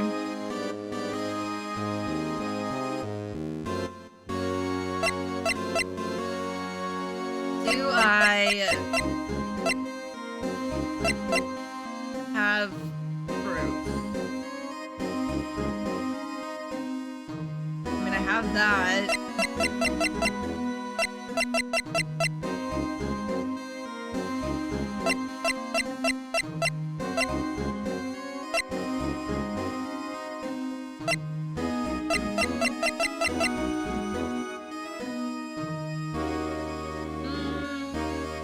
I don't know if I do.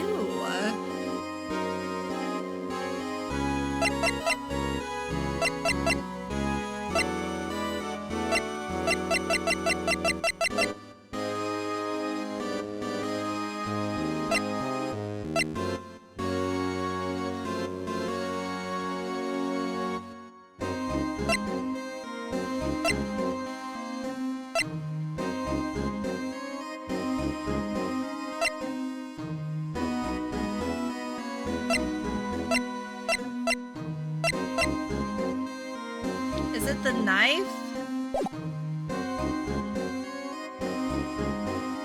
But they want concrete proof that he did it.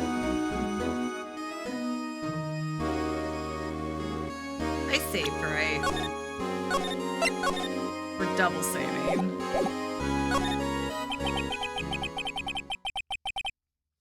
I can't let him just squirm his way out of this. I've got to keep the pressure on. Yes, Your Honor, I do have such evidence. Then please hurry up and present it. Just remember, it better prove Chief Gant murdered Detective Goodman beyond a shadow of a doubt. The Blue Badger carried you upstairs, yes. Oh gosh, okay.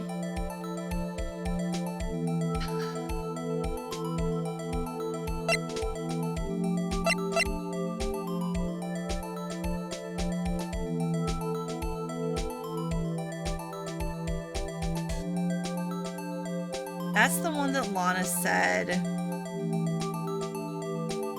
she used.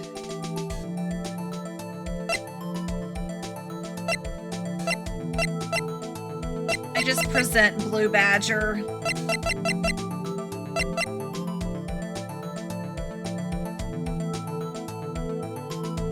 This is the only thing I can think of because they got it. He got it from the locker, and then it was found. It has the knife. It has to be the knife, right? 3, 2, 1. Take that!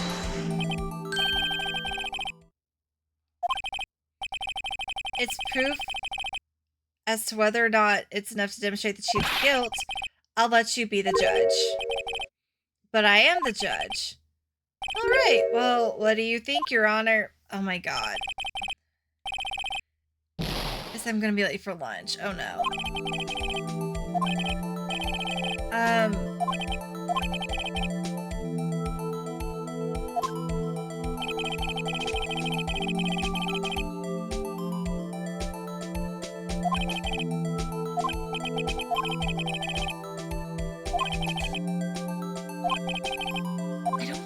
Okay, I don't think I do.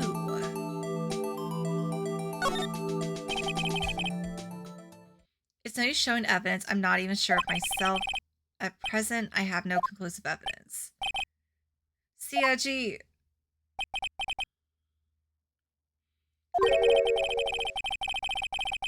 For your allegation. Oh God. What? Here's a tip. Never gamble what you can't afford to lose. Righto. It seems that Lady Luck was on my side again today. Okay, Edgy, I'll leave the rest to you.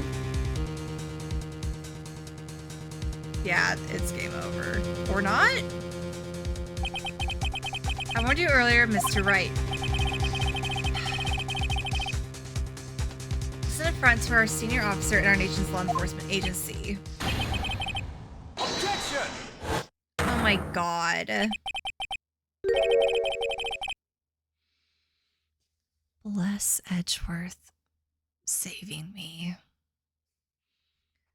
Thank you. Lady Luck, maybe we should have a word with her. Mr. Edgeworth, what do you mean?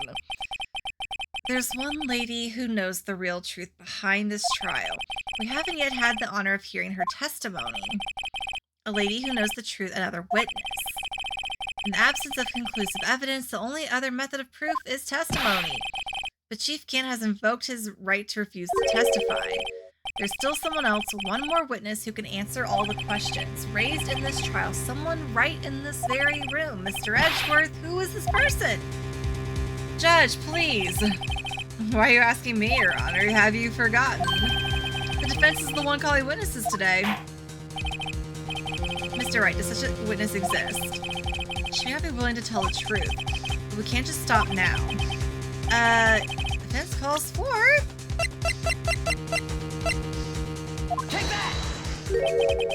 The defendant, Miss Lana Sky. She was in the underground parking lot at 5:15 p.m. on February 21st.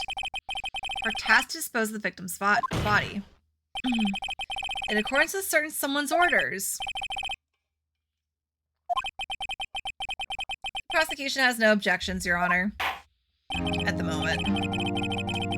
The court will now take its final recess for the day. Oh my God.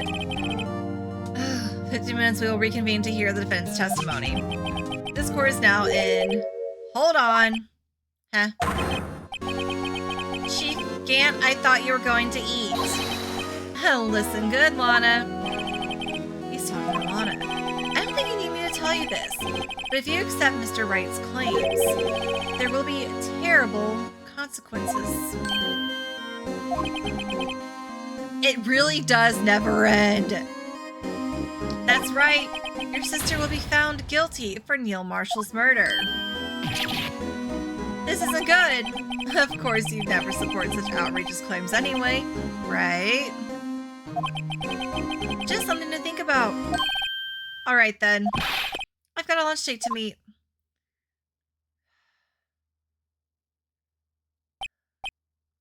I was so sure that we were this close to finishing. If there aren't any further objections, this court is now in recess. Good. Let us go. Okay. Speaking of recess, I have to pee. Looks like we managed to stay in the game. We sure did! For better or for worse. At least I got my health back, I guess. Okay, I gotta pee. So I'm just gonna throw the BRB screen up.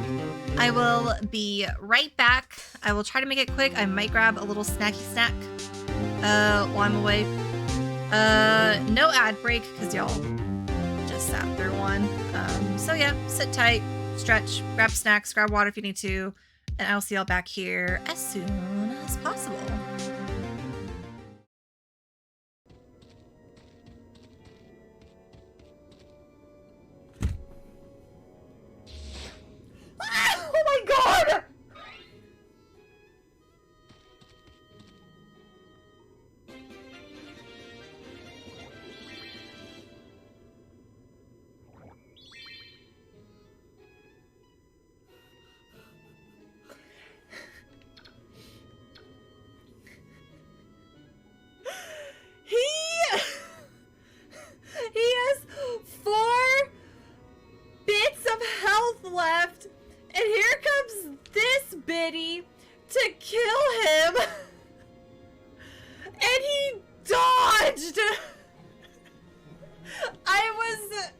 like about to just smash reset because I was like, I can't. Oh, fine.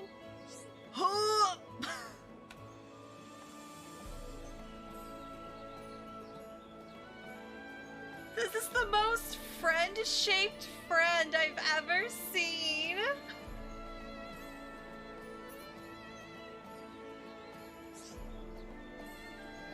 Look at how cute! I love. Meeting for my job, because that took so much of my time and energy. It's shiny! It's shiny! It's shiny, Mary! Kelly! It's shiny! Kelly! Mary! It's shiny! Kelly!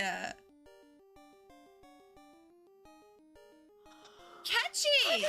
I got a shiny! You got a shiny! Oh my god! I still need to figure out where this item is. I found it! And I got it!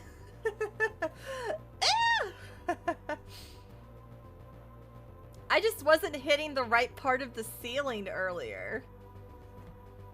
I hate that, but whatever.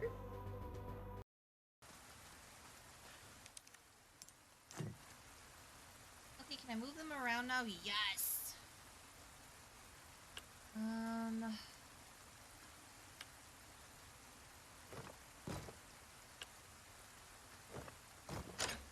Easy. Look at the okay, hello. I could not find a good snacky. I just refilled my water.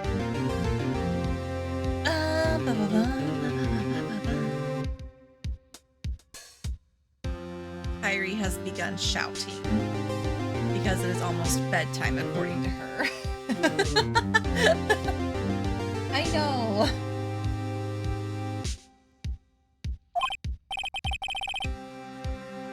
Thanks to your help, Edgeworth. That Chief, he's something else. Hey, pals. Detective Gumshoe. I'm not a detective anymore. Oh yeah, sorry about that. Don't worry, I've already decided where to work now. At your office. My office? Sure. I'll take the place of that top-knotted girl you used to work with. What do you mean? Maya? Still, looks like we're all out of moves now. Chief Gant's done it again. How is he always gets the upper hand? It's not fair. He has the right to refuse to testify. Settle down, Wright. Remember what the judge said. That's not a right to be casually invoked. There are certain risks to be considered. Risks. What did he mean by that? It's simple. If the chief refuses to testify, the opposite also holds true. You mean he forfeits his right to say anything too? Hi, Emma. Emma, are you okay? Yeah, when I came to, I was in the medical office. I've been listening to the trial from the gallery, so she heard everything that's been going on. Emma, I'm sorry for what I said before. No, don't be. It was the truth. You know, it's funny, I almost feel somehow relieved. Relieved? Yeah, now I finally know what really happened. To think that all this time, my sister was being blackmailed by that terrible man. And she did it all just to protect me. Ever since her appointment as chief prosecutor, everyone who knew her said she had changed. Perhaps it was easier that way for her. What do you mean? What do you think I mean to follow Chief Gant's orders? She must have shut herself up deep inside, to force herself to do anything and everything that Chief told her to do. That must be why she became so cold. It was all my fault. It's all because I murdered Mr. Marshall. Hey, don't go blaming yourself now. If you want to blame anyone, blame society, pal. Chief Gant may be able to fool everyone else with his forgery, but he can't fool my memory. I remember now. I knocked Mr. Marshall into that armor. I see. Well, we better get back. It's time for the final act. Is it time for the final act? Is it for real this time? Y'all keep saying. Why don't you wait? No, I'm going with you. I want to be there when Lana tells the truth. Let's go, Wright. It's time to end this. Again.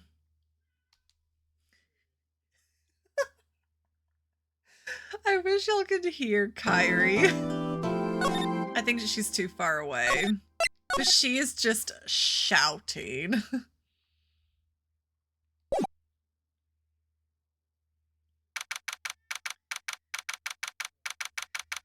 All right, February 25th, 2/21, blah, blah, blah, blah. Final act. Final act, part 4.5, 352/8. Now then. Will the defendant, Miss Lana Skye, please take the stand?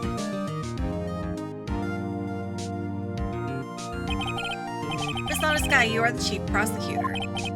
I'm sure you're aware of what is required of you.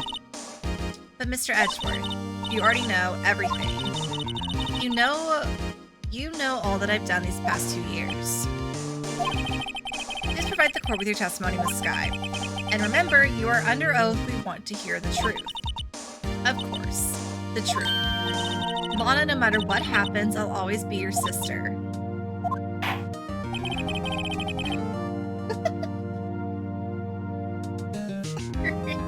I literally just hear Kyrie, yeah, like the most whiny meow you could possibly imagine. She is just, mother, bed. Now then, your testimony, if you will. First, tell us about your relationship with Chief Gant. Everything hinges on your testimony. You're the only chance we have to get Gant.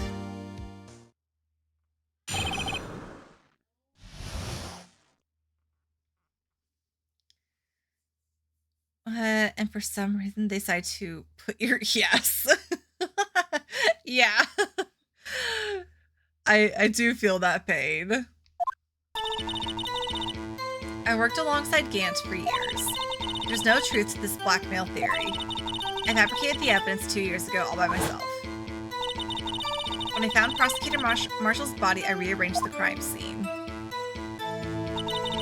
My only motivation was to get Dark convicted. It had nothing to do with Emma. Ahem. I have evidence that says otherwise. Are you sure about the testimony? Your Honor. I'm confessing to a capital offense, of course I'm sure. But Lana, if this is true, then that means Chief Gant has nothing to do with this. That's what I've been telling you from the beginning. Please, Mr. Wright, you've got to help her. She's sacrificing herself because of me. But what if she's telling the truth? She's not. I know my own sister. What if she speaks stiffly like that? She's hiding something inside. Deep down, she's really screaming in agony. Yeah, this is no time to start second-guessing myself. All right.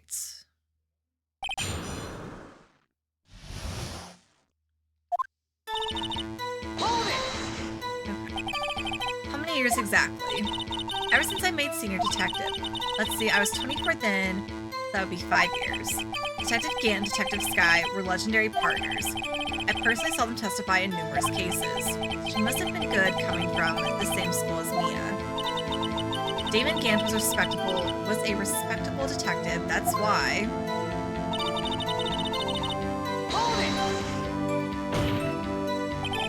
But think about it, Miss Skye. You didn't murder Detective Goodman. You told me as much yesterday in jail. You still don't get it, do you, Mr. Wright? Any testimony you cannot present in court is as useless as idle gossip. I stabbed Detective Goodman with a knife. And... Hold it! did you do so to help your sister? Joe Dark was a serial killer. My sister almost became his last victim that day. I didn't want that incident to ruin her life. what she did was justifiable self-defense. She wouldn't have been charged with anything. Hi. She's getting closer.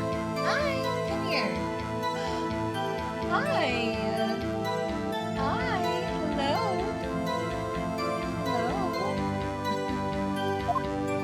Hello. That's not the point. She was traumatized that day all because of that creep. Hi. Little princess. I know, you're so cute. Yeah. That's why I couldn't forgive him. Lana. That's why he fabricated the evidence 2 years ago. Come here. Get my lap. You say you did this all by yourself. Yes. Would you mind telling us what you found when you arrived at the crime scene? It seems I was the first person to discover the scene. Hi. Come here. Oh, nope. Okay. The broken prosecutor ward knife was stuck in the victim's body. Here. Go sit in my lap. Come here.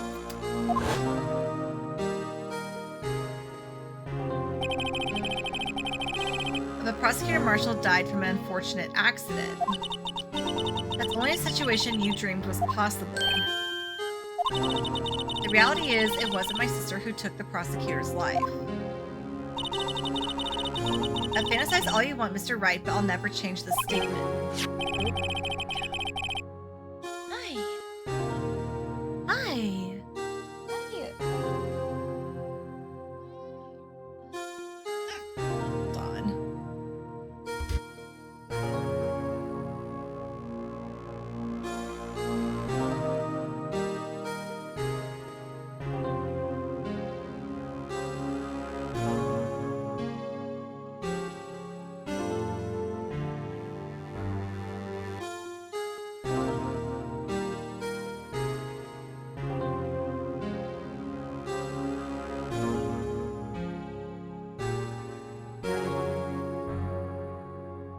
Sorry, I was yelling at PA. Kyrie had kitty litter stuck to her butt. And so I was like, can you bring me a paper towel so I can like get it? But then she jumped down, so I was like, okay, catch her before she just tracks it everywhere. So Kyrie was being messy. Okay. Something like that. If that is so, what happened to the other murder weapon? Dark was carrying a switchblade knife. Oh. That was lying on the floor a little distance away. It was probably knocked away in the struggle. That's not how it went down. She's trying to cover up her lies with more lies. All just to protect me. So when you found the scene like this, what did you do? After all, this is what everything boils down to. Yes. I broke off the tip of Dark's knife, planted it inside the wound, then moved the body. You planted the tip of Dark's knife in the victim, and then you moved the body? But why would you do that? You of all people should know, Edgeworth. You've always had a good head on your shoulders. My head isn't that bad, but maybe I ought to ask for the sake of others? Fine. Well, why did you do that? Come now, Mr. Wright, even you should be able to figure it out. Very well, let's add this to the witness's testimony. The reason this guy fabricated the knife. I knew the tip of the weapon found buried in his body would be all the proof we needed. According to your testimony, Prosecutor Marshall's broken knife was the murder weapon, right?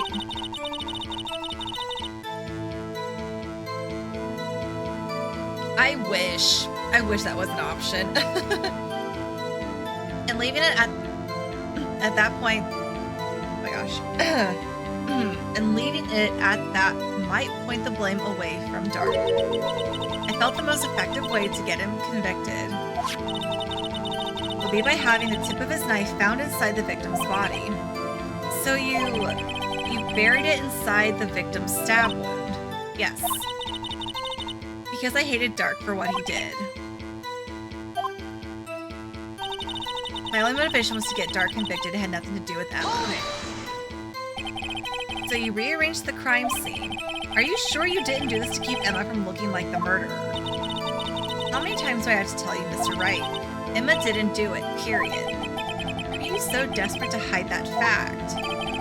You're willing to risk the death sentence.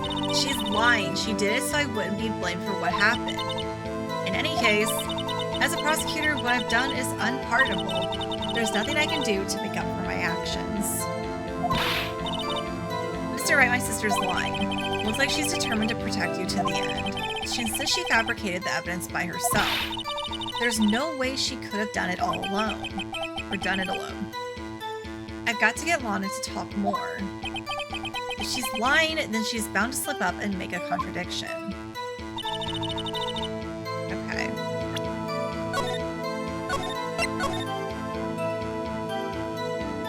Found sticker book? Good. Very good. Is it time? Is it time? I think it's fingerprint time.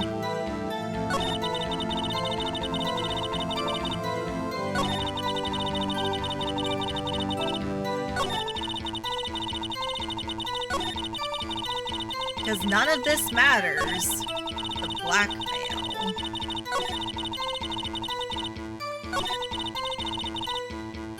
You know what? I'm doing it. I saved. I'm doing it.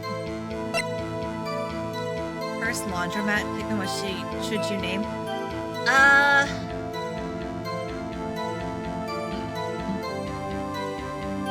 What was the name of the fabric?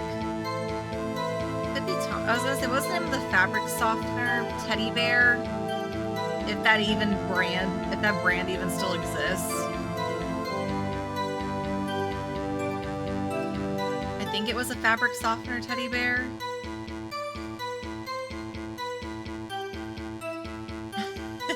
Fanfic turning.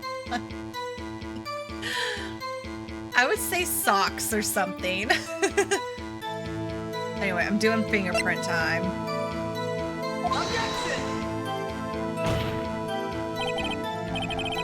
That statement contradicts this evidence.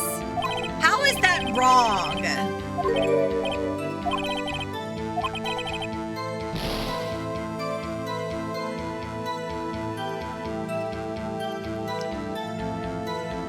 Not writing the name out. I have morals. Since when?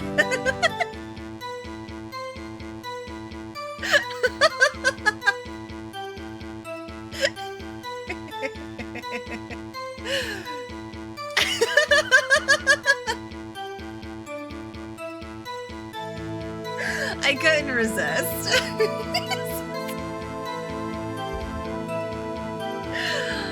I couldn't resist. You do have morals.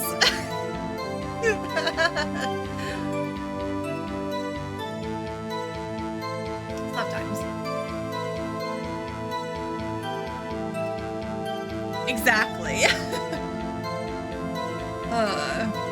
If you have morals, you will show us your fanfic browsing history.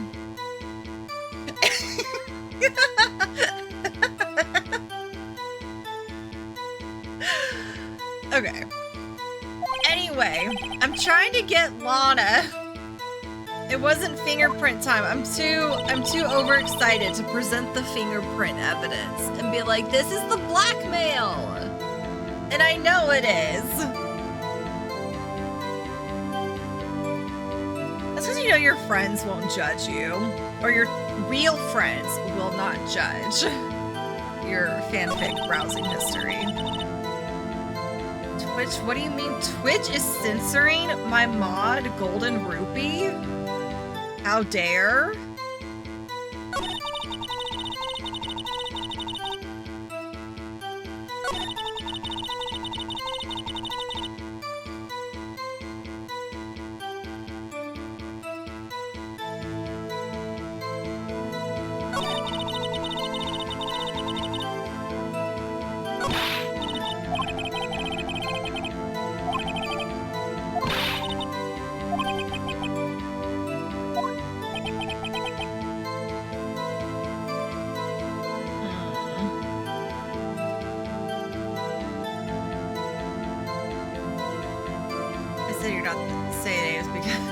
I'm already looking in the mirror.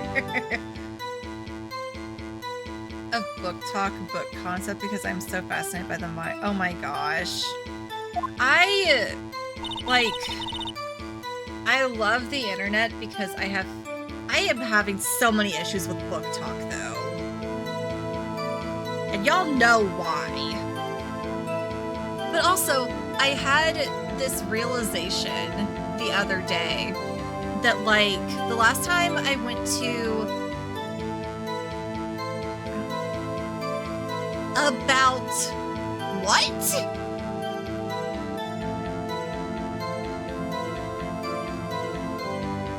What?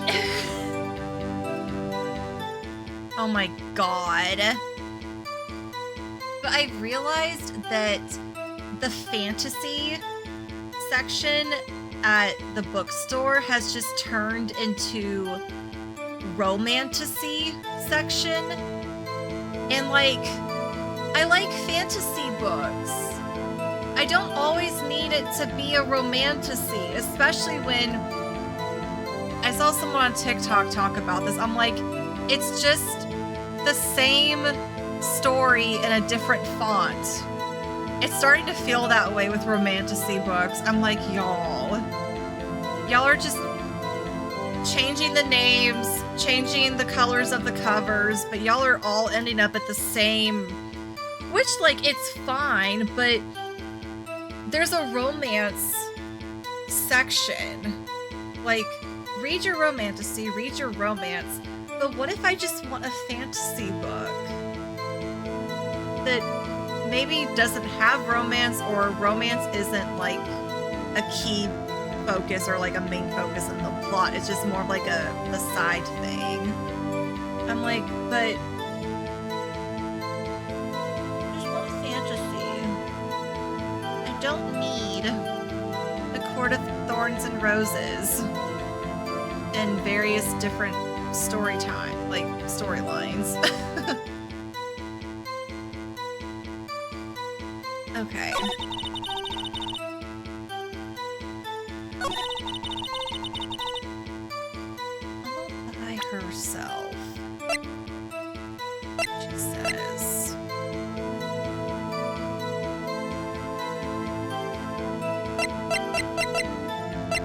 It's so okay. I will check.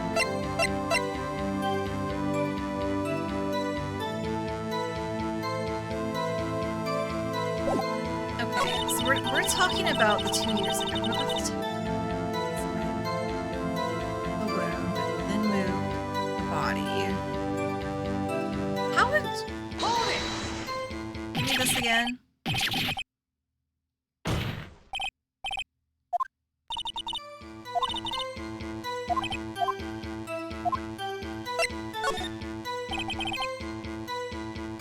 When she showed us where exactly was the victim's body. Where you deduced it was by Chief Gant's desk. I forgot I could ask this question too. The body was found by your desk.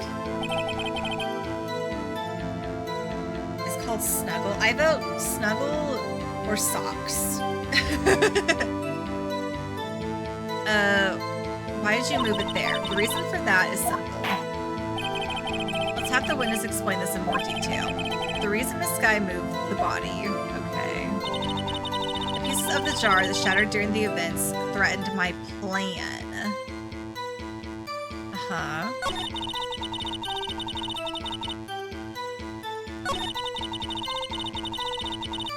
Hold it! Pieces of the jar, you mean?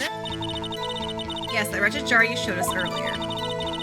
In order to show that Drake committed the crime, I felt it would be more expedient to move the body. So, when he first found the body, the jar was already... Of course, it had been shattered to pieces. If you looked at the crime scene, it would be clear right away what happened. Neil Marshall was dead, and Dark was lying unconscious. In other words, the jar must have been broken during their struggle. I see. What's the matter, Emma? Apparently the jar shattered at the time the crime was committed. But I have a feeling there's more to it than that.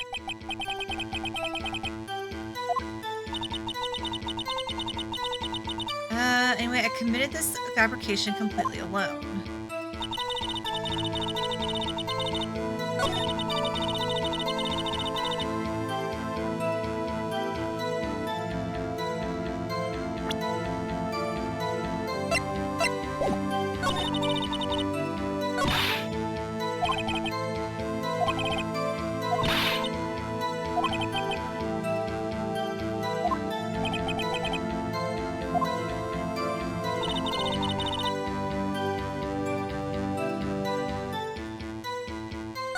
Okay, but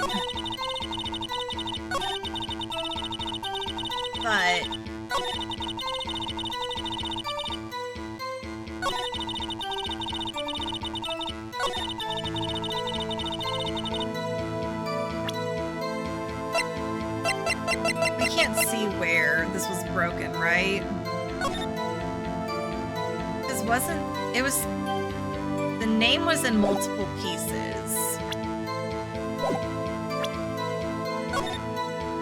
So it wasn't.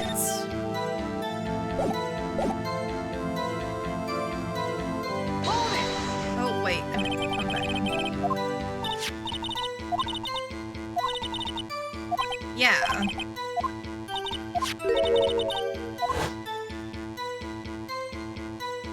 Because the name was on multiple pieces, so it couldn't have been broken. Right?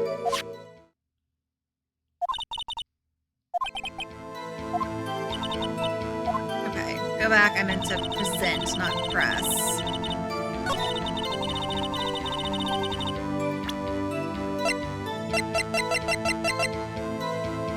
Objection! I object. Miss Guy, I understand how you feel. You committed that crime 2 years ago to protect your sister. You mean the forgery at the scene where Neil Marshall was murdered. If that truth were to be exposed now, the past 2 years of your life will have been in vain. Even so, I'm compelled to bring to everyone's attention a significant contradiction within your testimony. A contradiction in my testimony. You testified, and I quote, "The pieces of the jar that shattered during the events threatened my plan." That's right. Do you have a problem with that? It's a simple oversight, really. You see, a message was written on this jar with the victim's blood. Yes, the prosecutor must have written it in his final moments. Exactly so, and this is where the contradiction lies. In order for the victim to be able to write his message on the jar, it must not yet have been broken before he died. He couldn't have written Emma's name on a shattered jar. Ha! Progress. Your Honor, it would appear more information is needed in regard to this jar and its bloody message. We may be missing something critical here. Something critical. Chief Prosecutor, it seems that you're as in the dark as we are about the truth towards which we're headed. Just tell us exactly what you saw. We'll piece together the information to arrive at the truth. The witness may now continue her testimony.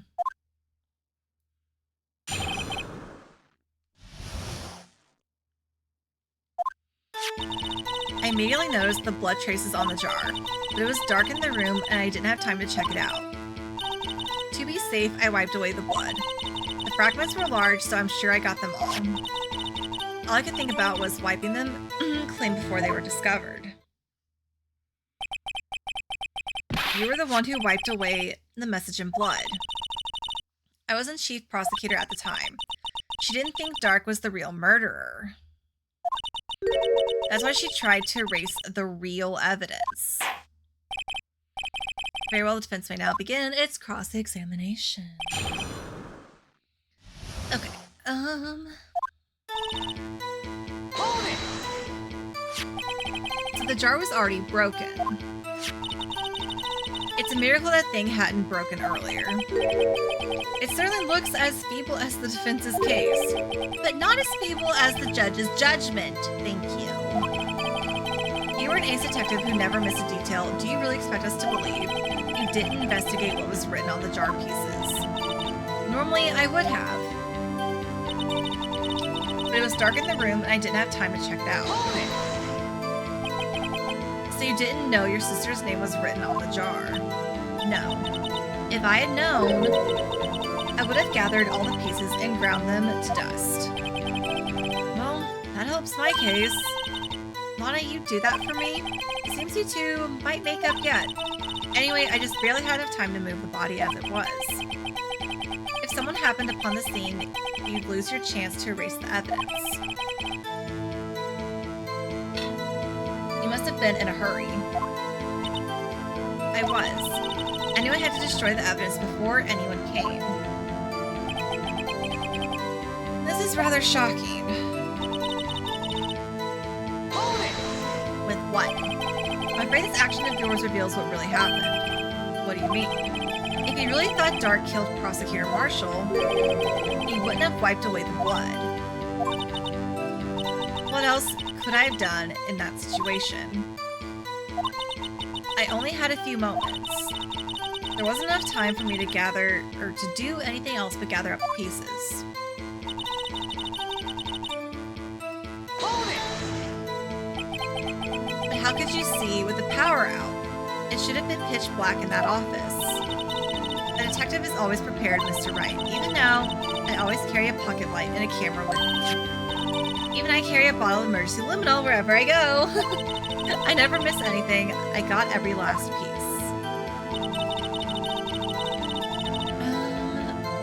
Wiping them clean before they were discovered. So you illegally rearranged the crime scene. Yes. I don't have any excuse for my actions. I'm so sorry, Lana. I didn't know. I treated you so badly all this time. It's not too late. There's still plenty of time to make up. After we've gotten to the bottom of this incident. No doubt this day will leave a permanent stain on the history of the prosecutor. More than just the prosecutor's office, let's be real. More contradictions have surfaced in her testimony. Your sister's really putting up a fight. She must really care about you. Still, she's not doing this the right way. I think I finally figured out the contradictions. Have you is one final possibility that might turn everything around.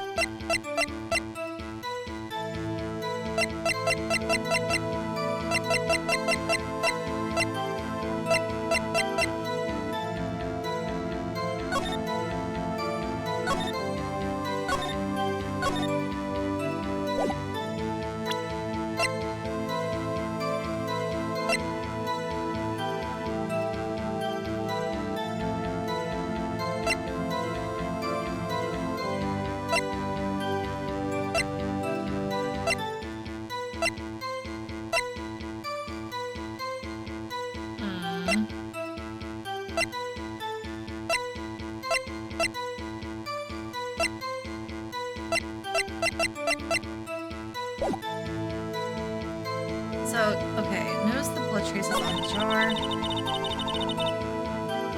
That turned out to be safe. I wiped away the blood.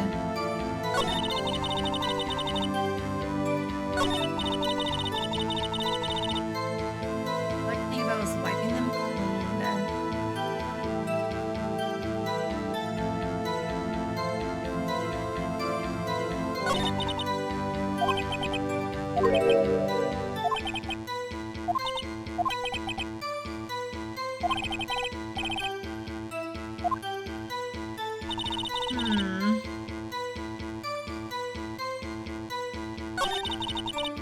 Hold it!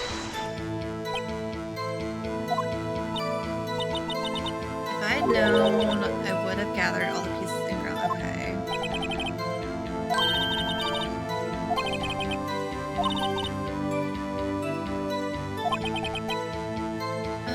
You lose your chance to erase the evidence. Must have been in a hurry.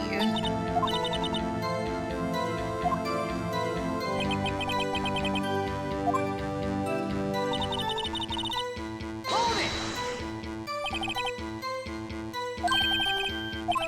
If you really thought Dark killed Prosecutor Marshall, you wouldn't have wiped away the blood. Right.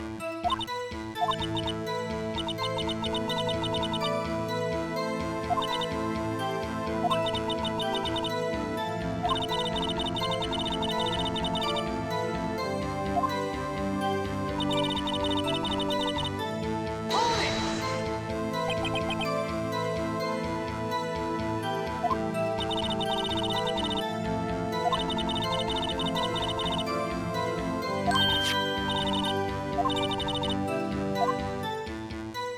I'm trying to think what I have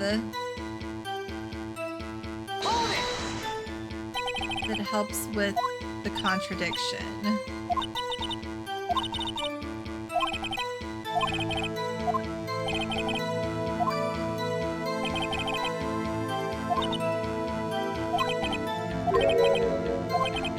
Because Phoenix says that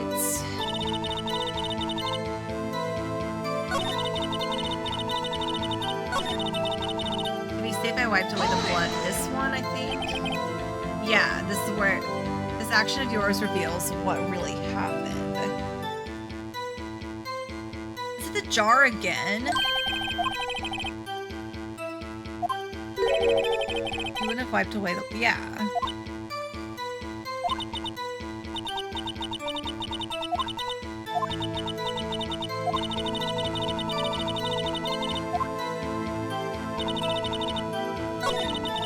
So something here.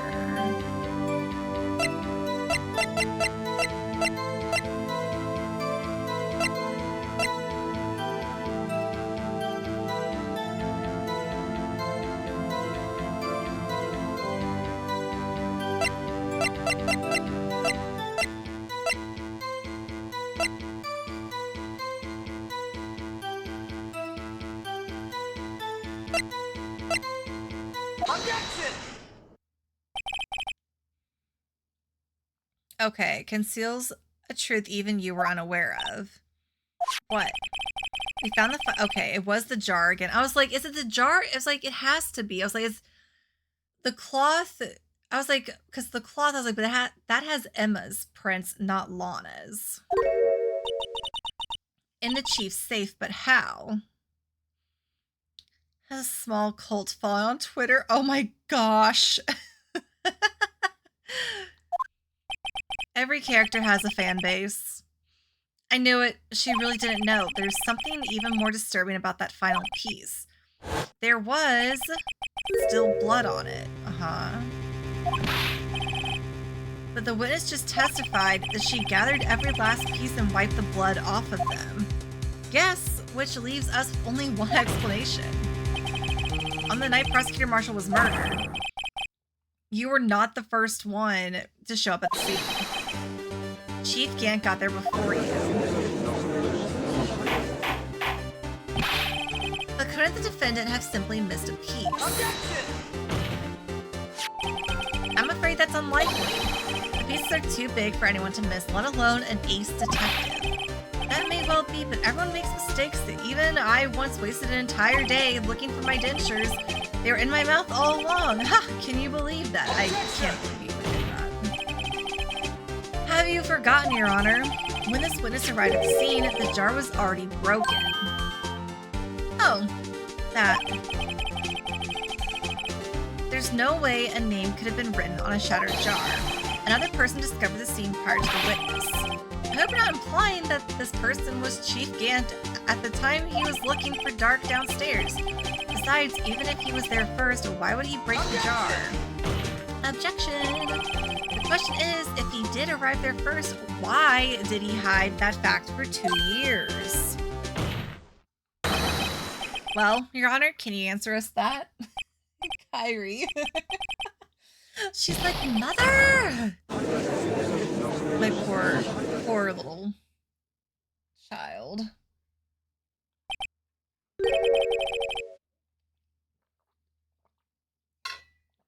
Wait, I'm not the one on trial here.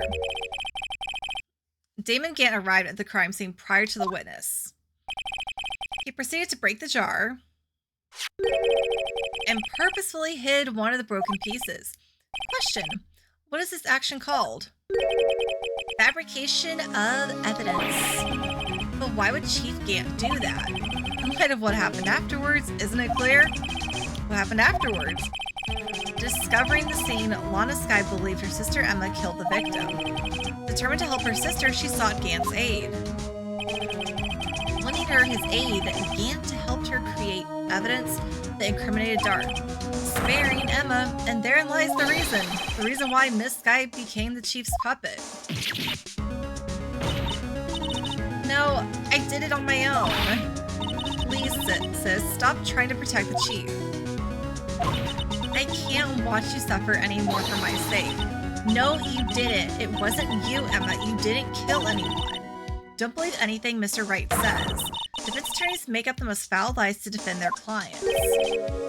Foul lies? Imagine that coming from my own client. I guess you do seem the type who likes to twist the truth. What? Wait a minute. What if we're still smack dab in the middle of Gant's trap? Is something wrong, Mr. Wright? Lana. Maybe Wright after all. What do you mean, Wright? So you do tell foul lies then, Mr. Wright? Miss Skye, please testify once more. But if evidence was fabricated behind your back, then Emma's accidental killing of Prosecutor Marshall might also be a lie. But I do remember knocking over Mr. Marshall. Miss Skye, if you will. I can't. There's nothing to be afraid of anymore. This cross-examination may not change a thing. However, there is a possibility that it will if you tell the truth. Very well. I'll testify about what I really saw. All right, the witness may testify once more for the final time.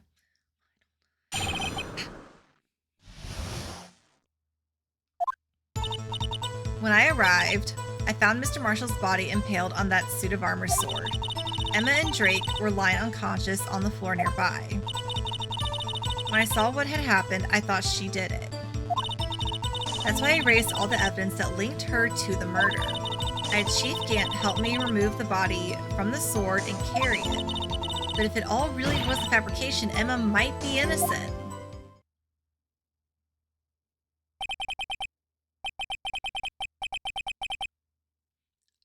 I'm going to say, I've probably said Drake a handful of times.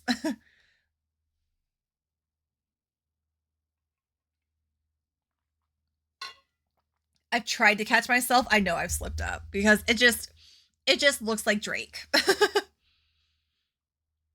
Unbelievable. The body was impaled on the armor sword. You were the only one who saw that. If only you had proof. Actually, I do have proof. I gave it to Mr. Wright just this morning. What? To me? It's a picture I took of the crime scene as I encountered it. I thought it might be needed. But I don't remember receiving a picture like that. Lana must have known. See, Mr. Wright? She really does have faith in you. Very well, Mr. Wright. Please present this picture. I got a book.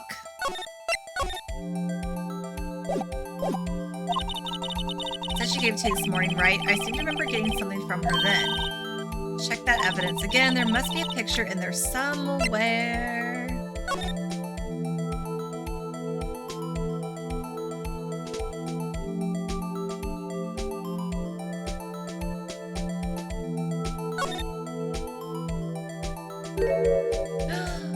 Dun dun dun! There's a picture here.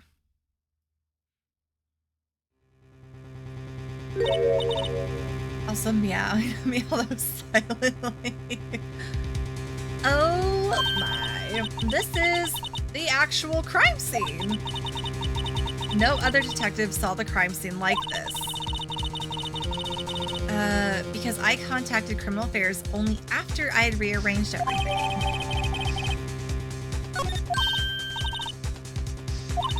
Mr. Wright, that piece cut out from his vest, could that be? It's finally time! It is finally fingerprint time! I've been trying to use this.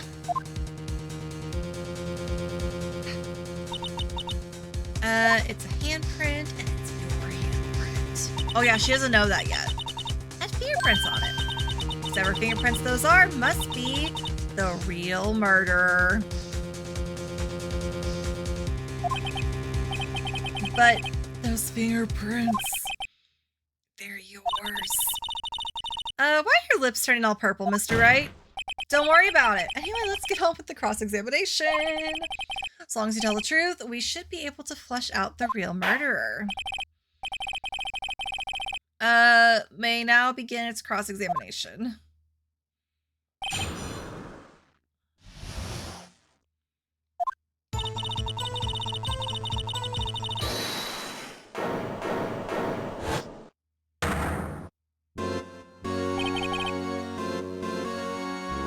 Okay, that happened right as I hit the button to interrupt. Come now, Edgy. This is the poorest excuse for trial I've ever seen. Chief Gant, what? Now you want to make me out as the bad guy too? If so, I'd like to put in a word or two in my defense. I'm afraid it's too late for that. What? You already declined to testify. That means you forfeited your right to make statements of any sort. This must be that risk we were talking about earlier. Just sit back, relax, and enjoy the sound of the noose tightening around your own neck. So what, you think I'm worried? Yes. Sorry to disappoint you, but I don't need to make any statements. What do you mean? The evidence will do all the talking for me. Even if I can't testify, I can still present evidence. Yeah, that's true. Wait, you mean you still have some conclusive evidence? No, I don't, but someone does. Someone. So, what's your excuse, Righto? Why have you been keeping quiet about it? You don't have something to show us, right? Or you do have something to show us, right? Something that proves who knocked over Neil Marshall, causing his death. Conclusive evidence that leaves no room for doubt. Is this true, Mr. Wright? Yeah. Can I show that piece of evidence now? Emma's sure to be made out as the murderer. Mr. Wright, if you have any more evidence, present it now, and if you try to conceal anything, you will be the one appearing before the Board of Inquiries. Oh boy.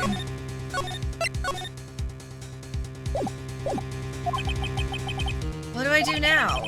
I better think this through carefully. I can't afford to make the wrong decision. Should I present that piece of evidence? The one that shows who really killed the prosecutor. We've already thought it was Emma before. But also, if we show it, we get to be like, why was Gant keeping it? And why did he remove it from the vest? Or present it. Show it. I do have further evidence. Time's finally come to show it to them. Those prints have got to be the Chief's. The evidence that shows who actually... Take that! Piece of leather cloth.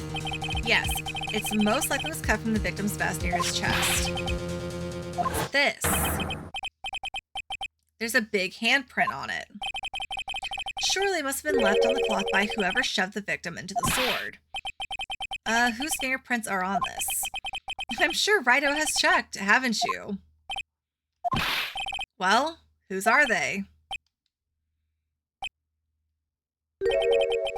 They're Miss Emma Sky's. What? They're mine? So I really did do it. See, I told you it was conclusive. But this was found in your safe. That means it's possible you forged it. I don't know what you're talking about. I don't remember any cloth in my safe. Do you really expect me to believe that? But give it up, Mr. Wright. It's over. What? By presenting that evidence, you tied Emma's guy to Neil Marshall's death.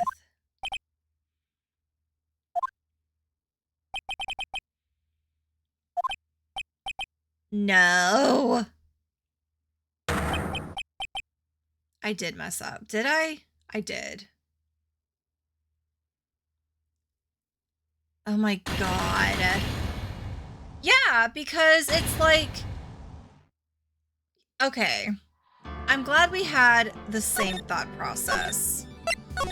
Of like, if I present it, you can't get mad at me for not presenting it, and I can be like, then why were you hanging on to it? Why else other than to blackmail Lana?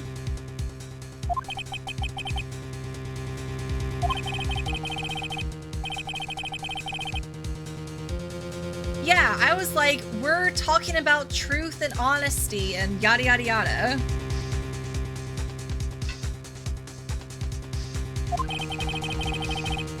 I was like, oh no.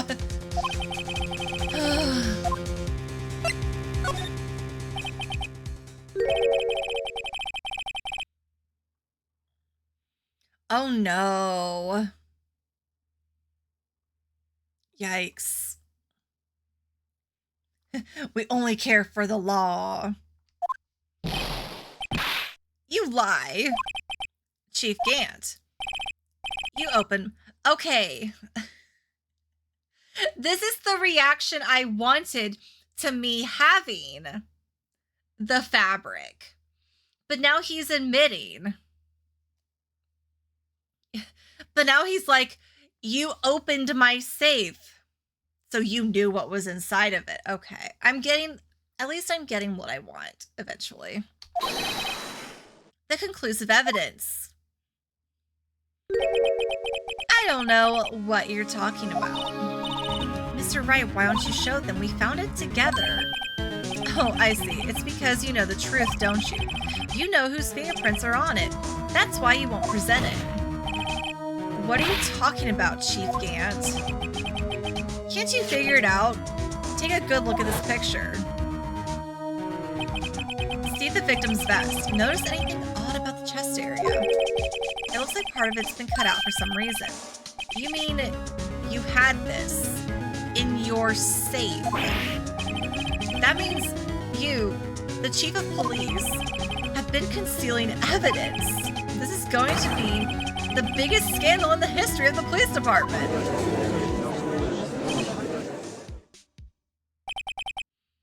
Impressive. To be honest, I didn't think you had the gall, Righto. Well, I can't just let you pin me up as the murderer.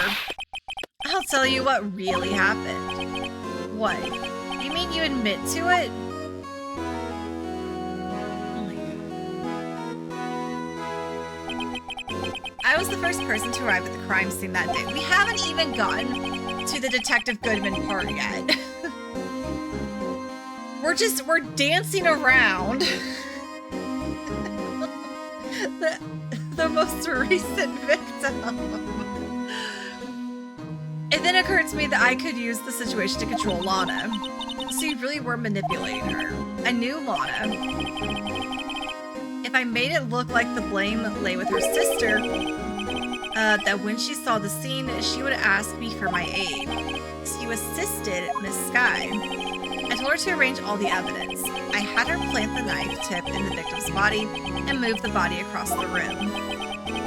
I ended up using that evidence to get Joe Dark convicted. When I tampered with the crime scene, I hid 2 pieces of evidence.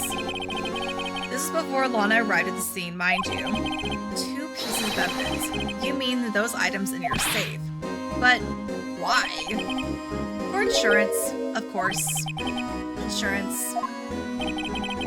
I'm sure my plan would work, but it's always best to be prepared for the worst. I wasn't about to let anyone blame me for a murder that girl committed. You mean you were calculating that far ahead while forging the evidence? What are do you take me for? A fool? I didn't make police chief by dumb luck. See this jar fragment?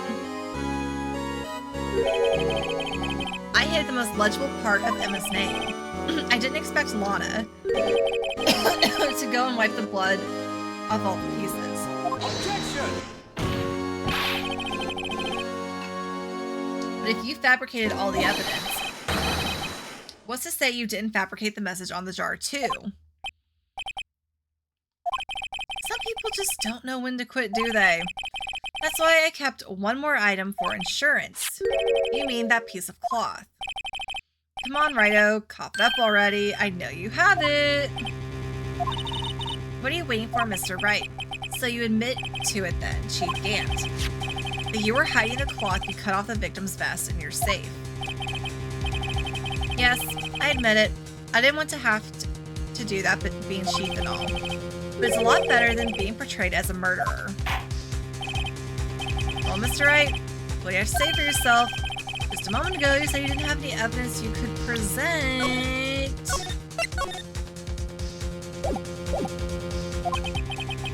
Foolish move, Righto. You should have shown it then before it was too late. It's been a long battle.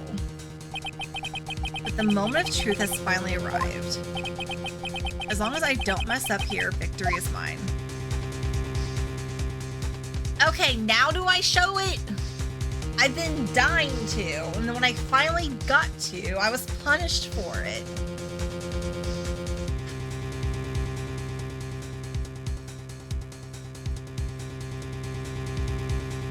How am I supposed to say no? It's to be spiteful. But also, if I show it, it's like it's... I did save. You know what? Fine.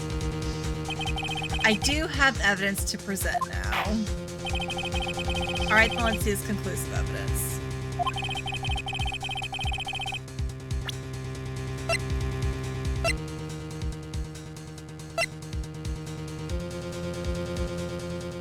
See, I don't like him saying the evidence that shows who actually murdered Prosecutor Marshall. Take that! Let me verify this once more. On the day of the crime, you personally cut out this piece of the victim's vest. Yes. At last you finally brought it out into the open. There's a handprint on this cloth. Your Honor, the prosecution requests to be immediately sent to the lab for analysis. This handprint on the leather. There must have been a strong impact for it to be left so clearly. You mean... it could not have been forged. It must be authentic, conclusive evidence. You're slow in the uptake as ever worthy. What? Think about it. Righto had all this time to present this evidence. Yet he was reluctant to do so. Why would that be? You mean you already know. You know whose fingerprints are on that. Uh-huh. Belong to the real murderer. But it was an accident. Stop calling her a murderer. I feel like I messed up again. It should be okay now. Okay. Everything's proceeding as predicted. Okay. Okay, I'm trusting you this time, Phoenix.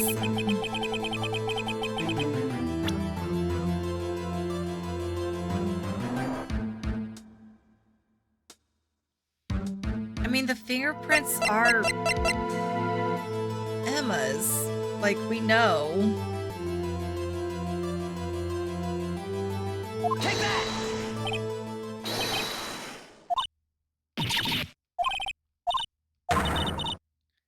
Why did you tell me?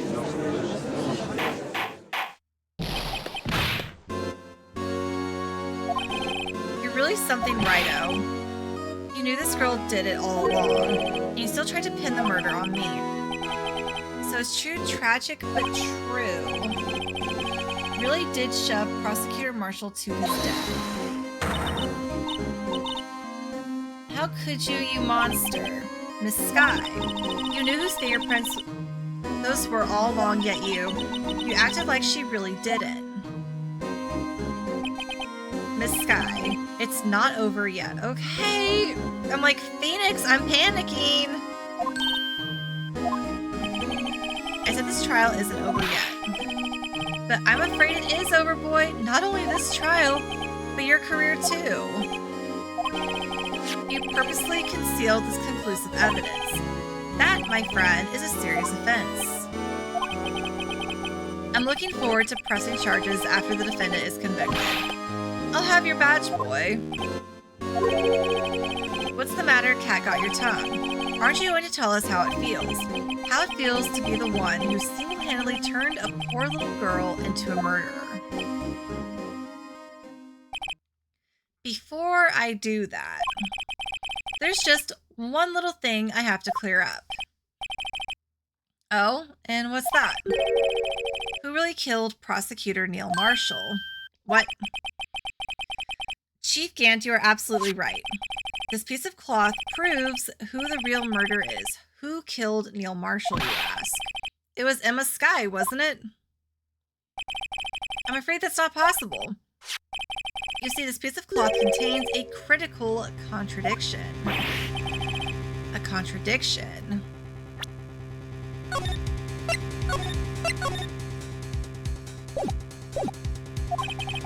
What is this fool babbling about? I'm talking about a contradiction, one that proves who the real killer is.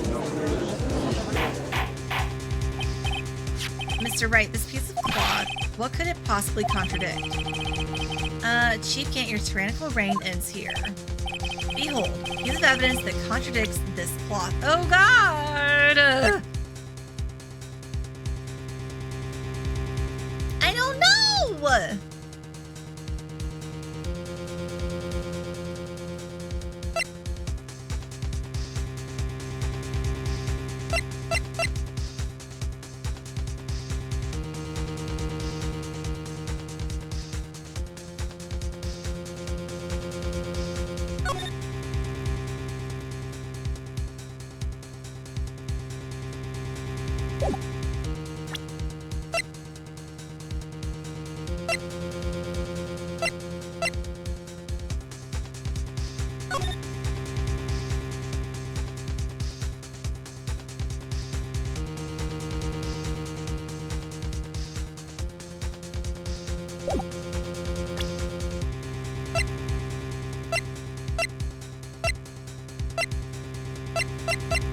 Blue Badger.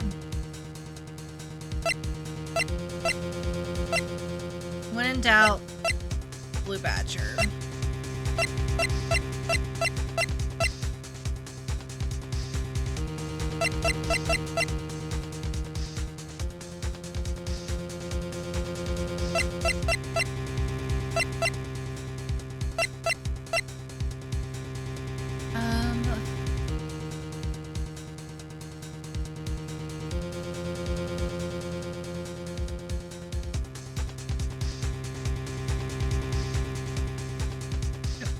And then go, ugh, when you move.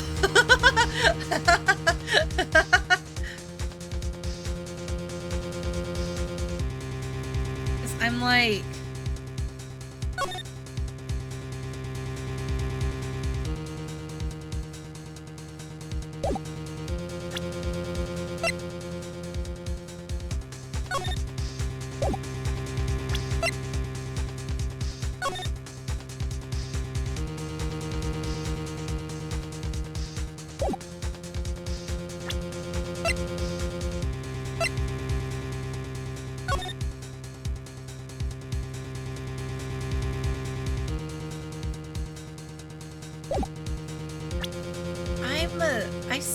I save, yeah.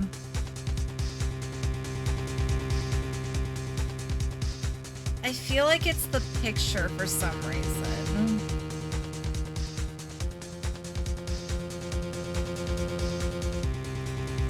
Take that! This is supposed to be... This is the picture Miss Sky took. Take a good look at it. See where the piece of his vest was cut out. Yes. His shirt is showing underneath. It's hard to make out with all the blood. I'm thinking about it. Exactly my point. His chest is soaked with blood. That's only natural. His lungs, no doubt, were punctured, blood poured out of his mouth. But that piece of cloth... that's not blood. Dun, dun, dun! I'm glad I trusted my gut. Since Emma Sky's fingerprints are on this cloth, there's no doubt that she shoved the prosecutor aside. However, Mr. Marshall was not impaled on the sword at that time. This is nonsense. Now then, Chief Gant, let me ask you something. Prosecutor Marshall was not impaled when he was shoved aside. He most likely hit his head on the ground and was knocked out. If so, then tell me, who could it have been? Who could have arrived at the scene before Miss Lana Sky? Picked up the unconscious prosecutor and impaled him on the armor's sword. Then, to make it look like Emma was responsible for the prosecutor's death, said person proceeded to write her name on the jar with the victim's blood, a jar that they then broke on purpose to leave behind a clue, and make Lana believe her sister did it. Remember what you admitted only moments ago? That you personally cut out this bloodless piece of the victim's vest. Ironic, isn't it? Through the very act of creating insurance, you proved that you were the actual murderer.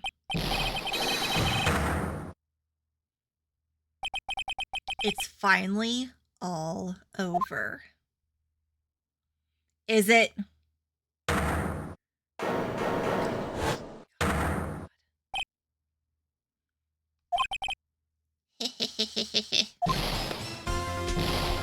That was close, Wright. You almost had me. You look a little panicked. Sorry, but you'll have to do better than that. I refute your allegations. What do you mean you refute his allegations? You see, that piece of cloth is illegal evidence. Order, order. What nonsense is this? Illegal evidence cannot be used to convict a suspect. Remember, Udgy? Earlier, old Righto here concealed that piece of cloth. Okay.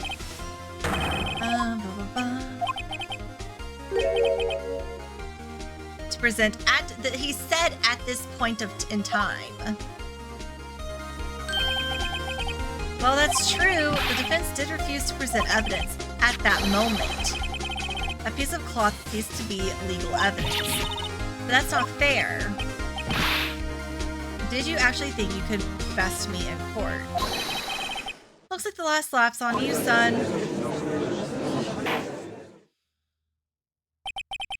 I'm afraid Mr. Gant's claim is legally correct. Well, Mr. Edgeworth, true. Illegal evidence cannot be used to convict a person. Assuming, of course, that the evidence is indeed illegal. Well, Mr. Wright?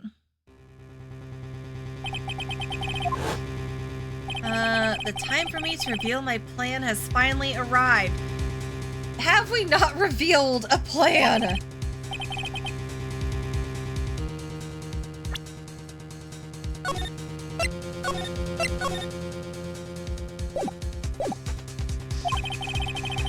Purposefully and illegally concealed this piece of cloth.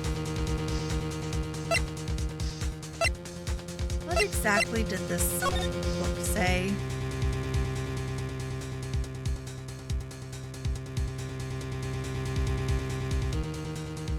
You know what? I'm gonna say no, I didn't. I refused to present it at one point. So the evidence is illegal. Objection! No. No, it isn't, Mr. Gant. It's not that I didn't present evidence then. It's that I couldn't. What do you mean you couldn't? There are certain procedures involved when presenting the evidence. No, Udgy, don't listen to his lies. He's nothing but a coward you can't really believe. Objection. There's only one issue left to be resolved in this trial.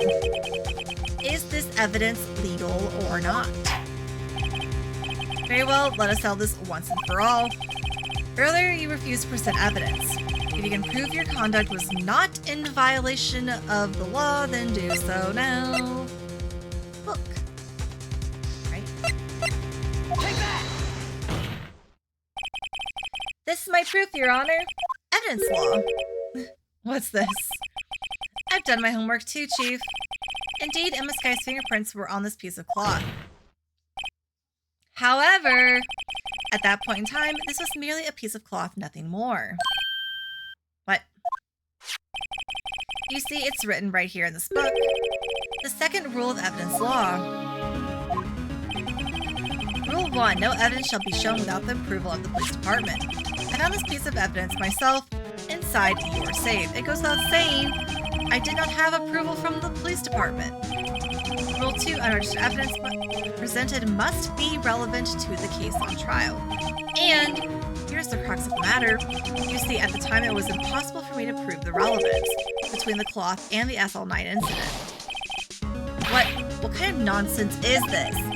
You want relevancy. Just take one look at this picture and... Objection! Sorry, but can you recall, when was that picture presented? That was shown only a few moments ago. No. He's right. At the beginning of today's trial, that piece of cloth was still meaningless. The person who gave it value as evidence was you, Damon Gant. We have thrown so many things into the fire. You yourself confessed to a certain truth. Let me verify this once more. On the day of the crime, you personally cut out this piece of the victim's vest. Uh-huh. No. It was then that you approved this cloth as conclusive evidence. Yes, you, the chief of police, personally approved this cloth. The only person who could have cut this from the victim's vest is the one who stood before Prosecutor Marshall in his final moments. In other words, the real murderer. And there's only one person who that could be. Damon Gant. The killer was you.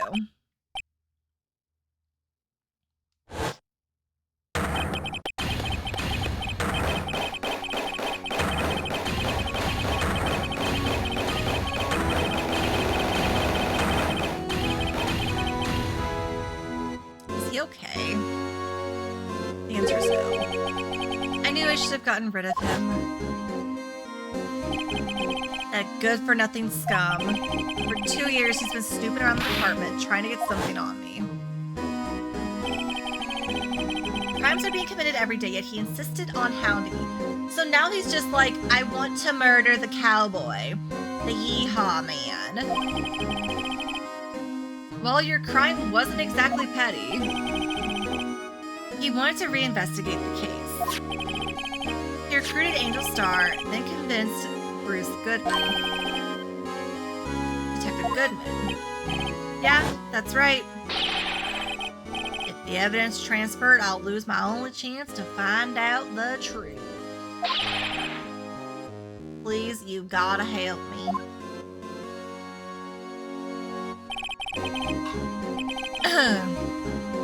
Goodman turned him down as he ought to. Still, Jake Marshall didn't know when to quit.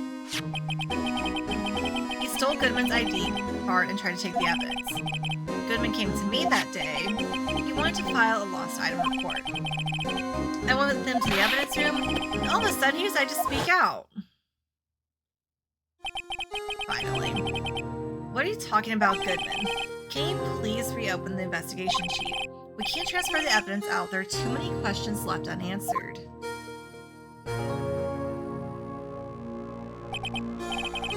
He opened his evidence locker, and as he was taking the evidence out, he said, "It's not too late. I'm going to hand all this over to Marshall."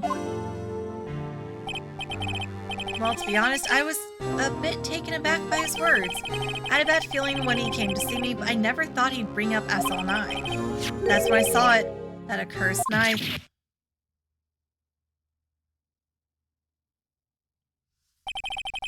I couldn't just pull it out. Doing so would have only led to more blood, making it near impossible to hide your crime. Even so, the blood was just pouring out. I didn't know who might stumble in, so I hurried to wipe it up. I was worrying so much about the floor, I didn't realize my fatal mistake. The bloody handprint on Detective Gumshoe's locker. I used to be known as the crime computer, but everyone has to start somewhere, I guess. I was too nervous. I had no business doing any of it. Then you put the body in my car.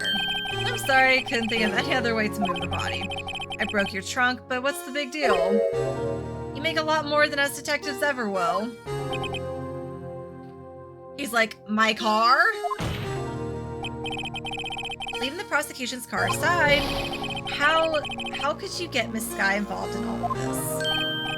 Well, she had as much to lose as I did if the truth came out. So you took the evidence from Detective Goodman's locker. I felt bad for having to do it. I also didn't have the time to pick and choose what to take. So... admitted it right. So you left the jar, fragments, and the glove. Yeah. It looks like I was better off being an investigator of crimes than a committer. They all did their best to get in my way. I've got to hand it to them. They do their jobs well, much to my dismay. Fake evidence doesn't hold up very well upon close examination. You must have known that. Tell me, Worthy, why do you stand in court? Me, you despise criminals. I can feel it, you and me. We're the same. One day you'll understand. Oh, believe me, you will. You're just one man. You'll see what it really takes to bring them down once you try to go it alone.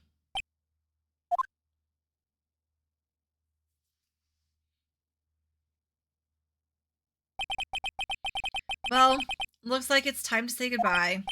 Oh, Aji. Blah. Looks like we'll have to cancel that lunch date. Sorry, old friend. I'm sorry too, Damon Gant. I knew you as you used to be, long ago. You were once a fine investigator and an example to others on the force.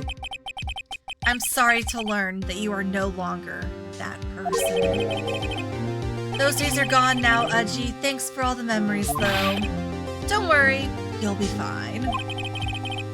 Now you have Rhino here. And Worthy. With these two around, you can't go wrong. In fact, I can hear them already. The melodious sounds of a new beginning. Melodious.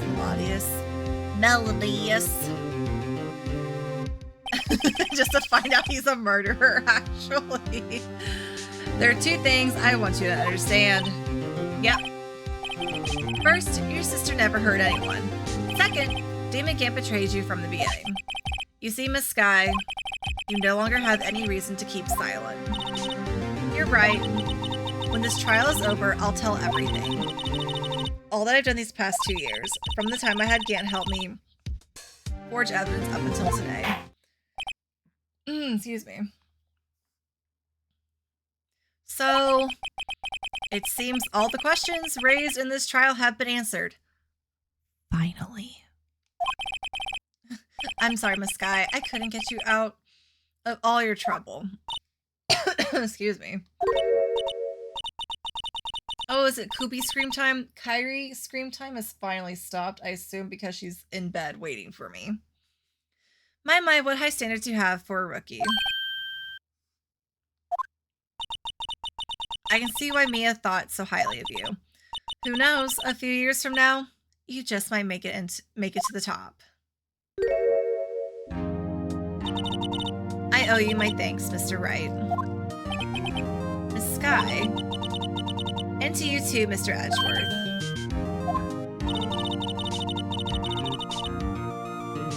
You've suffered every bit as much as I have these past few days. Believe me, I know how much of an ordeal it's been for you. It was nothing. Liar.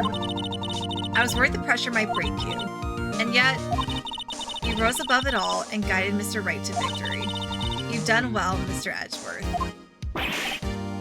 Stop it, I only did my job. He's like, stop complimenting me. In light of this case, it seems a good self-examining is in order for all of us. Miss Sky. Yes, Your Honor. You're innocent of murder. However, although the chief blackmailed you, the fact is you still acted as his accomplice. A trial will be scheduled for these crimes at a later date. Yes, I understand, Your Honor. Is there something amusing about all of this? Why are you smiling? It's been a long time, Your Honor. A long time since I felt free of these heavy chains.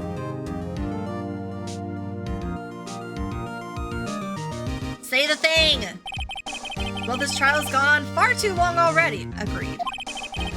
Regarding the charge of murder, this court finds the defendant, Miss Lana Sky, not guilty. Confetti.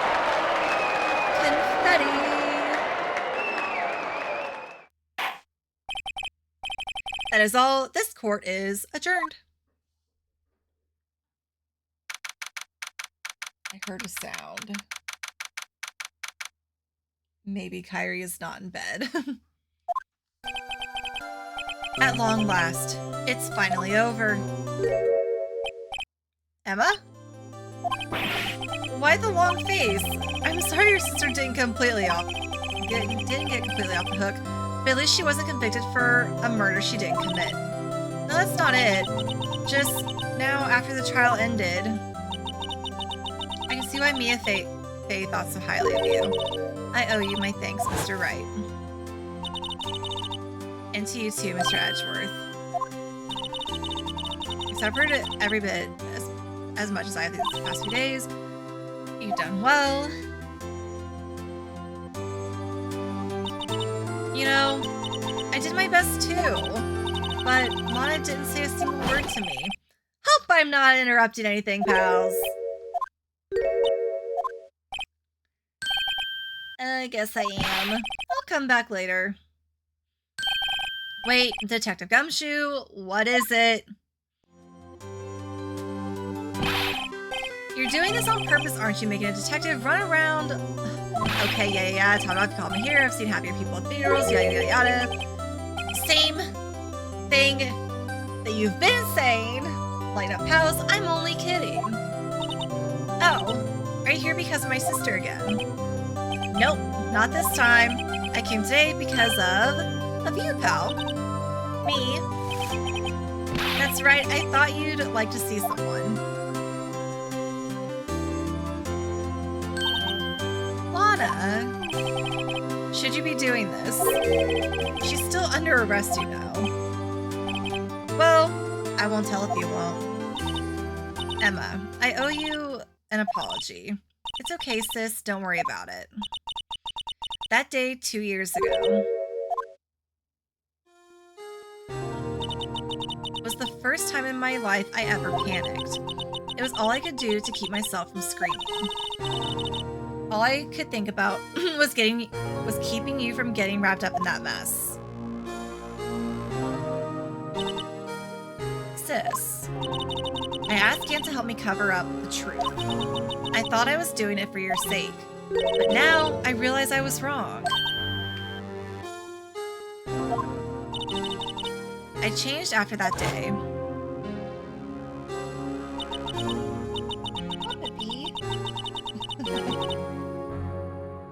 Is it Kyrie scream time again? I had to. It was the only way I could make it through the past 2 years. I knew how much I was hurting you by distancing myself, but I couldn't bring myself to tell you what I did. I was scared that you'd look at me with those eyes of yours. I was scared of how you'd react if you knew. But sis, you were only doing it for me. The child has entered. No. Sorry.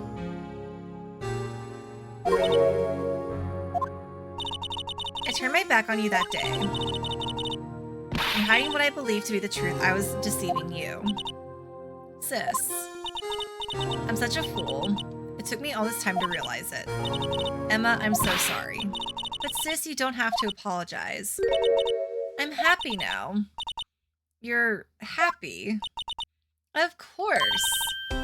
You know, sis, I always knew that one day you'd come back. And now you have. Oh, Emma. Aww. Cuties. No one can change the past. The only thing we can do is strive to make up for our mistakes. Why must we make up for our mistakes, you ask? Because in doing so, or in so doing, we can find the way back to our rightful path. And it is from there that we can move on toward a brighter future. And at least that's what I felt watching the two sisters make up. Mr. Wright, Mr. Gumshoe, me? Thank you both for all that you've done. I'm sure we'll meet again someday. Isn't that right, Edgeworth? Edgeworth?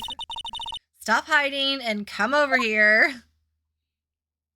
So Angie, where was he hiding? I just came to say, congratulations. Thank you. Thank you, Mr. Edgeworth. Right. Well, I'll be going now. Bye.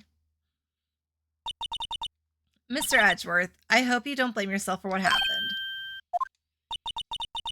We were the ones who acted corruptly, not you. He's like, I know. It's too late for me. Oh, never mind. No matter what anyone may say, I realized today that I can't correct my mistakes. Mr. Edgeworth, not only that, but I don't even trust myself anymore. Chief Gant was right. You despise criminals, I can feel it. You and me, we're the same. One day you'll understand, oh believe me. Blah, blah, blah. Don't need to hear him talk. I do despise criminals. I plan to dedicate my entire life to fighting them. But in order to fight crime on my own, I need a weapon. It's scary, but I've known that to be true for quite some time now. But Edgeworth, who knows, given enough time, I might have tried to pull something like Chief Gant did. No, you wouldn't.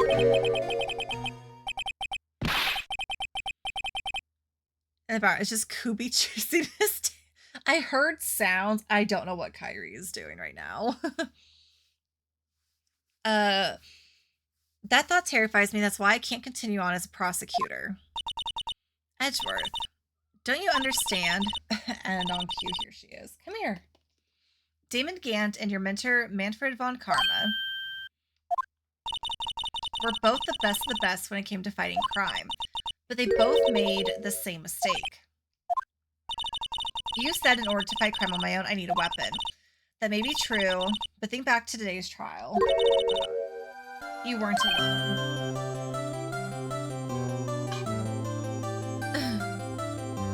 Kyrie, come here.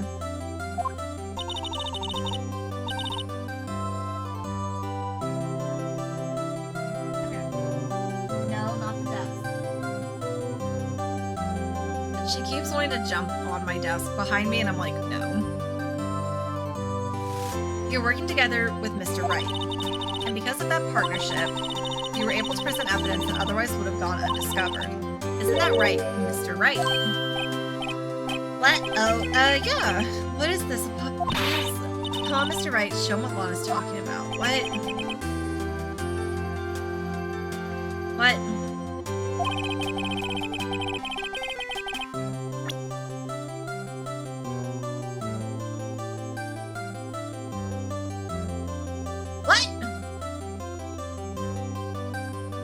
Wouldn't have been able to find on our own.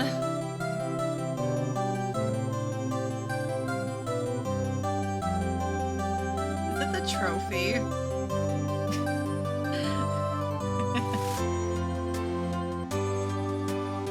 I kind of do. I kind of want a Jell-O. Like, it's getting so late. I'm getting very tired. And Kyrie's about to drive me crazy. Stop, Kyrie.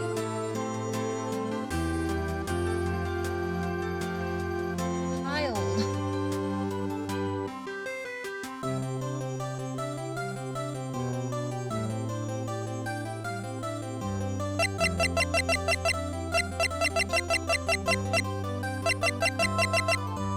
Take that! OMG, his heart. Close enough, it's Blue Badger. Picture I drew. Our counterattack began with this. You had one. I thought it was gonna be something mushy about like Edgeworth, you working so hard to get the King Prosecutor trophy, but it was me, Phoenix, who pushed you to be the best prosecutor. I thought it was gonna be something stupid like that. That's also kind of true. So, apart, we wouldn't have been able to completely restore Emma's picture. That didn't just happen by chance, Mr. Edgeworth.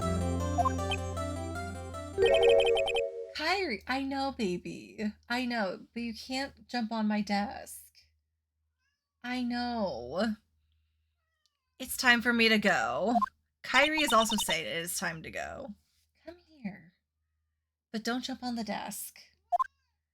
Mr. Edgeworth, if you'll excuse me, there's still some loose ends that need wrapping up. What are you doing? Kyrie, no. She is rioting. Take care, Chief Prosecutor. Edgeworth, what will you do now? Well, whatever you do, just remember, you can let what happened kill the prosecutor in you, or you can let it help you grow. Can I get cozy? She's like, if this is where we're going to be all night, I want to make it my bed. In the end, it's up to you. I know. It seems I owe you my thanks too, right? But what I face now is my problem. Edgeworth, I'll be waiting for you in court. Farewell.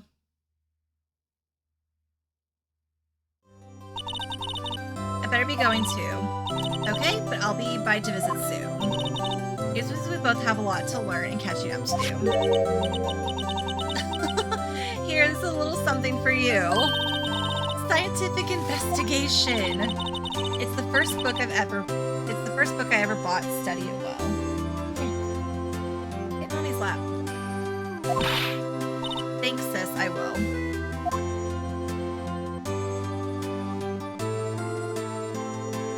Tell the people. And so another case came to a close. As with sisters, I have faith.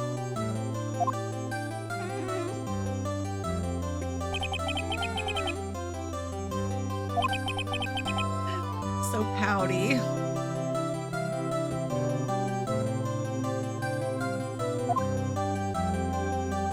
I hope you heard all those little pouty whines that she was doing. And as for me, I think it's time I started on a new journey of my own.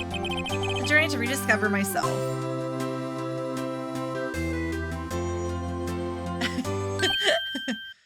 Well, don't go checking off just yet, pal. What is it, detective? There's just a little matter to be resolved about the chief prosecutor. You see, she isn't supposed to be out of jail like this. But I thought you said it was okay. Yeah, well, it may be okay with me, but the folks at the prison are a different story. Basically, I had to bribe a guard in order to sneak her out for 30 minutes. Believe me, it wasn't cheap either. Huh? Way to go, detective. I didn't know you had a wild side. Yeah, well, you see, Mr. Wright here's the one who'll be footing the bill. Huh? Well, you think I could afford it with my salary? You gotta be kidding me, pal. With my non-existent salary, you mean. Thank you, Mr. Wright. You're the best. Why is it? I suddenly feel like I want to scream. Hey, I got an idea. Excuse me. Why don't we go? I'll go pay it off together. Yeah, that's a great idea. Come on, guys. Let's go. Okay. I did it. I am free.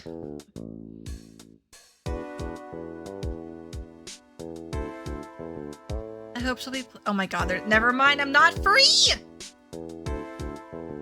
I can't read this fast.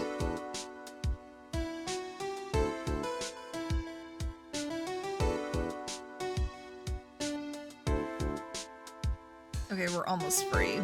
There's apparently Paralog.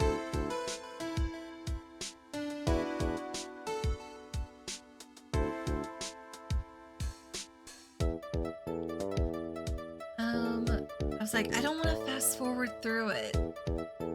But also...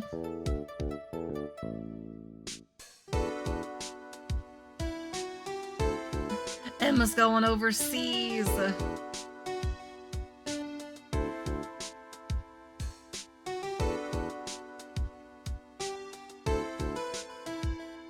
An important part at the end, oh boy. And I can't fast forward.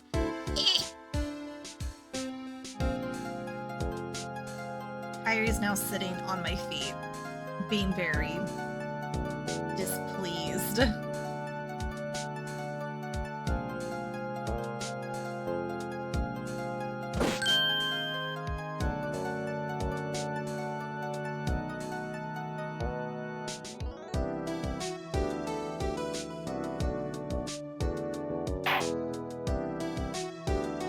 Sorry, I made the mistake of looking at Discord.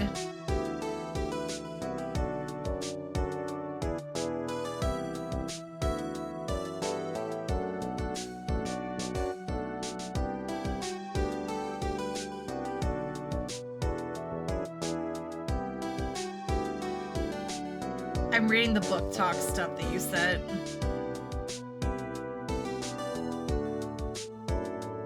Hello, Blue Badger.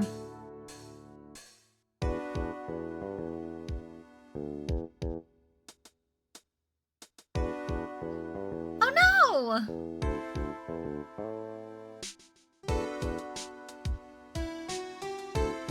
Just like that, it's no more Badger time.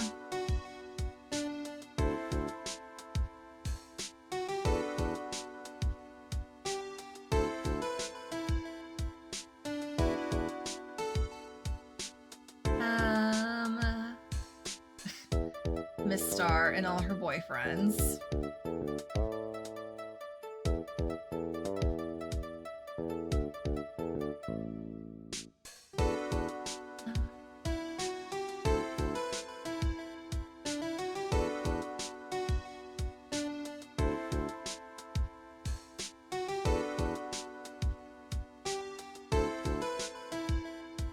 Okay. The right way lunch.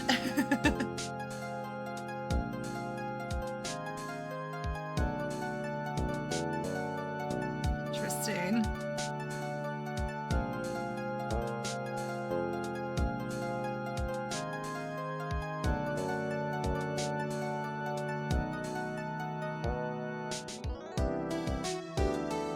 Also, sorry, I'm not talking. My voice is like shot.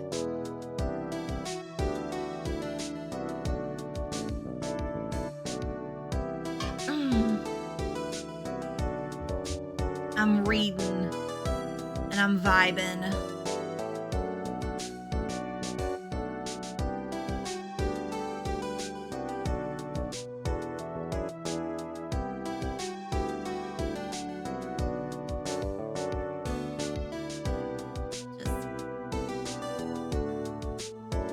I was about to say, is the judge in other games? But he probably is. Can I get a new one? Oh no, ignore that. We are... Oh! Maya!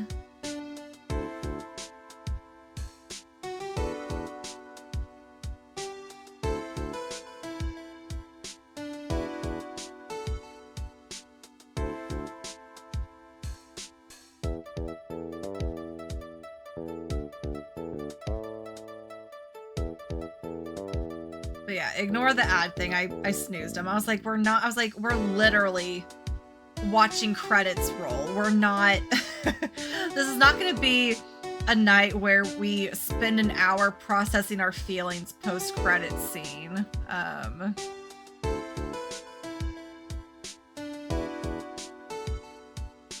Can't spend too much time on those unnecessary feelings.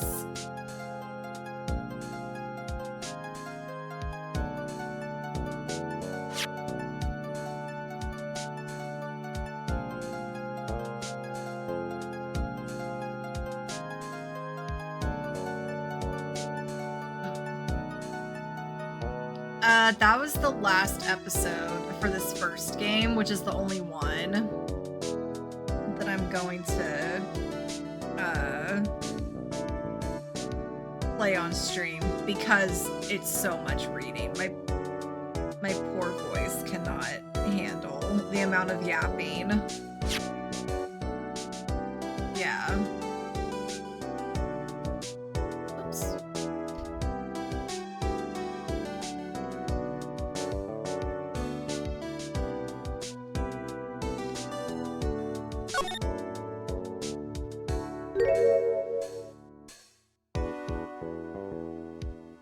Aww.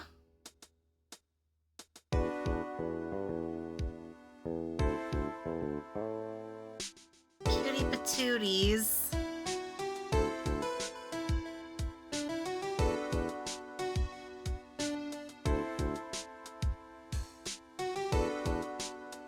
Less. Okay. Oh, sorry, Kyrie.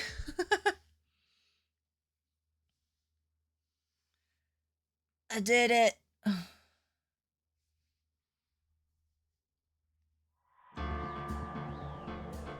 That is it.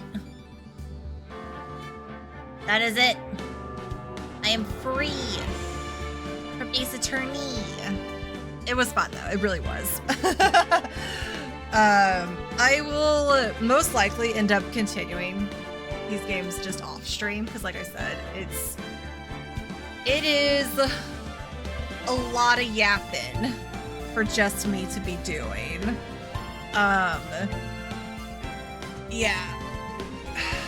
I understand why people do it with friends and they trade off doing voices and stuff because there's just a lot of text. So I won't be live tomorrow because I'm gonna be at Universal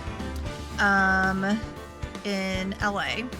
So that's gonna be fun. So no stream. Next week, I haven't figured out what I'm gonna do about Oblivion yet.